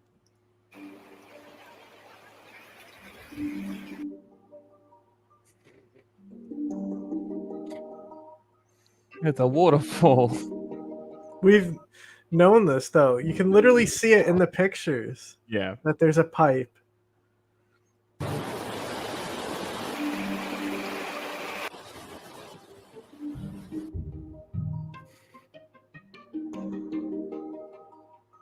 So it says the flow is weak during dry season. Don't go during dry season. But no, China's just like pipes. Must have tourist trap. Must have thousands of people come and queue up to see pipe.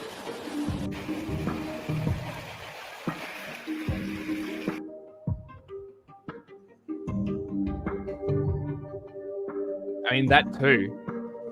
Is it not a waste of water? Or These are comments from TikTok, though. It's government propaganda, right? Are they pumping it from the bottom up and recycling it like a fountain, or are they pumping it from another water source? That's what I want to know.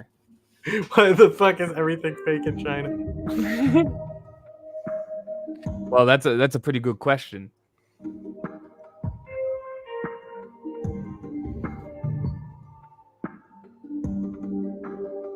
We just didn't want to disappoint people, is what they said. Yeah. We did it so people wouldn't be disappointed when they came.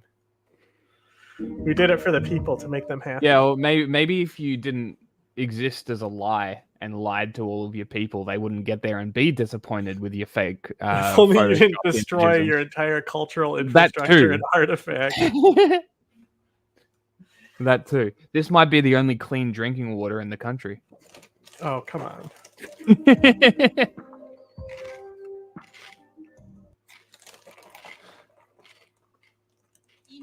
The sister of North Korean leader Kim Jong-un has warned of a new response against the South if it continues loudspeaker broadcasts and leaflet scattering over the shared border. In a statement carried by Pyongyang State News Agency on Sunday, Kim Yo-jong said that the South, quote, will undoubtedly witness a new counteraction of the Democratic People's Republic of Korea using the North's official name. The South's military said on Sunday it had switched the loudspeakers directed at the North back on, releasing footage of soldiers being trained to use them. It was a follow-through after Pyongyang ignored its warnings about sending more balloons carrying trash towards the South the day before.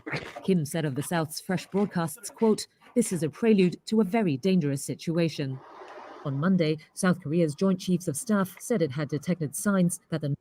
This is literally Russia. It's like Russia does something, people respond.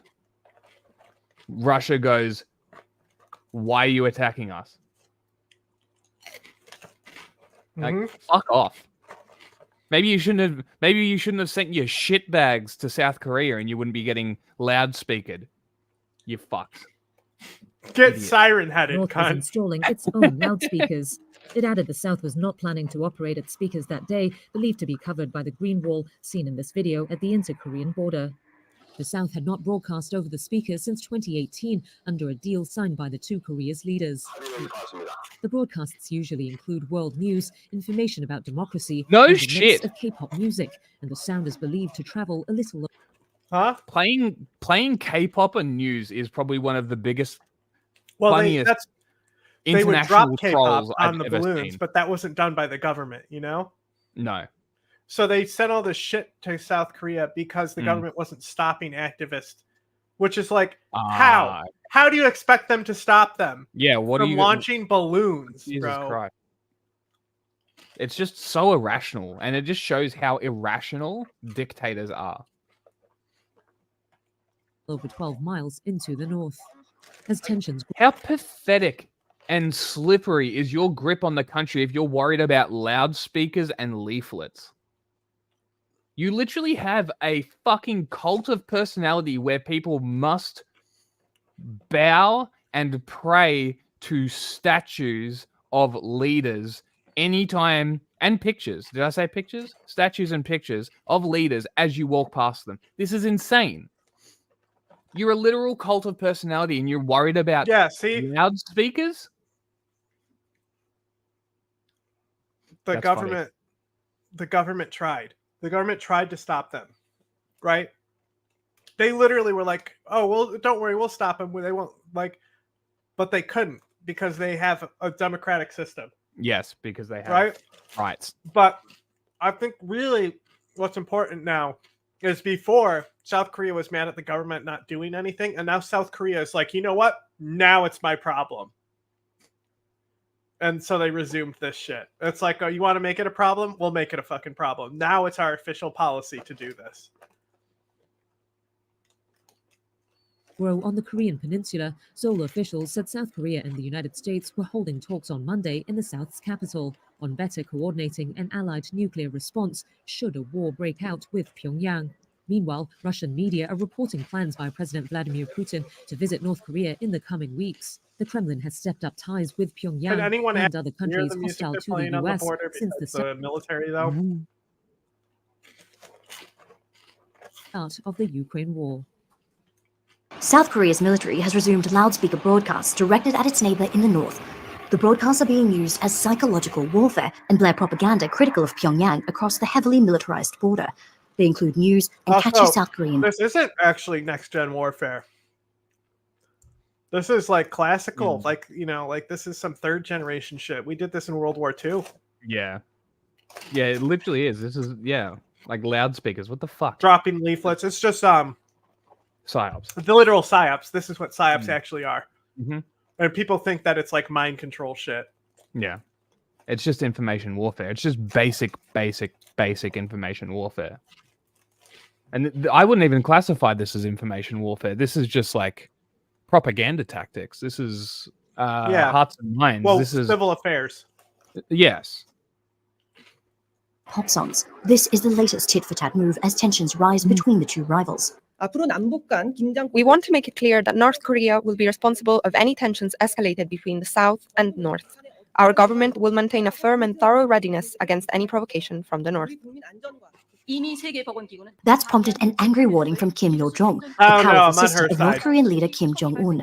She's called the move a prelude to a dangerous situation and says unless Seoul stops the broadcasts, the South Korean people will undoubtedly witness a new counteraction. I just want her to step on me. According to Pyongyang, the latest escalation started when South Korean activists and defectors from the north sent balloons carrying messages criticizing Kim's family and regime, dollar bills, and USB sticks containing South Korean music and television shows. This isn't the first time, but like the criticism was like really funny from last time. I don't remember exactly what it is.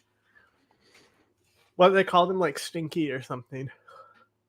Yeah, like trash balloons. Oh no, they insinuated bio attacks or something. It was like no. They insinuated that he was like couldn't get it up and didn't actually have a daughter or something. They said he had a limp dick. I think that's what the last one that they got pissed off at was. That's when that's the last time where they tried to tell the government to stop sending balloons and shit. And the government tried to stop these people. It was because they said something like that. By sending hundreds of balloons carrying waste paper, cigarette butts, and animal manure across the border. Part of the reason, in my estimation, why the Kim regime has sent these trash-filled detritus, potentially feces-filled balloons into South Korea, is to put President Yoon of South Korea in a difficult position. Seoul described the move as an attempt to cause disruption and anxiety and suspended a 2018 The amount of time it took him to be like, this balloon, I filled it, is because it puts the South Korean president in a difficult position. Thanks. Yeah. 30 seconds to get to that. Okay.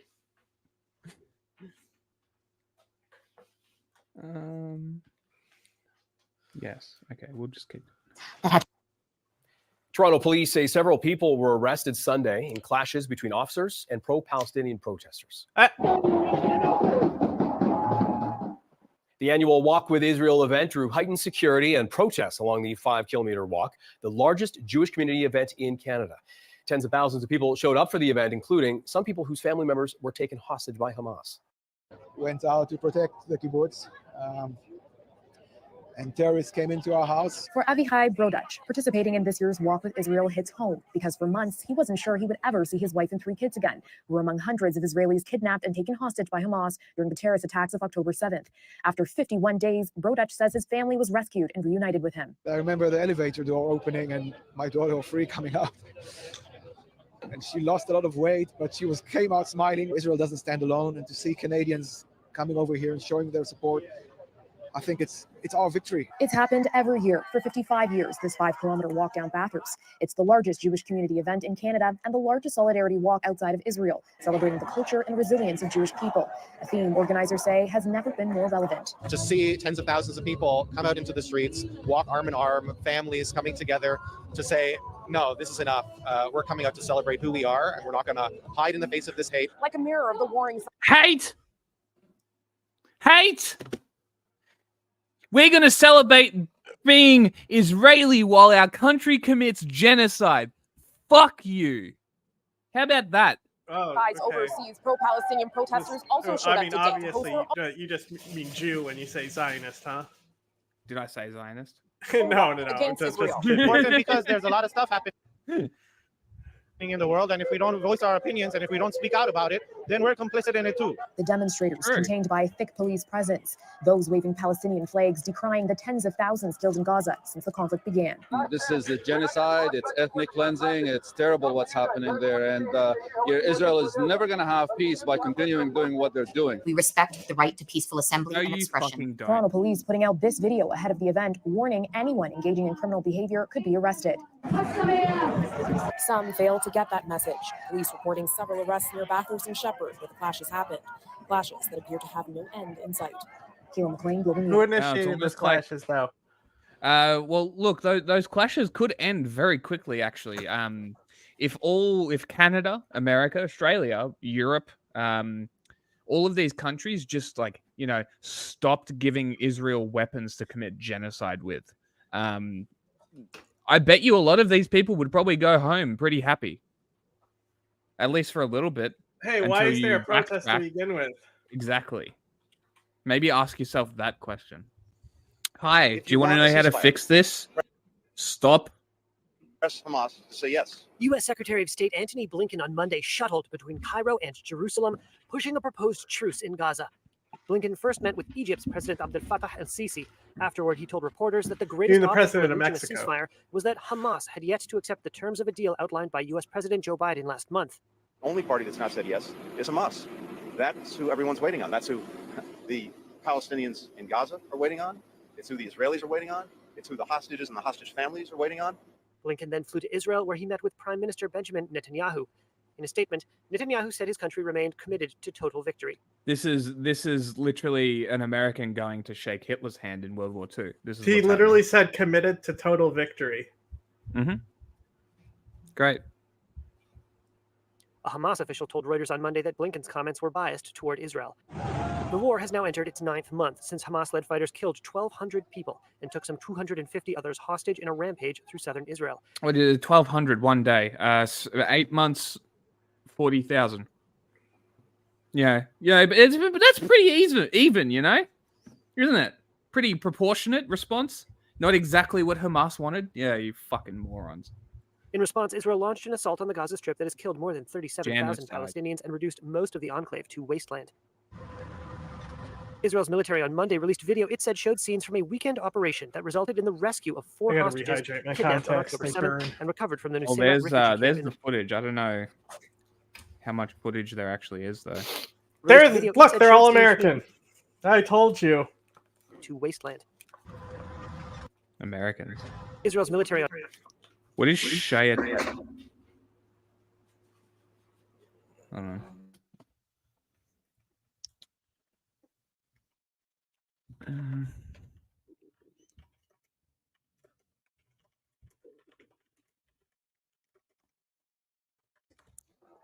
Let's see if I'm bad at sourcing. Let's see. This might have copyright audio.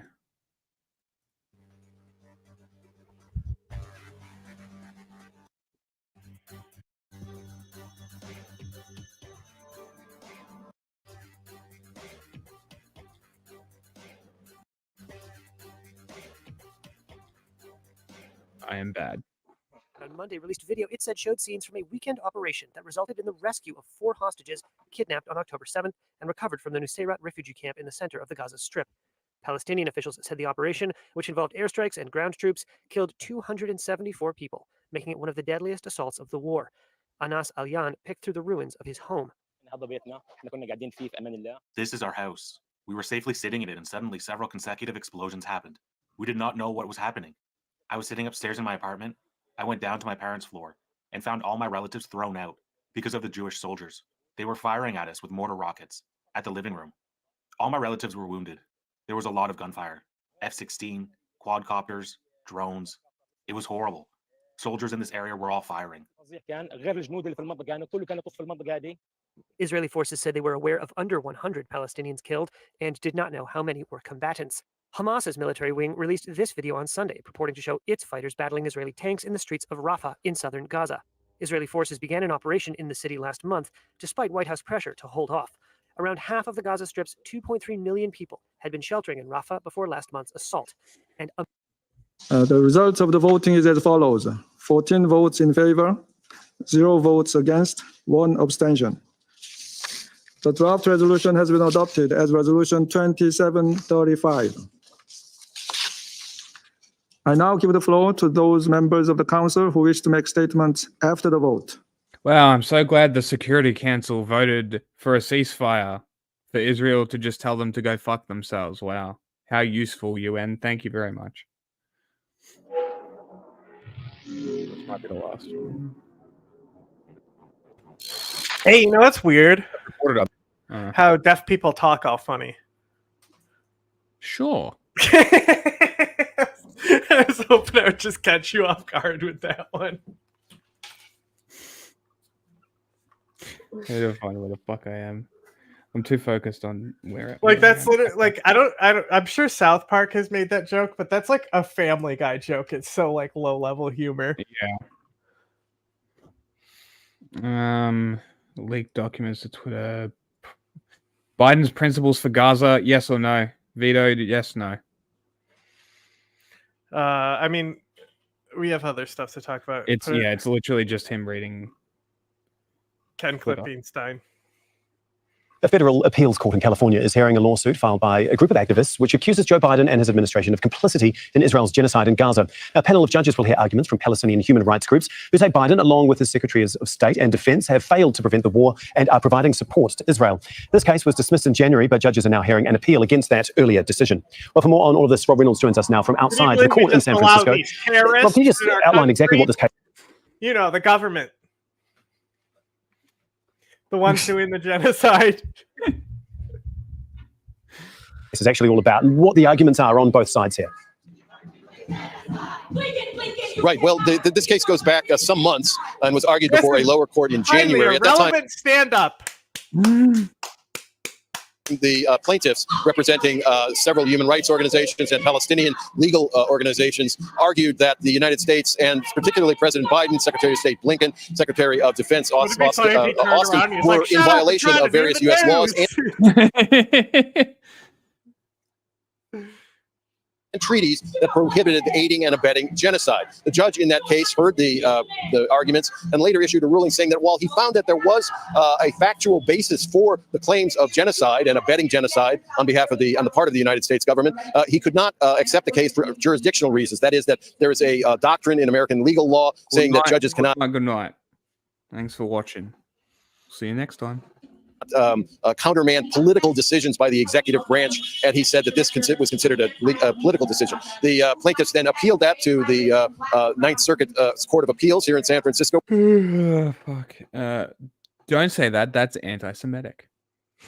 Where they argued today that this was not, in fact, a political decision in the sense of whether a certain political or foreign policy matter was correct or incorrect or wise or unwise, but rather that this was a matter simply of law, that there is a law and our international treaties that the United States is pledged to adhere to, and that the courts do, in fact, have a role in enforcing the law. And so the judges did seem somewhat skeptical of this. One judge saying, well, you're asking us basically to interfere in every aspect of U.S. military operations overseas and what weapons can be used and sent to allies, etc. But the judges, having heard all of this, they've retired now. They'll probably issue a ruling, but probably the soonest they would be a week or two. I'd like to introduce now one of the people involved in this. This is Ahmed Abu Fool. Ahmed, please stand right. To a cut to an interview too. Wow! Congratulations, Al Jazeera. You have done better than CNN in their own fucking country. Mm-hmm. How rare is this? Not only a relevant stand-up, but cutting and having somebody there ready to be interviewed as well. Extremely. Like, this does not happen because nobody does journalism anymore. Right here. Thank you very much. You represent Al-Haq, which is a Palestinian legal and human rights organization. Okay, it's just going to give us basically the same thing. Let's do this. The Israeli forces have conducted a series of raids across the occupied West Bank overnight. There have been gun battles in the Al-Farah refugee camp in Toba City, where a bomb was used against an Israeli bulldozer. In Khalkilia, Israeli soldiers have raided homes, arresting at least 4 Palestinians. Israeli forces have also stormed the town of Betuliam and the village of Tel Norodeh is live in Ramallah for us in the occupied West Bank. So these raids happening during, of course, fractures in Benjamin Netanyahu's war cabinet. Absolutely. The raid into Al-Farah has been going on for 12 hours. Israeli soldiers killed a 15-year-old boy, and in nearby Tulkarem, they killed a 21-year-old over there. Of course, there are several detentions.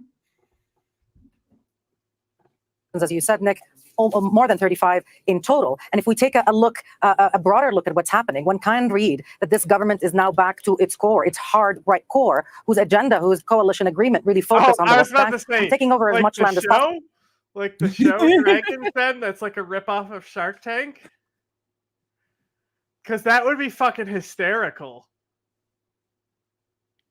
And annexing as much of it as possible. So a lot are predicting that now, without the Gantz whitewashing element, if you will, the one who was mindful of political and diplomatic considerations, the cabinet will find it freeing to escalate assaults in the West Bank. Already, we've seen more than 530 people killed since October in the West Bank, the bloodiest year on record in over 15 years. And we've seen over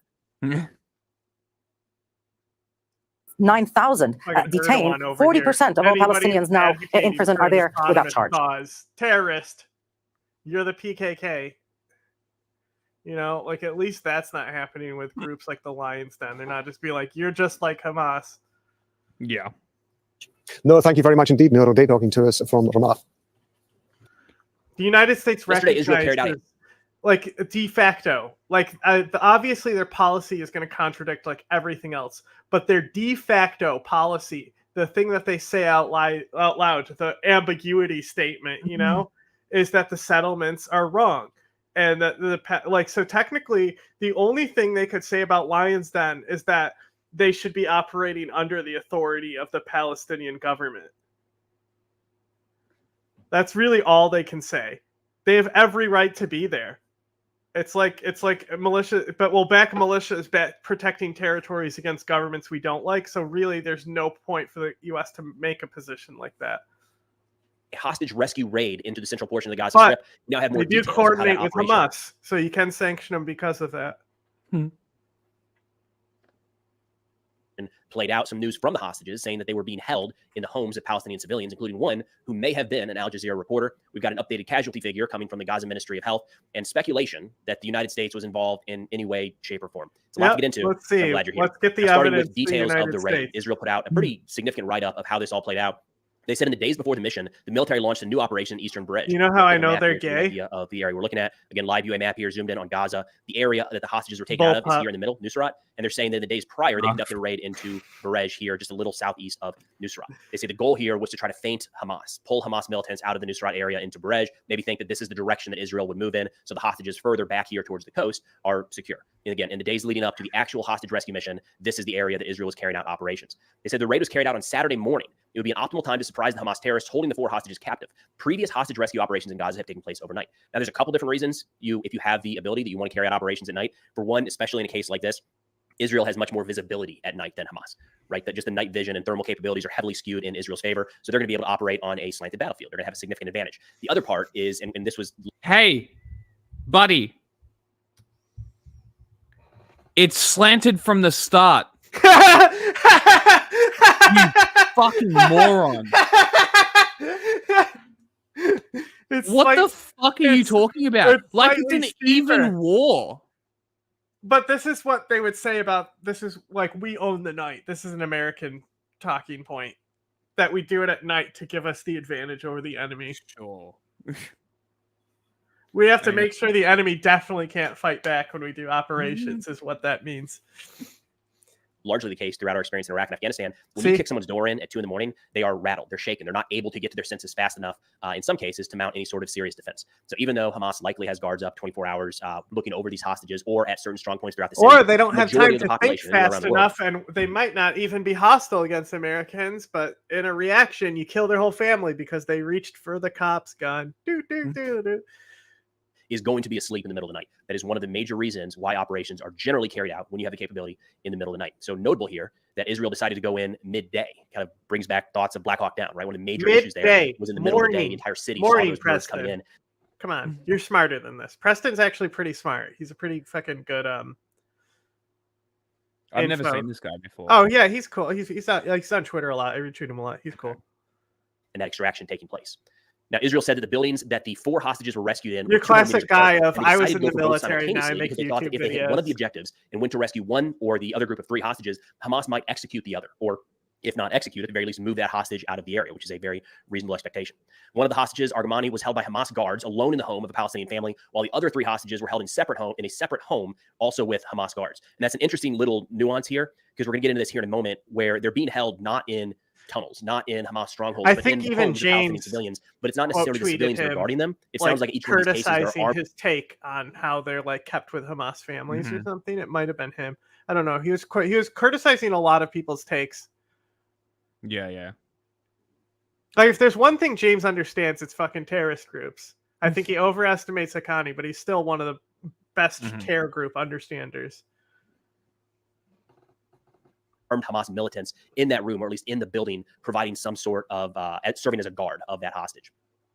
They said the rescue for Argamani was relatively smooth, all things considered, as smooth as a hostage rescue can go. But they said a major gun battle erupted at the home where Merjan, Kozlov, and Ziv were being held. The commander of the rescue team, Zamora, was critically wounded by Hamas fire when he entered the building and would later die of his wounds. The one Israeli fatality that we know of from this operation. I assume that the woman was kept separately from the 3 men in accordance with Sharia or whatever.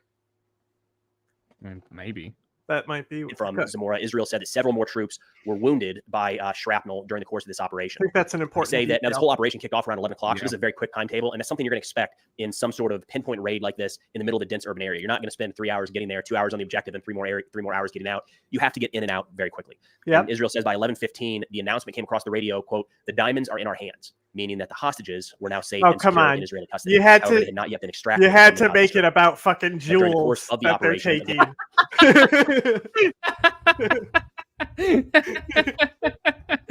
Fuck's sake. No way. We have Jews.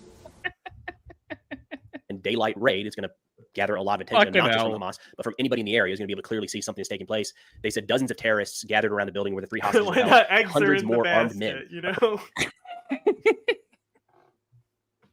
Touchdown. Approached from all sides with RPGs, PKMs, and AK-47s. You know what they said when they these killed armed Bin Laden, militants were running that the through the code crowded word was? alleys and streets. Again, this is a refugee camp. Emeralds. No. Forgotten Rubies and Country, emeralds. Geronimo. Yeah, Forgotten Country means mission was the mission complete, and Geronimo was Bin Laden's dead. So that was so it was forgot that what they announced over the radio is got Forgotten Country Geronimo. Which is funny because Geronimo was like an epic terrorist who raided the United States government. In the middle of Gaza, there's not a lot of places in Gaza at this point that aren't filled with civilians. So it says these militants rubble. were running through crowds of civilians as they began to open fire on the Israeli forces trying to extract the 3 hostages. According to the IDF, they said the rescue forces faced a massive amount of gunfire and RPG fire in Nusrat, leading the ground troops and the Israeli Air Force to carry out major strikes in the area. So yesterday we heard a lot of information about strikes leading up to the operation, kind of being carried out in certain areas in the Nusrat camp. Now they're adding to that there were significant strikes carried out during the course of the operation. So like So obviously the strikes are targeting it's areas fucking where- horrific that 200 people died and they can do the Hamas human shield shit all day. They can do that all day. But again, as I've said, if most of the war was like this, exactly how this went down, where they were doing a divergence on one side that definitely killed civilians, but at the end of the day, they rescued one hostage, even if it's the same death toll we had today, but one hostage came out, they're in a completely different outlook on Israel. And probably the war would have been over by now with a lot less casualties. Likely, yeah. They literally are proving the point that to win this war, they need to have fucking surgical entries. Yeah. Yeah, they've spent so much time saying that the IDF is like the best counterterrorism, the best for surgical entries, the best for hostage negotiations. Well, it sounds like they're the rescue. best at coward killing people, is what it sounds like. Yeah. Like if you have these teams, why are you not using them? It just kind of, that's the thing is it's like people are like, yeah, you don't care about the hostages getting out. You clearly don't want the war to end. This is a Zionist talking point basically. And it's like, no, I want the war to end. That's why I want the hostages to start grasping how much sooner they could have been rescued and how they were dangled like political tokens. Yep. I want somebody to really start sinking that into these people. Hamas operatives are opening fire. I'd be and they're pissed. aimed at protecting the rescue forces and the hostages. Because these people are literally, it's like coming out of a coma, right? Yeah. So like you come out of a coma and then you go there and then you learn everything about how your government straight up like literally doesn't care about you and is using you as a token to do genocide. Yeah. Yeah.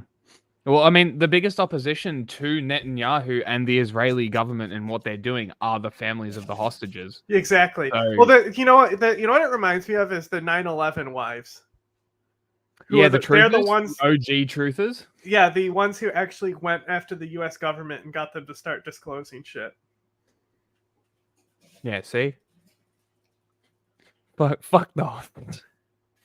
All the country hostages. More hostages.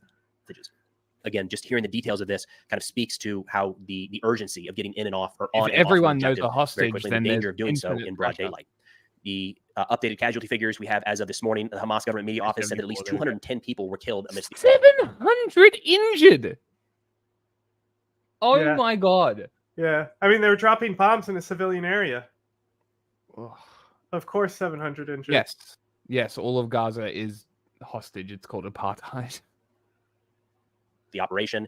And as of this morning, also, the Gaza Health Ministry said that 274 people were killed and 698 total injured during the course of the operation. Now, we do have a response coming from Hamas about how this all played out. They said, in a brutal crime that confirms the nature of this criminal fascist entity, devoid of the values of civilization. I got to give him credit. Nobody else is reading Hamas statements, bro. Nobody else covering this has pulled up Hamas statements. True.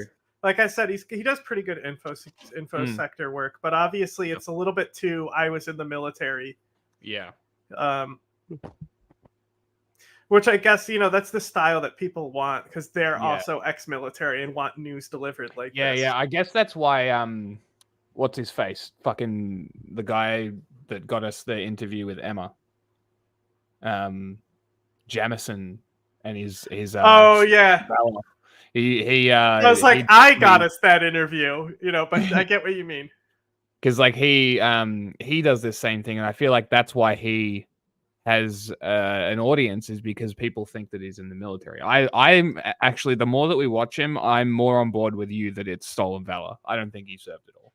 I don't either. He doesn't talk enough like this guy. Yeah.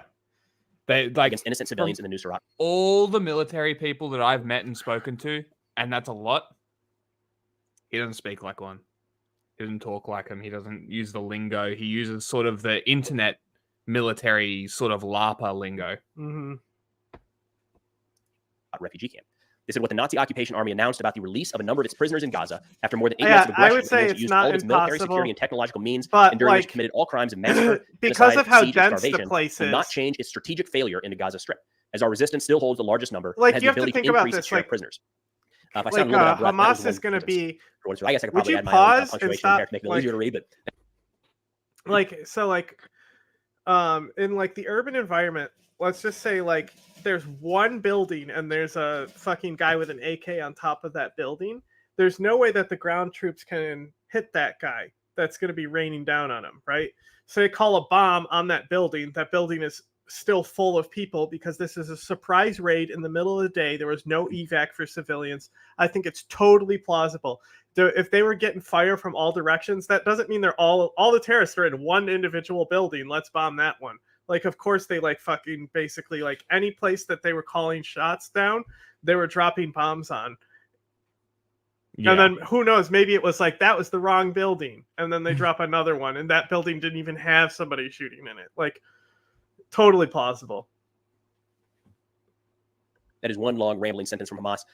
Now, the spokesperson for the Qassam brigades, the militant wing of Hamas, Abu Obaida, put out a statement as well yesterday where he said, quote, the Zionist enemy carried out in the Nusrat area in the middle of the Gaza Strip is a complex war crime, and the first to be harmed by it were its prisoners. He said by committing horrific massacres, the enemy was able to free some of his captives, but at the same time, he killed some of them during the operation. The operation will pose a great danger to the enemy prisoners and will have a negative impact on their conditions. There's no evidence that, there's been limited interactions with the 4 hostages that have been... Besides Hamas's statement. So... rescued at this point, but I haven't heard anything from Israel about other hostages being killed during the course of this operation, or that they were going for more than the 4 they were able to pull out. Well, we've also not. Was it you that said that there might have been hostages killed? Yeah, because Hamas said that. That goes under the maybe it happened. Maybe, yeah. Same with like Israel saying shit. Maybe. Yeah. Seen released by Hamas any evidence that other Israeli hostages were killed. And we've seen this regularly. Exactly. In the past. Hamas is very quick to show videos or pictures of deceased and like, hostages. let me tell you, ISIS used human shields, right? And like even in movies like Mosul, you'll see them being like literally pointing that out and being like, be careful who we're shooting at. We don't want to fucking kill our own people. Yeah. Also, the video we watched yesterday, literally processed like the Apache video, calling it in, warning shots, never actually just unloading. Like, it's Israel doesn't give a fuck. Yeah, and like and Israel has tried to compare themselves to the Battle of Mosul, saying that the Battle of Mosul also had terrible civilian death ratios, which is just pointing to anything to justify it. Insane. Israeli airstrikes, Israeli operations, whatever it might be, worked 24 hours after the course of this operation, and we still haven't seen that. That information has not come out. It's also interesting here talking about how the operation will pose a great danger to the prisoners. But also, other than that, ISIS killed a lot of civilians. That's where the fucking casualty ratio comes from. They're counting both sides civilian kills. Yeah.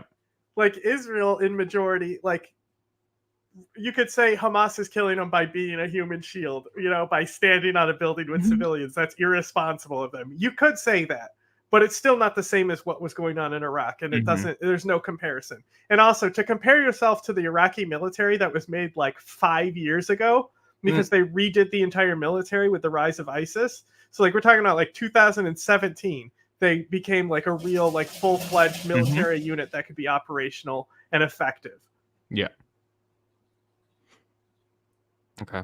I might nix this video and we'll keep moving. Well, I want to see the American involvement.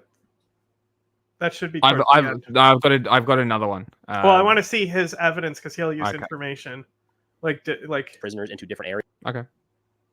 It's harder for Israel to conduct this type of operation. There's still over 100 in Hamas captivity. Homes with Hamas militants there guarding Jazeera, and currently works for the Palestine Chronicle, a newspaper based in Gaza that runs under a U.S.-based nonprofit called the People Media Project. Now, a couple important pieces here.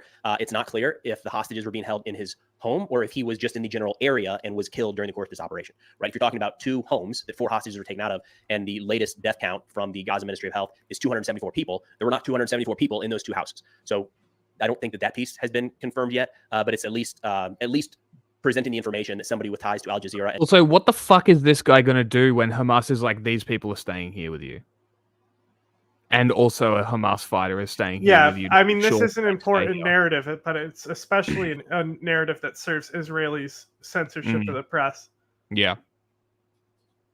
And a U.S.-based nonprofit was in the general vicinity of where some of these hostages were being held. Now, I've not seen, Al Jazeera said that he is not an employee, and I think factually that's correct. It looks like he was at times a freelancer for the organization as opposed to being a full-time employee on the payroll. And I've not seen any statements from this People Media Project. Project. Still going to be the propaganda that it's justified because it's Al Jazeera. And then this one just caught fire in the past 24 hours, quickly spread across the internet, like I've not seen in quite a while. And it's the idea that the United States was directly or indirectly involved during the course of this operation. They were indirectly involved. Hamas and some of their affiliated Telegram channels are blaming the United States for the 200-plus Palestinian civilians that they say were killed during this operation. They're framing it, in some cases, as though it was U.S. forces on the ground conducting this raid. And there's just not, at this point, any evidence to suggest that. What I can kind of point to here as a starting point, I'd actually say that this is one of the more common narratives going on right now. 741 CT yesterday. So just for sure. Just random people like in my like social circle have posted it on their stories and stuff. You know, people I went to school with and stuff, they're posting this about how the pier was used and Americans were involved with this. Which, again, if it was all surgical things to recover hostages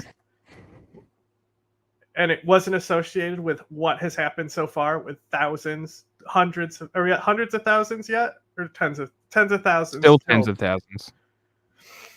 Not yet. Halfway there, I think. The official numbers, anyway. A couple hours after this operation took place, they said America is participating in a major massacre carried out by the Israeli occupation army in the Nusrat camp through the seaport that was established on the shore of the Nusrat Sea in Gaza, where the occupation recently committed a massacre that claimed the lives of 100 martyrs after storming the camp through the American seaport, which America claimed was a seaport. To facilitate the aid into Gaza, it turned out to be a military port used to transport weapons to kill defenseless Palestinians. Now, I've not seen any evidence to support that. No you mean to tell me that this is a Hamas narrative directly from Hamas, and they don't want the pier to give people aid? They don't like that people are getting aid from a pier. Interesting. They kind of fucking reveal a lot of information there, but let's believe it at face value. And fucking spread it all over the internet. It's like they're definitely winning this narrative.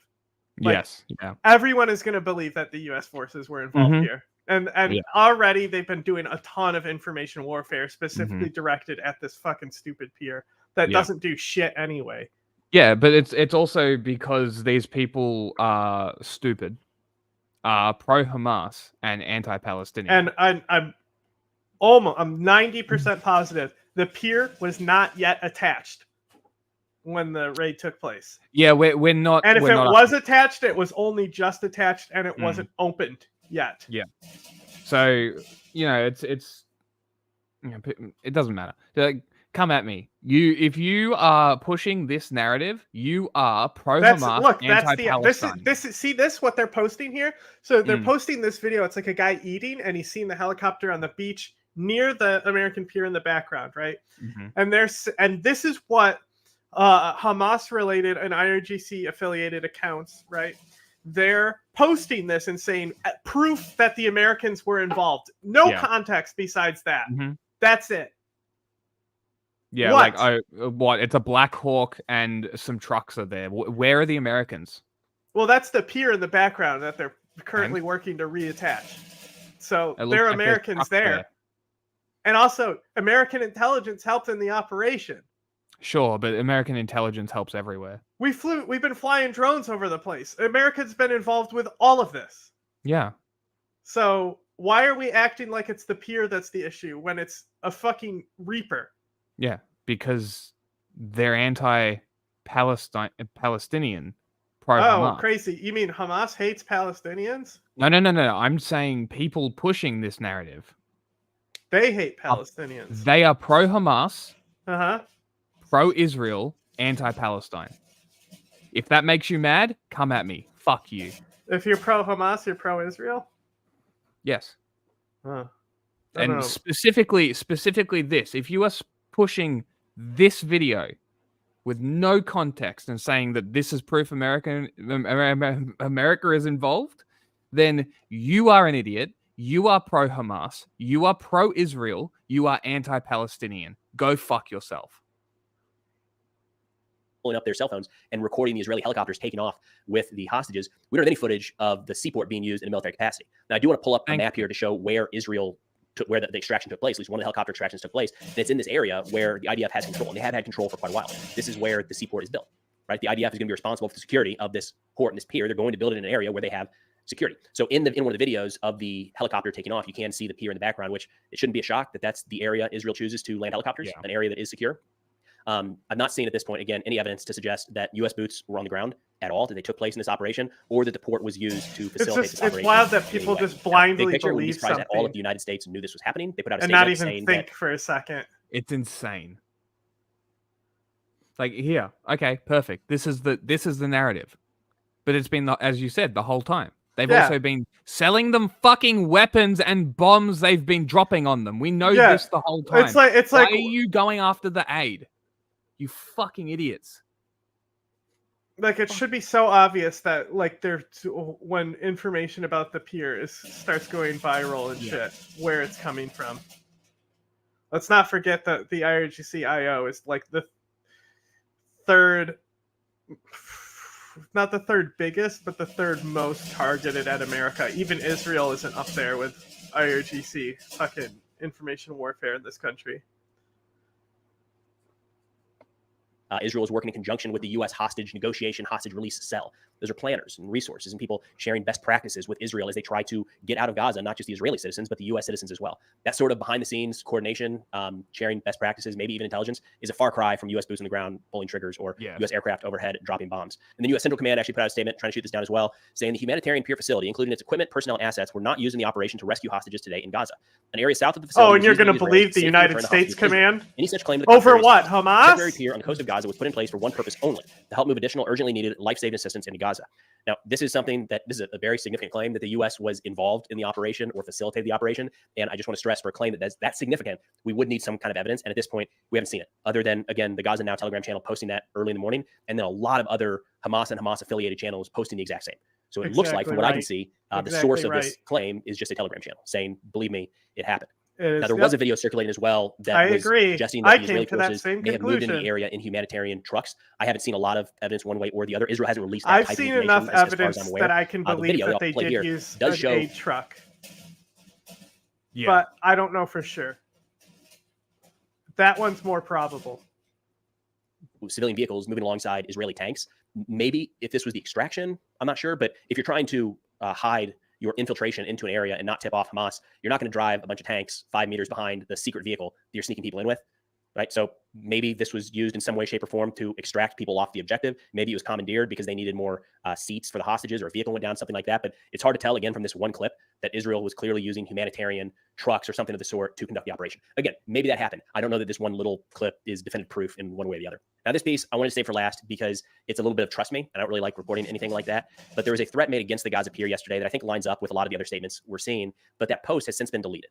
So, of course, I didn't even think to take a screenshot of it yesterday because usually posts don't get deleted on Telegram. But the resistance committees in Palestine released a statement saying that the hostage rescue revealed that American forces on the pier took part, which makes this dock and those present on it a legitimate target for resistance strikes. Again, I wish I could, and of course, view this with the appropriate level of skepticism, because at this point, it's just a guy saying it, right? I just criticized one of the Telegram channels for saying their only evidence is, trust me, it happened, and now I'm here doing the same. I just felt like it was worth bringing up, again, to be viewed with skepticism, because it was deleted. I don't know if that means that it was spoken out of turn, or if they don't want that information publicly out there, but it also isn't a far cry from the other statements we're seeing from Hamas and Hamas-affiliated channels, where they are saying the pier played a significant part in this operation. The logical, 1 + 1 = they're going to conduct attacks against what they now view as a military facility. So again, intentionally saved that for the end. I think it's worth bringing up, but also don't want to accidentally spread bad information there. But I think it is worth keeping an eye on the pier, just how much information has come out in the last 24 hours trying to link the United States and the pier. It's worth to keeping this an Israeli eye operation on in Gaza. PSL. That's all I got for now. Of course, if you're interested in this or other. Yes.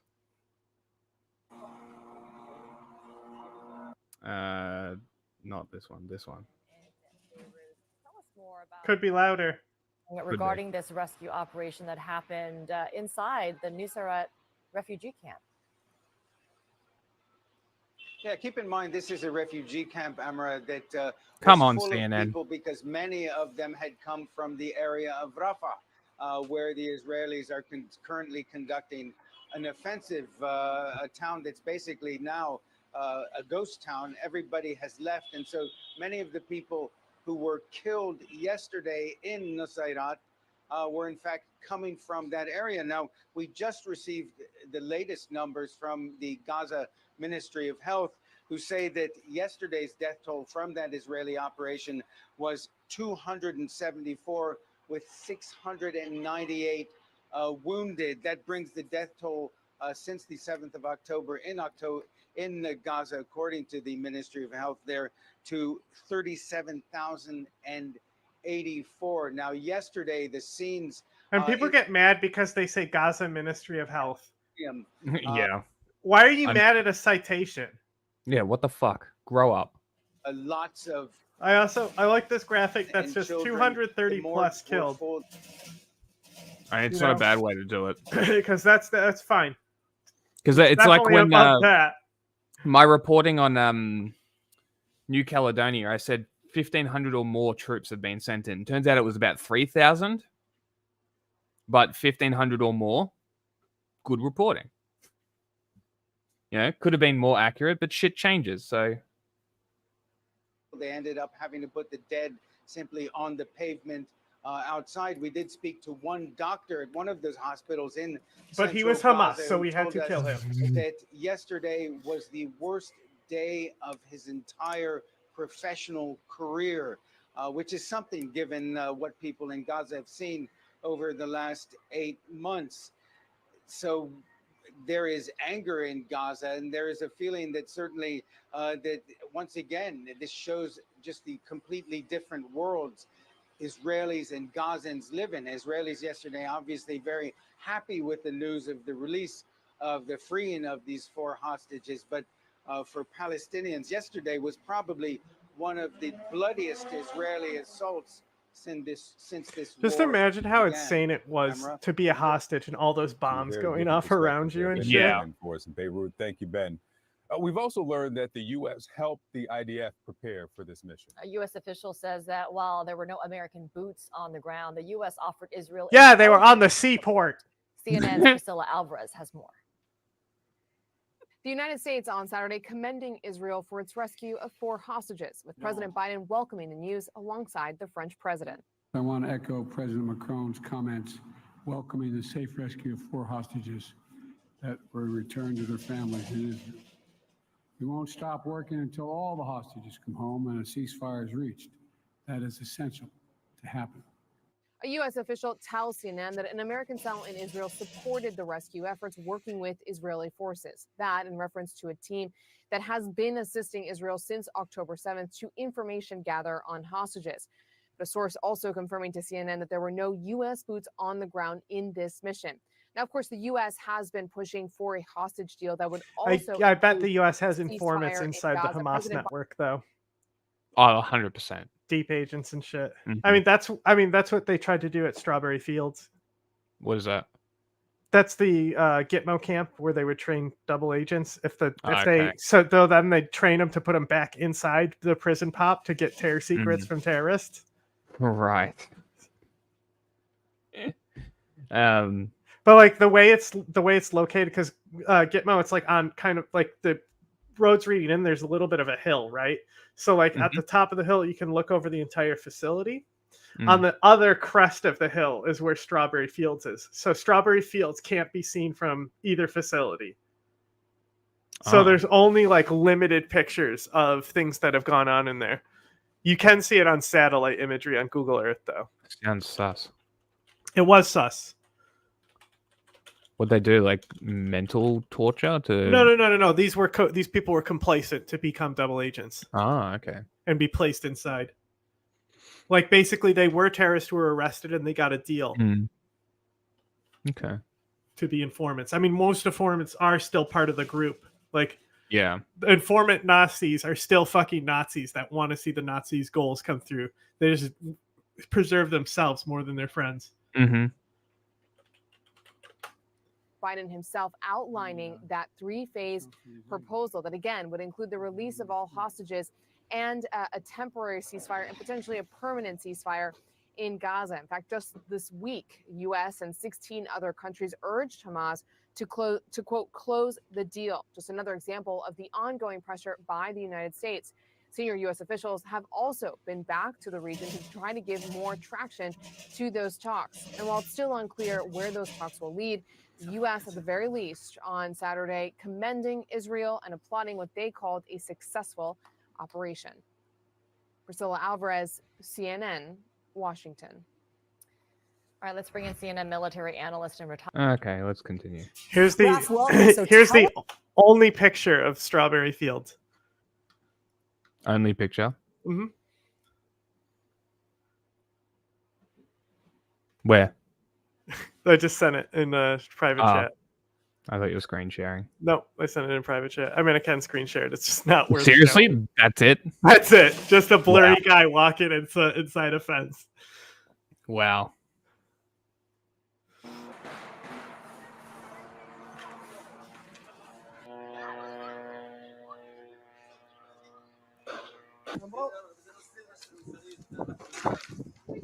يعني لا رحموا شجر ولا رحموا حجر ولا رحموا بني ادم ولا رحموا طفل. هي لحتى الان في اطفال تحت البنايه هذه مش عارفين نطولهم، وفي اطفال اليوم لقيناهم مستشهدين في العماره هذه. في كمان It's so insane that the US just has a concentration camp in Cuba. Yeah. And on the other side of Cuba too. It's more of a black site, but at one point it was just a detainment facility, and that could be more considered a concentration camp. At this point, it's like hosting 2 people. Yeah. Right? It's just a fucking illegal fucking prison. I mean, why is the entire area grayed out on Google Maps? Is it?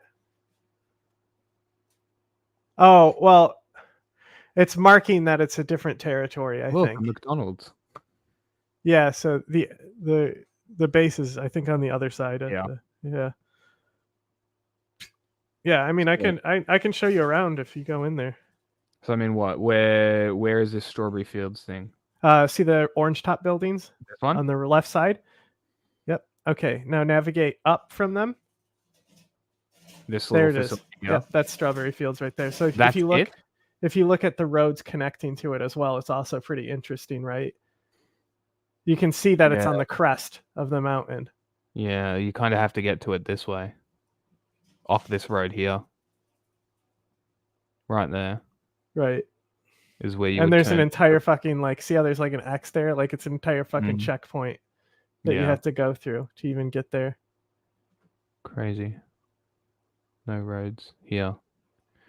That looks like it is a checkpoint station. There you go. Yeah, there's 2. There's a multiple couple of them. checkpoints Yeah. just to get in there.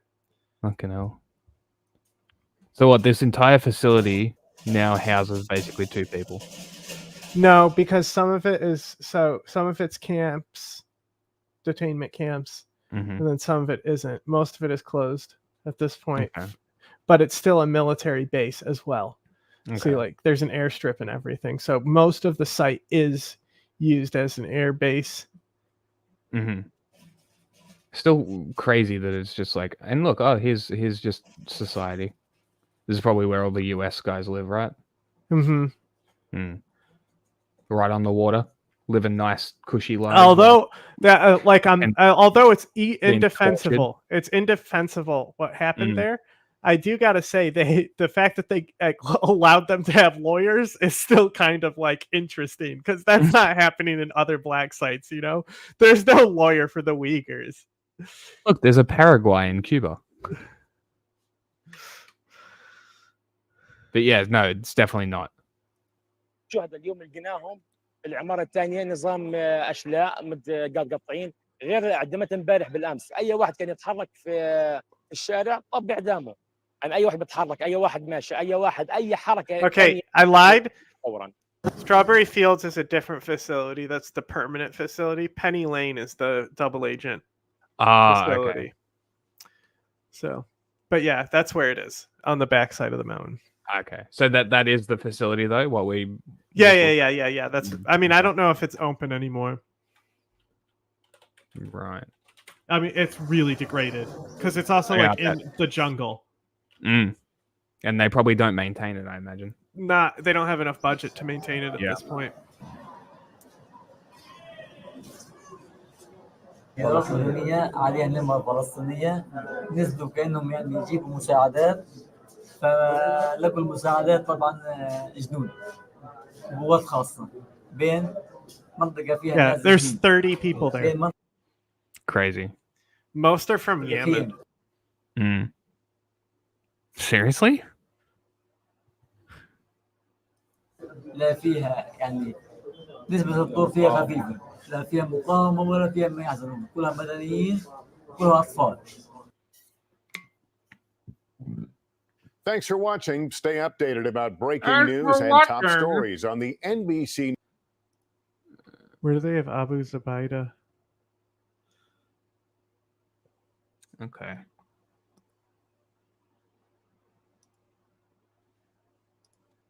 They might have him under their names. It's something. Abu Zubaydah. يعني لا رحم شجر ولا رحم حجر ولا رحم بني ادم ولا رحم طفل. We would just watch this one. That's okay. Hey, what's up, everybody? Fuck yeah! Welcome back to the Gray Zone. Another momentous week. Sorry about being a little late there.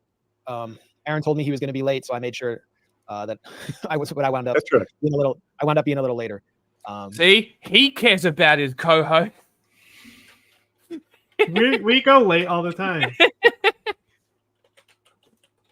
But I thought it was important to have all our pieces in place. There will be some. We're working all on our some narratives in line. The subject of the Washington Post smearing us kind of in real time, so I was hoping we'd have it ready by the time of this stream, and we'll see if that's the case.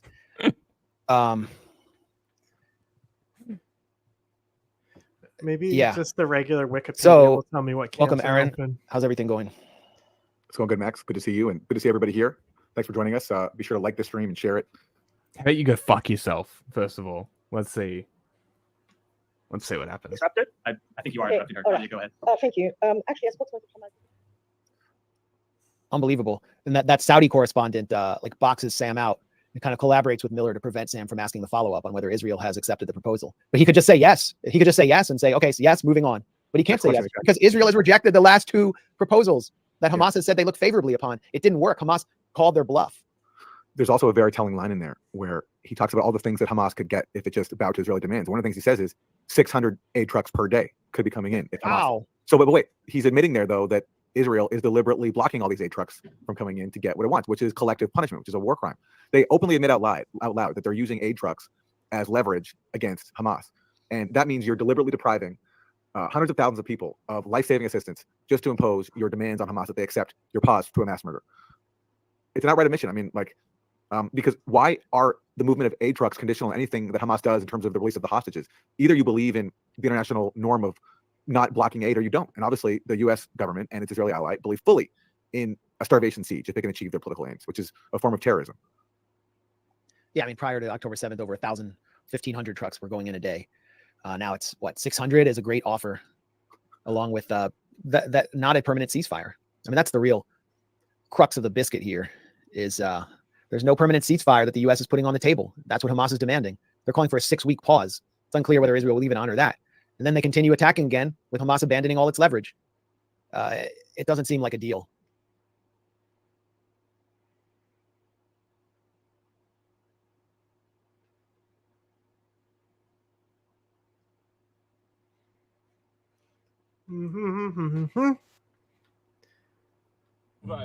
Just stop oil. I get him with the door. Yeah.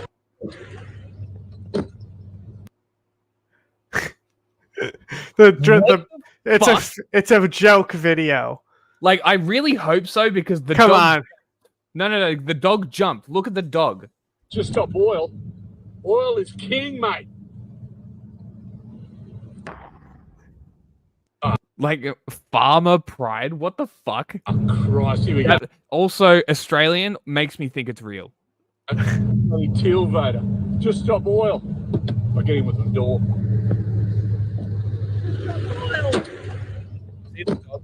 Yeah, because they really did hit the door. So I don't know. I don't even know if the car's moving. I didn't look at it close enough. I think the car's definitely moving. Yeah, no, the car's definitely moving. How many fucking sites are still open? It's so irrelevant information, like at this point, because it's not open. Yeah, I wonder what these guys think of Assad. Doing in the region. It looks like he's just buying Israel more time. Then you have the issue of the Israeli coalition collapsing, or the war cabinet collapsing, because Benny Gantz, who's supposed to be the centrist, former Israeli army chief of staff who oversaw the 2014 assault on Gaza, centrist between a fascist party, genocide, has bolted the war cabinet along with Gabi Ashkenazi. Again, this is why, or Israel is more why left and right is fucking These are two irrelevant. figures who are much more accountable to the Americans. We're not going to be watching much of this. Like, fuck these guys. We're just here to jump through and laugh at their dumb takes. He was on the gray zone. And then, I mean, think of all the people that have appeared on there or on RT or Sputnik. They're not being singled out. Why it's being singled out? Because he works with us now. He's completely independent. He's not taking any foreign money. And he's doing severe structural damage. What about you guys? Are you guys taking foreign money? Dark money? Russian money, maybe? Iranian? Assadist money? I wonder. To the U.S.-Israeli. Is your funding is it public? Can we find this out, or is it hidden because you don't want people to know? Propaganda complex. And that's why he's being singled out. Ironic. Joseph Menn has yet to correct this tweet. He just has a tweet up that's just a straight up lie. And the Washington Post doesn't care. That is ironic, coming from the gray zone. I don't give a fuck because Twitter's not a real place. Action is false because it does not properly characterize its own mistake. The error, the falsehood, was not just that gray zone leaders are taking money from Iranian media. They also said Russian and Iranian media. They didn't correct the Russia part. And again, the correction. We're only getting it from the country that executes the most people, commits femicide regularly, and is oppressing their people more than pretty much every country on earth. But not Russia. We don't get paid by Russia, but we do get paid by Iran, is basically what I just heard. Am I off here? Not made clear that these payments are not concurrent. So whatever work Wyatt did, it was before he joined the gray zone. They're still creating the false impression that Wyatt is being paid by the Iranian government while still working at the gray zone, which is just a straight up lie. So that's how desperate they are to try to so you have smear us. ex-IRGC guys there. Okay, good to know. Okay, so it's even worse than what I thought it was. They have IRGC people working for them. Crazy. And, I had an exchange with Joseph Menn, which led to this correction. And it took him forever to answer my simple question. Basically, my question was, Joseph, you said that top leaders of the gray zone have taken money from Russian and Iranian government outlets, but your article only concerns one. Top leaders of the gray zone. Would that be Max Blumenthal?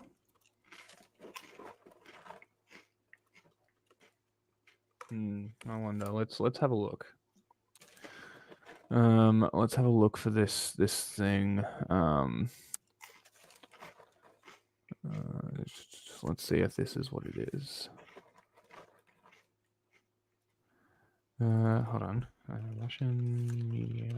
I'm just gonna play this in person, because they're based on these hacked documents that showed Wyatt being paid for the work that he was publicly doing. So who are these top leaders? Give me one more name. It took him forever to answer, and finally, I just got back. He said, I don't mind revealing this because I don't respect this guy at all, so I don't feel bound. And by the way, I actually never said it was off the record. So he just said we are discussing. So that was an admission that actually he had no other names in mind. He just concocted a straight up lie. And eventually, I never heard back beyond that. And then the correction appeared. But even the correction was still incomplete and false because they didn't correct the Russia part. And how much time did this waste for both of us, Max? Like, it took up a lot of time for me. I know it took up a lot of time for you because you had to write a rebuttal. We've had to consult with people to see what our options are. So the point of this is not just, I think, to smear us. It's also to waste our time. And rather than go out and just do the work we want to do, we have to spend time defending ourselves, as has happened so many times. I've lost track of how many times we've had to respond to smears like this. There was the previous Washington Post article from, what's her name, Lizzie Dwoskin. Liza Dwoskin, yeah. That was also very revealing. She was the one who claimed that basically Palestinians weren't a real people. They were just a collection of desert Bedouins. there was the whole thing in The Guardian where The Guardian funded a Piero Mediar / State Department study that said I'm the most prolific spreader of disinformation on Syria, even though they couldn't name a single example of my alleged disinformation. What?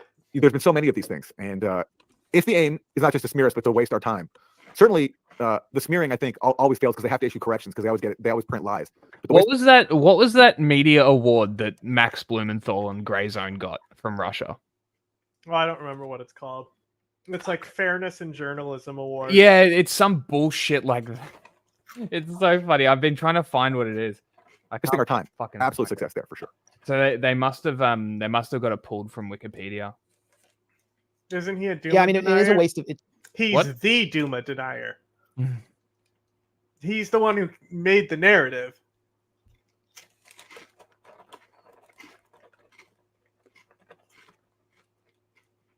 Wait, he created that? Oh yeah, it's like a gray zone fabrication. Fucking hell. It does, waste time and prevent us from exposing the very thing that they are trying to destroy us for, like from doing what they hate us for. That's true. But this was a real escalation, as Mark Ames pointed out. It was kind of like a Steele dossier, like a dodgy dossier, where they're just trying to get something into the Washington Post. And when I say they, I mean the 3-letter agencies that operate. What? That's not a good look. What? Look at the screen. Oh, he's with Democracy Now? Mm. Yeah, in 2014, before they started talking shit about Amy because she doesn't suck Ortega's dick and stuff. Yeah. Or ASPI, the Australian Strategic Policy Institute, which were cited in this piece, in order to spur some kind of like federal criminal investigation and to basically criminalize independent journalism on the basis. Holy shit.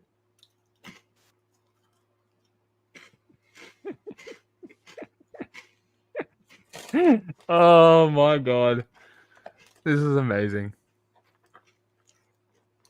Of innuendo and just straight up lies. That's what they're trying to do. Trying to do like what they did to Carter Page, where they got a FISA warrant on Carter Page thanks to the Steele dossier, which has been discredited from top to bottom. So it is important to respond. And I don't know if we're done responding right now. You have in this article. Sue them. Yes, you should do that, Gray Zone. Listen to your sue them. Go. And it's wait, what? As I said, the Atlantic Council is little thing, a little. quoted. They have, So it if is you pay important money, you can to appear on their respond. screen. And I don't know if we're done responding. And it said sue Right them. now. Yeah, £10 please. to tell them to sue them. Please do. Please, I would love that. I would love to see Discovery, please. I'll help. I'll get money.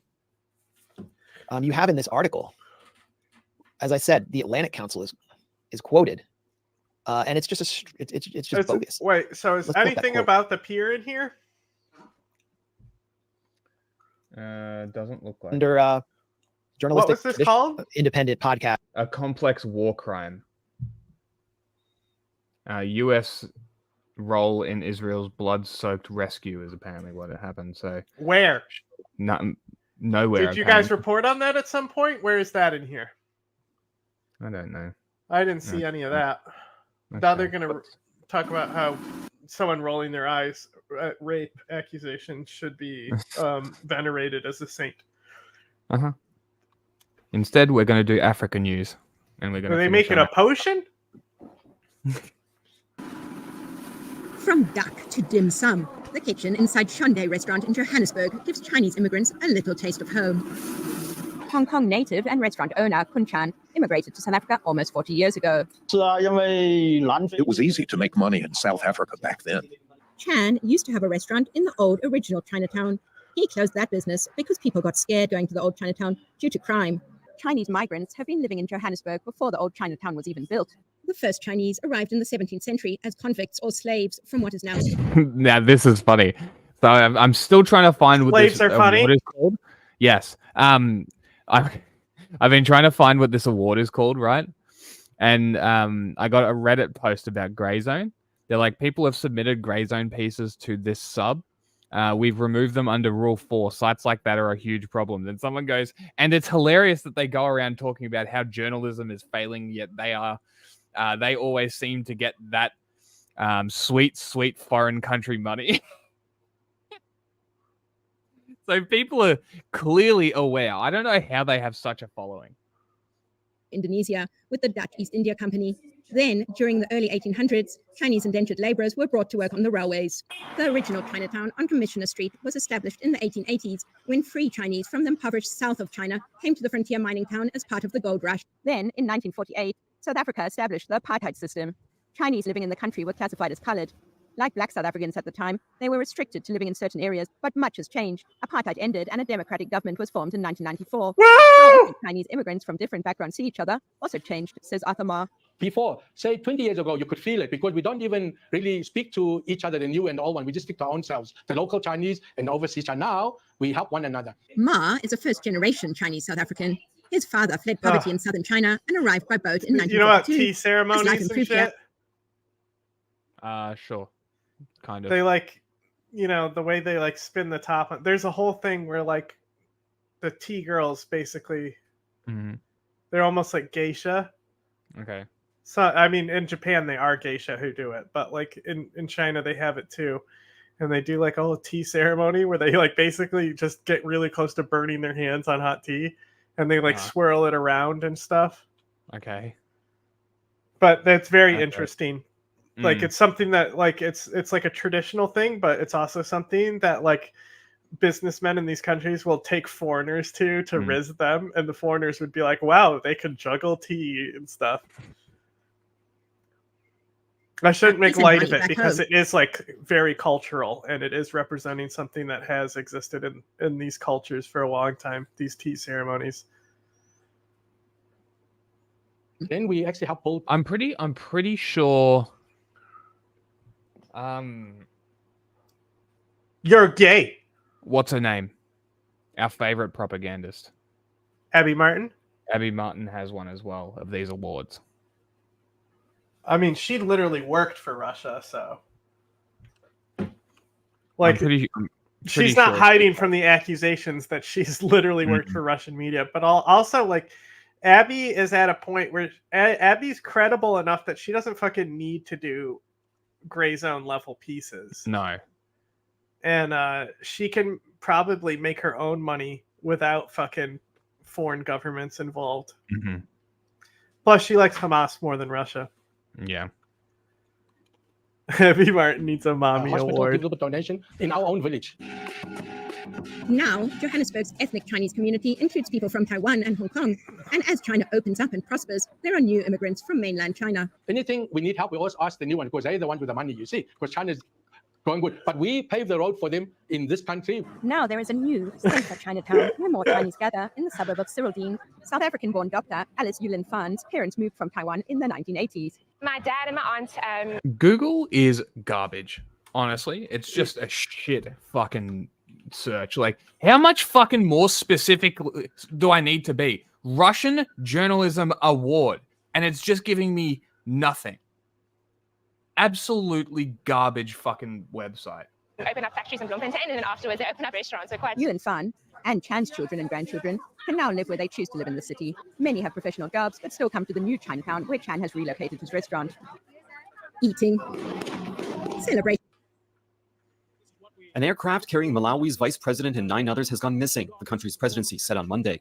It said in a statement that Vice President Saulos Klaus Chilima was aboard a Malawi Defense Force aircraft that left the capital at 9:17 a.m. local time, and that all efforts to contact the aircraft since it disappeared from radar had so far failed. Search and rescue operations are ongoing. According to the statement, the aircraft had been scheduled to land at Mzuzu International Airport shortly after 10 a.m. Wait, their vice president is missing. Okay. That's kind of epic.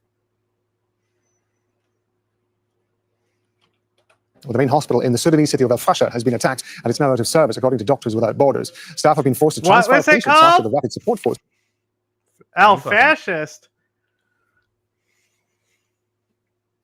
Attacked and it's now out of service, according to Doctors Without Borders. Staff have been forced to transfer patients after the rapid support. Hey, I donate to those guys. Actually, funnily enough, my mom was like, no, Doctors Without Borders. Which is called RSF anyway, I think. No, that's Reporters. It's MSF. Reporters Without Borders is RSF. But they, funnily enough, because I think I brought it up the last time I had the magazine, but they send you a little magazine when you donate to them, right?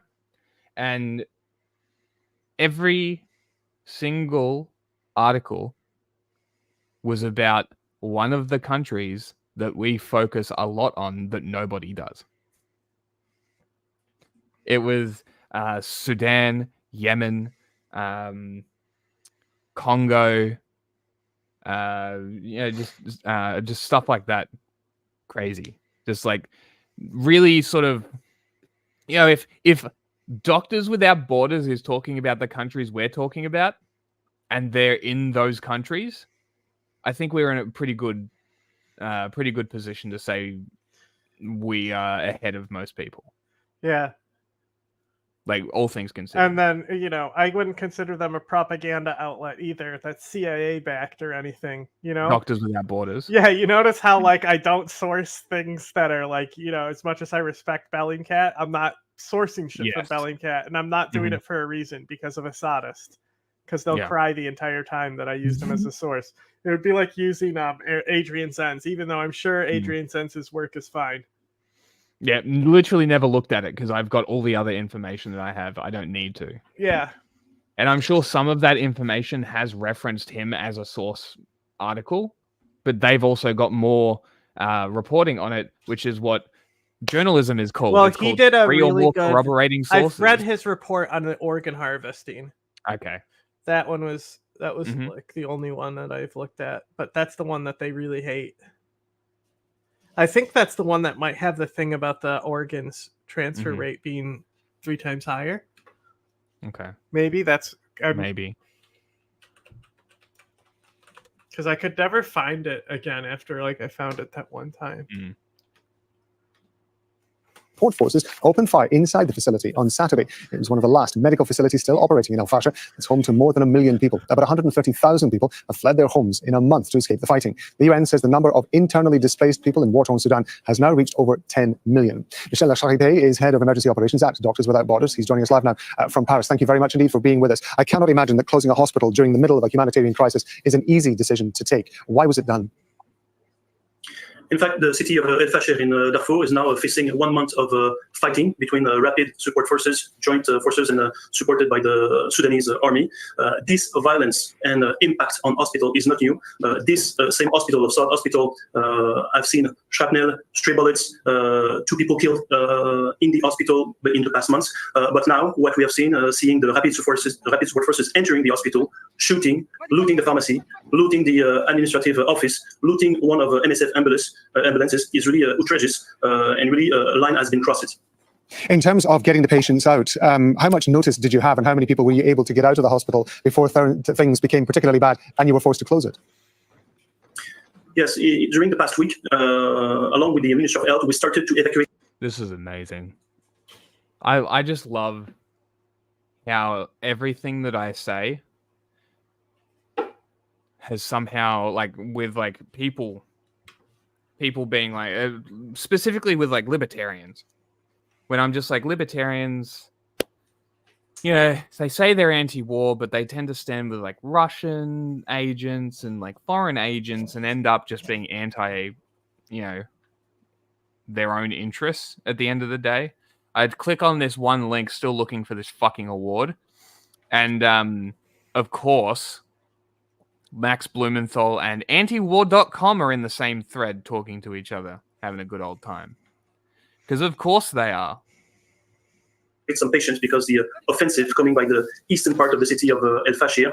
So we anticipated some of them were referred to Saudi hospital and some just flee the hospital. So when we were forced to close and to stop the activity hospital, this is the second hospital because 1 month ago the pediatrics hospital as well on the eastern part of the city were closed just after the Sudanese armed force shell in front of the hospital and the impact on the hospital, we needed to close it. So this is the second hospital within a month and in a city where the access to healthcare is complicated and in the camp full of internally displaced people in the south of the city as well. is struggling with a huge problem to access to food, with a skyrocketing malnutrition rate that we're witnessing. So MSF, we ask for the protection of civilians, including the health worker, and the protection of the hospital, and of course to have a safe access to support and to supply the city of El Fasher and the camp of Zamzam in the south of the city. You said you were looking for protection for civilians and medical staff and so on. Given the fact that, if I understand you correctly, the attacks on medical facilities where you are have come from both the rapid support forces and the military, the armed forces as well. Who do you think is going to provide that protection? In fact, the consequences of the fight, it's quite complicated to understand what happened in the past month. We have seen shelling from the Sudanese army. We have seen attack as well from the RSF. What is very new on the Saturday, this is the rapid support forces entering the hospital and shooting inside the hospital. So this is really a new component, but both warring parties, or the three warring parties with the SAF, Joint Forces, and Rapid Support Forces, they need and must respect hospitals and protect the civilians. If the target or the intention behind this attack by the RSF has been to take medical supplies, to take equipment and so on, what are your concerns for the remaining medical facilities, the few that there are for the area, particularly those that you mentioned before, the ones that are dealing with those, I would imagine, at least thousands of displaced people who are in the camp to the south of the city? Yeah, we need to imagine. And Wikipedia is great. The government of China officials within the Communist Party and Chinese state media have viewed Grey Zone's coverage of China positively. The site has promoted CCP narratives on Xinjiang, Hong Kong, Taiwan, in order to dispute accusations of ongoing atrocities in Xinjiang.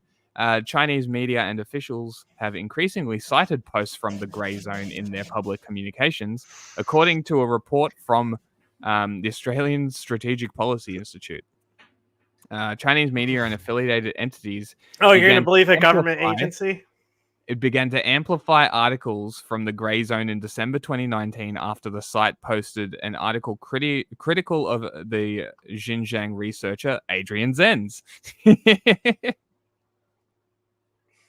Chinese media has cited the Grey Zone at least 313 times between December 2019 and February 2021, 252 of which were in English publications. There are 5 citations there. That's fucking epic. That the people in the city of El Fasher, they feel unsafe and they can't escape from the city. Médecins Sans Frontières, we succeed to evacuate our international staff at the end of May. However, we still have 200 staff working in El Fasher. We are really concerned. We are trying to see or seek any place to reestablish or to build any surgical capacity, but we are kind of desperate. We really need to find a safe area. That's why we call for the protection of the hospitals. Michel Chakite is Head of Emergency Operations at Doctors Without Borders. Thank you very much indeed. Thank you. Make sure to subscribe. Cool. El Fasher, the capital city of North Darfur State. While we're on, while we're just coming off a story about Doctors Without Borders, I think that we should contact RSF, like Reporters Without Borders, at some point and see.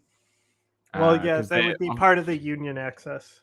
Yeah, well, that's what I'm saying. Also, because they're a media non-profit, it would be interesting just to see if we can pick their brain a little bit. Was supposed to be safe.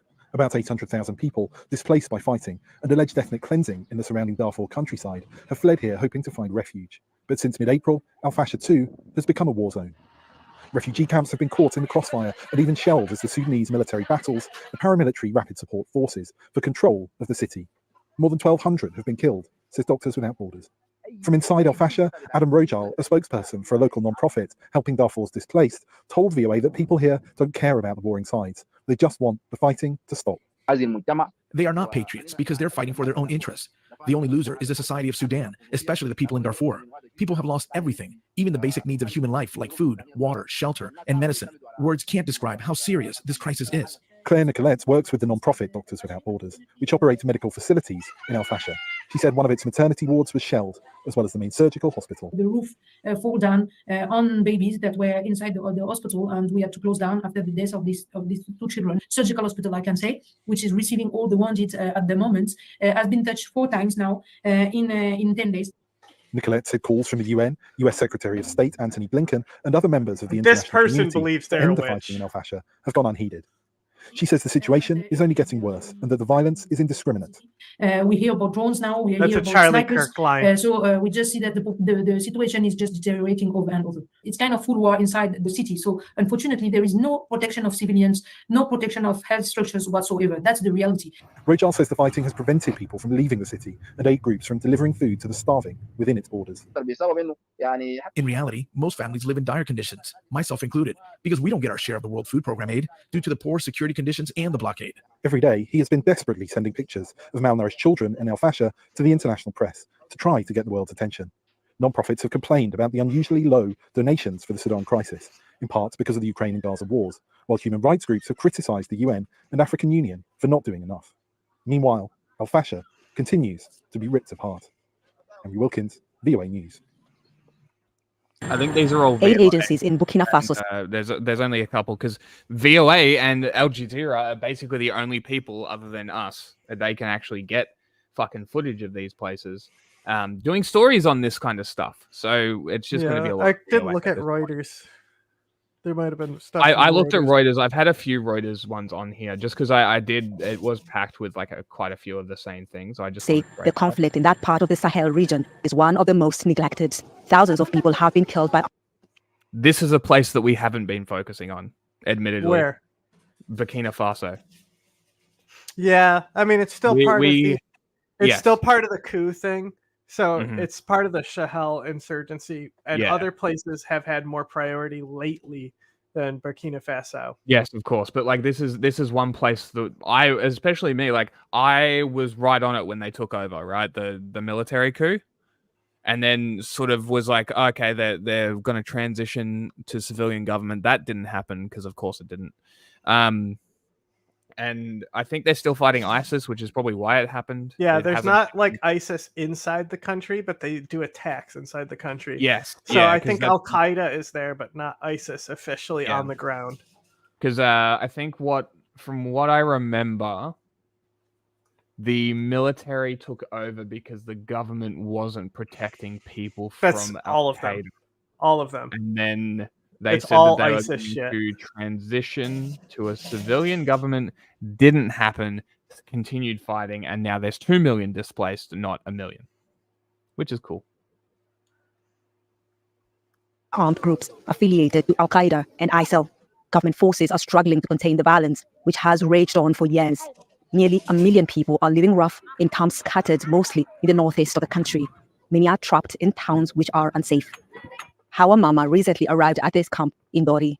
Since we arrived, we haven't left. It's too dangerous to return home. Life in the camps is too dangerous. Life in the camp is hard, but we have no choice but just to survive. Aid workers are trying to reach those who are still in the villages. They have limited food, water, and healthcare services. Fighters roam through their villages at will. They say they live in constant danger. There is actually a deep sense of discrimination in world solidarity. There is no other way to say it, because 9 out of 10 of the most neglected crises in the world, measured as we do in aid, in media attention and political diplomatic initiatives, compared to the millions in need, they are all in Africa, basically. More than 200 kilometers away from Dori. And that's why we have so much focus on it, because we can't be there. We need to focus on it, because not enough people are. Like, it's so hard to find segments of African news that actually go into what's happening there. So difficult to find. People in the capital, Ouagadougou, say life may not be as dangerous in comparison, but they are also struggling to make ends meet. We used to be able to go to the market with $2, but now that money is not nearly enough. For example, if you have a family of 5, everything is now double. Life has become very expensive. Burkina Faso has been under a military government after the junta staged a coup in 2022. The leader, Ibrahim Traoré, says his priority is to deal with the security situation, the economy, and return the country back to civilian leadership. But many people doubt their situation will change. Catherine Soy, Al Jazeera. Well, look, if he's still staying on that narrative an entire year later, kind of believe him. I'm kind of inclined to be like, yeah, maybe he will. I mean, But we'll see. didn't I just say like, Chad? Like that's Yeah, what they did. the They're fake doing a election, whole, yeah. yeah, they're doing a whole. We're transitioning to a civilian Mhm. government. Sudan did as well. Yes. With when they put the fucking military in power. Yeah. Well, nobody put the military in power. I want to do this one. It wasn't a normal day in the coastal village of Oyombo when these people say police broke their arms with batons. It was just over 2 weeks ago. Workers from Kenya's nuclear power agency came to put a weather monitoring mast in the village school. The government says it wants to build a nuclear power plant around here. Residents don't want it. They say district officials have been paid off while they've been ignored. Police say they had to use gunfire and tear gas to break up a riot. It will kill people. If you look at pictures of where such projects happened before, pregnant women have given birth to children with one leg or with no eyes. That's why I don't support this project. Now, I want to say, I'm sure this is just fucking disinformation at this Yeah, point. yeah, They yeah. fucking I'm lied sure. to- I'm sure that there will be no problems with the nuclear plant, but Yeah. at the same time, it doesn't excuse the government and the people who are building the nuclear plant to go around breaking people's arms. Yes, exactly. And this is like, God fucking damn it. Like, Kenya, come on. Such a promising country, and then this shit happens. Like, fuck me. The Kenya police are fucking awful, bro. Yeah. One, don't shit on nuclear power, especially in Africa. Well, that's Like, the thing you is there's been want- so much anti-nuclear information. What do you expect? Oh. Like regular people get scared about nuclear power plants here. Yeah. Like It's if they're just like- opening a nuclear power plant in my neighborhood, people would protest it, wouldn't they? Of course they would. Of course they would. So then maybe don't break those people's arms. Exactly. Right? How fucking hard is it? Just build Maybe- your shit anyway. Don't listen to them and don't break their arms. Like that's how it goes in every other country. God's sakes. And it wasn't even like the police, communities right? beside the mouth of a It creek. was like goons hired by the fucking nuclear plant. I think police and goons, yeah. Flowing into the Indian Ocean, most people here survive by farming coconuts or fishing. The mangrove forests along the sides of the creek are crucial for fish reproduction. Further down the channel, turtles lay eggs. If the nuclear power plant is not built by China and not run by China, you will be fine. You know how China was whinging about the Japan's water water? being put back into the ocean by Fukushima that was even lower concentrations of what they're complaining about than Chinese waters naturally. Nuclear energy is fine. There is nothing wrong with nuclear energy. You just like even storage is doable now. And it's safe. Crazy. It's almost like nuclear energy is a perfect bridge between fossil fuels and not using fossil fuels. Crazy. And it's almost like if we put more time and effort into nuclear research, that we would develop get closer and closer and closer to the potentiality of fusion reaction. But no, we should just protest nuclear energy in favor of fucking batteries that are destroying Africa because of China and the West and all of these fucking countries and the West in general going to Africa and extracting these resources. If you want, hold on, what is the African country with the massive amount of uranium? Niger has a lot of yellow cake. Okay, so, right. Niger, A lot of Namibia, yellow cake.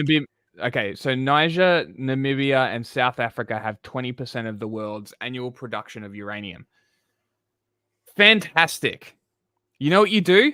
You go to the Congo, you go, hey, you know how China's like fucking you all over and how America's doing the same thing and how like they're funding Rwanda to have the M23 commit genocide in your country? Ban them all, build nuclear power plants, revolutionize Africa.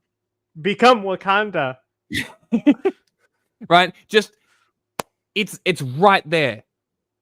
The nuclear energy is your ticket. Yeah, the thing is to that independence. the leadership in the Congo likes the Americans, Of giving course them they do. all the money while they do all the genocide and extract the resources. It's so disappointing because it's right there. It's right there. 5 years of development and investment would give nuclear energy to Africa, and you would change the country.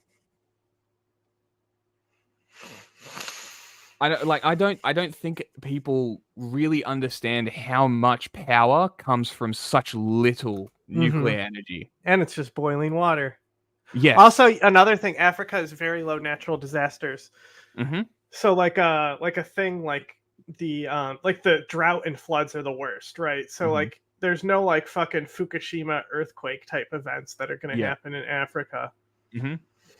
And okay, so droughts might be an issue, right? Desalination plants. Just don't put the brine back in the water like Australia is doing, because that creates poison pits in the ocean. Don't do that. Repurpose the brine. Recycle. It's kind of easy. But yeah, desalination, problem solved. Recycle the water.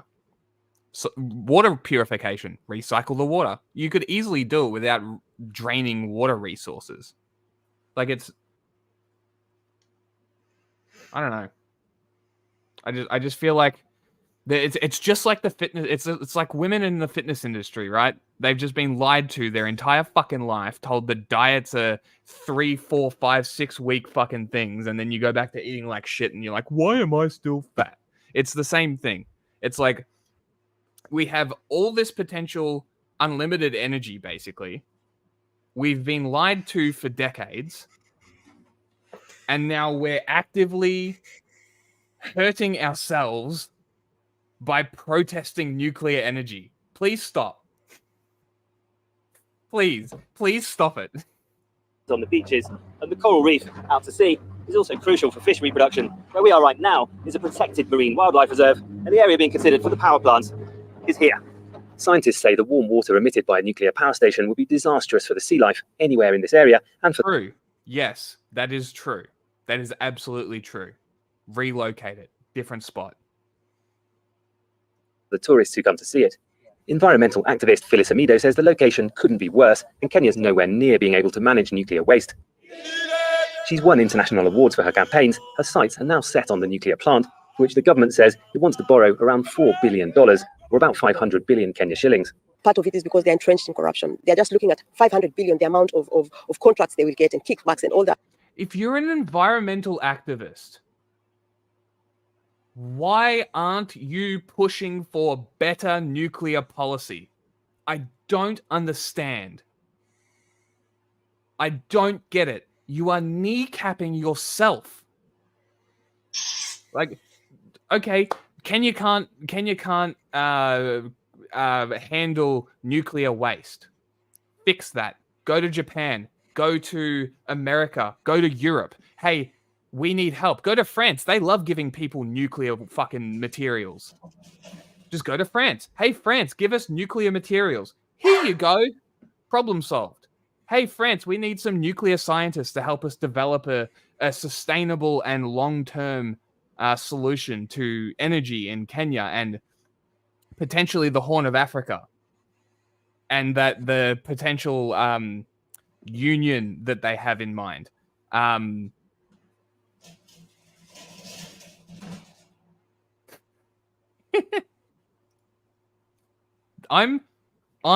am talking about nuclear energy. Thank you very much. This is not one of those things. But like, am I off base though? Like, this is there are avenues to keep everybody happy and benefit at the same time. Like this, I just don't understand how you can call yourself an environmental activist and not understand that nuclear energy is good. I don't get it. They are trying to push this thing down the throat of Kenyans because of 500 billion, but not because Kenyans will benefit from it, but a few men within government will benefit from it. The International Atomic Energy Agency says Kenya's on track. Like, that is a fair argument. I will listen to that kind of argument, but my response is still just go to the places that have already done it and make it better. We already know that Africa is possible. Like, this is possible in Africa. Rwanda has been doing that drone medicinal delivery thing for fucking ages now.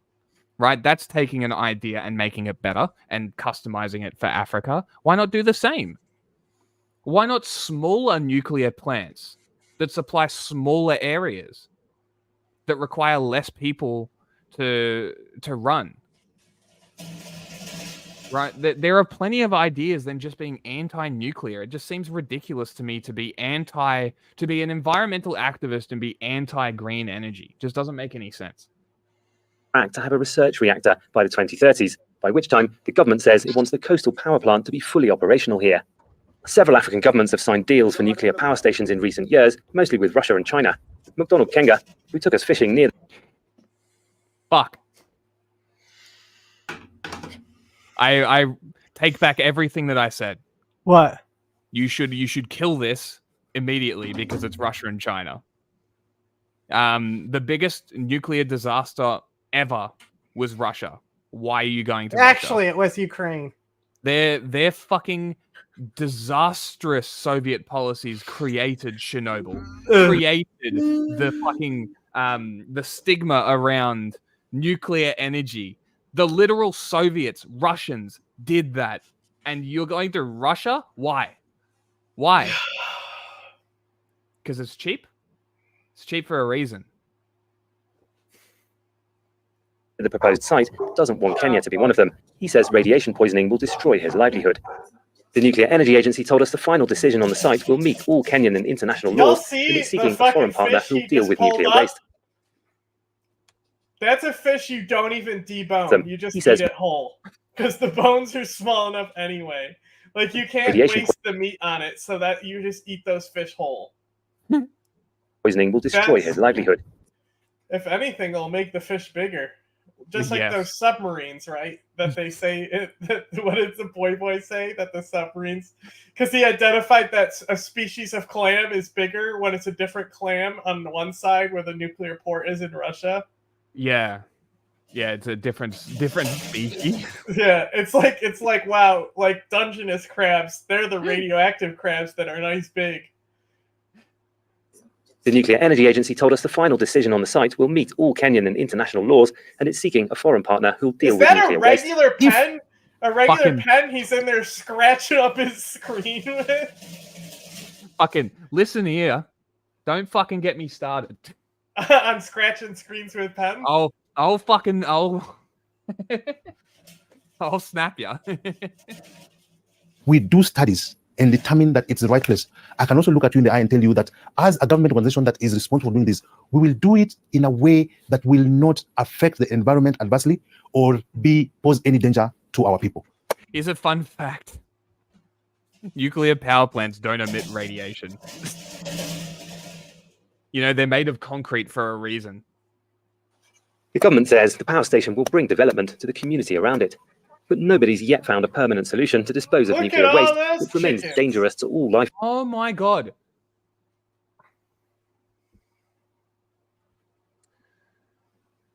Forms for tens of thousands of years. The residents of Oyombo we spoke to say they don't want to change their way of life, and they don't want that problem here. Malcolm Webb, Al Jazeera, Kilifi County, Kenya. Make sure to There subscribe was to a our channel. wheelchair on that flag? A what? There's a wheelchair on the flag that they were hanging.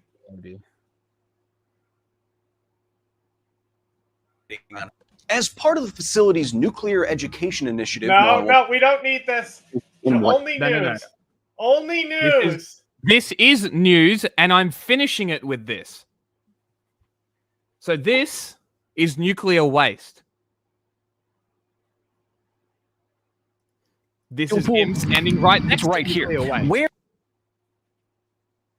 Yeah, but This is it is with climate. Him hugging nuclear waste. Can we shut the fuck up now? China gonna make the elephant's foot.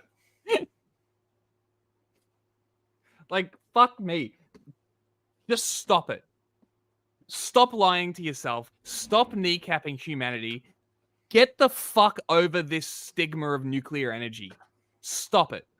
Hi, do you want to know how to fix this? Stop. Exactly. All right. And we're done. Civilians were killed, and that's what we're going to continue to try to do. Once and again. We will continue to be your single source of truth. Dismiss anything else. All right. It's going time. All right.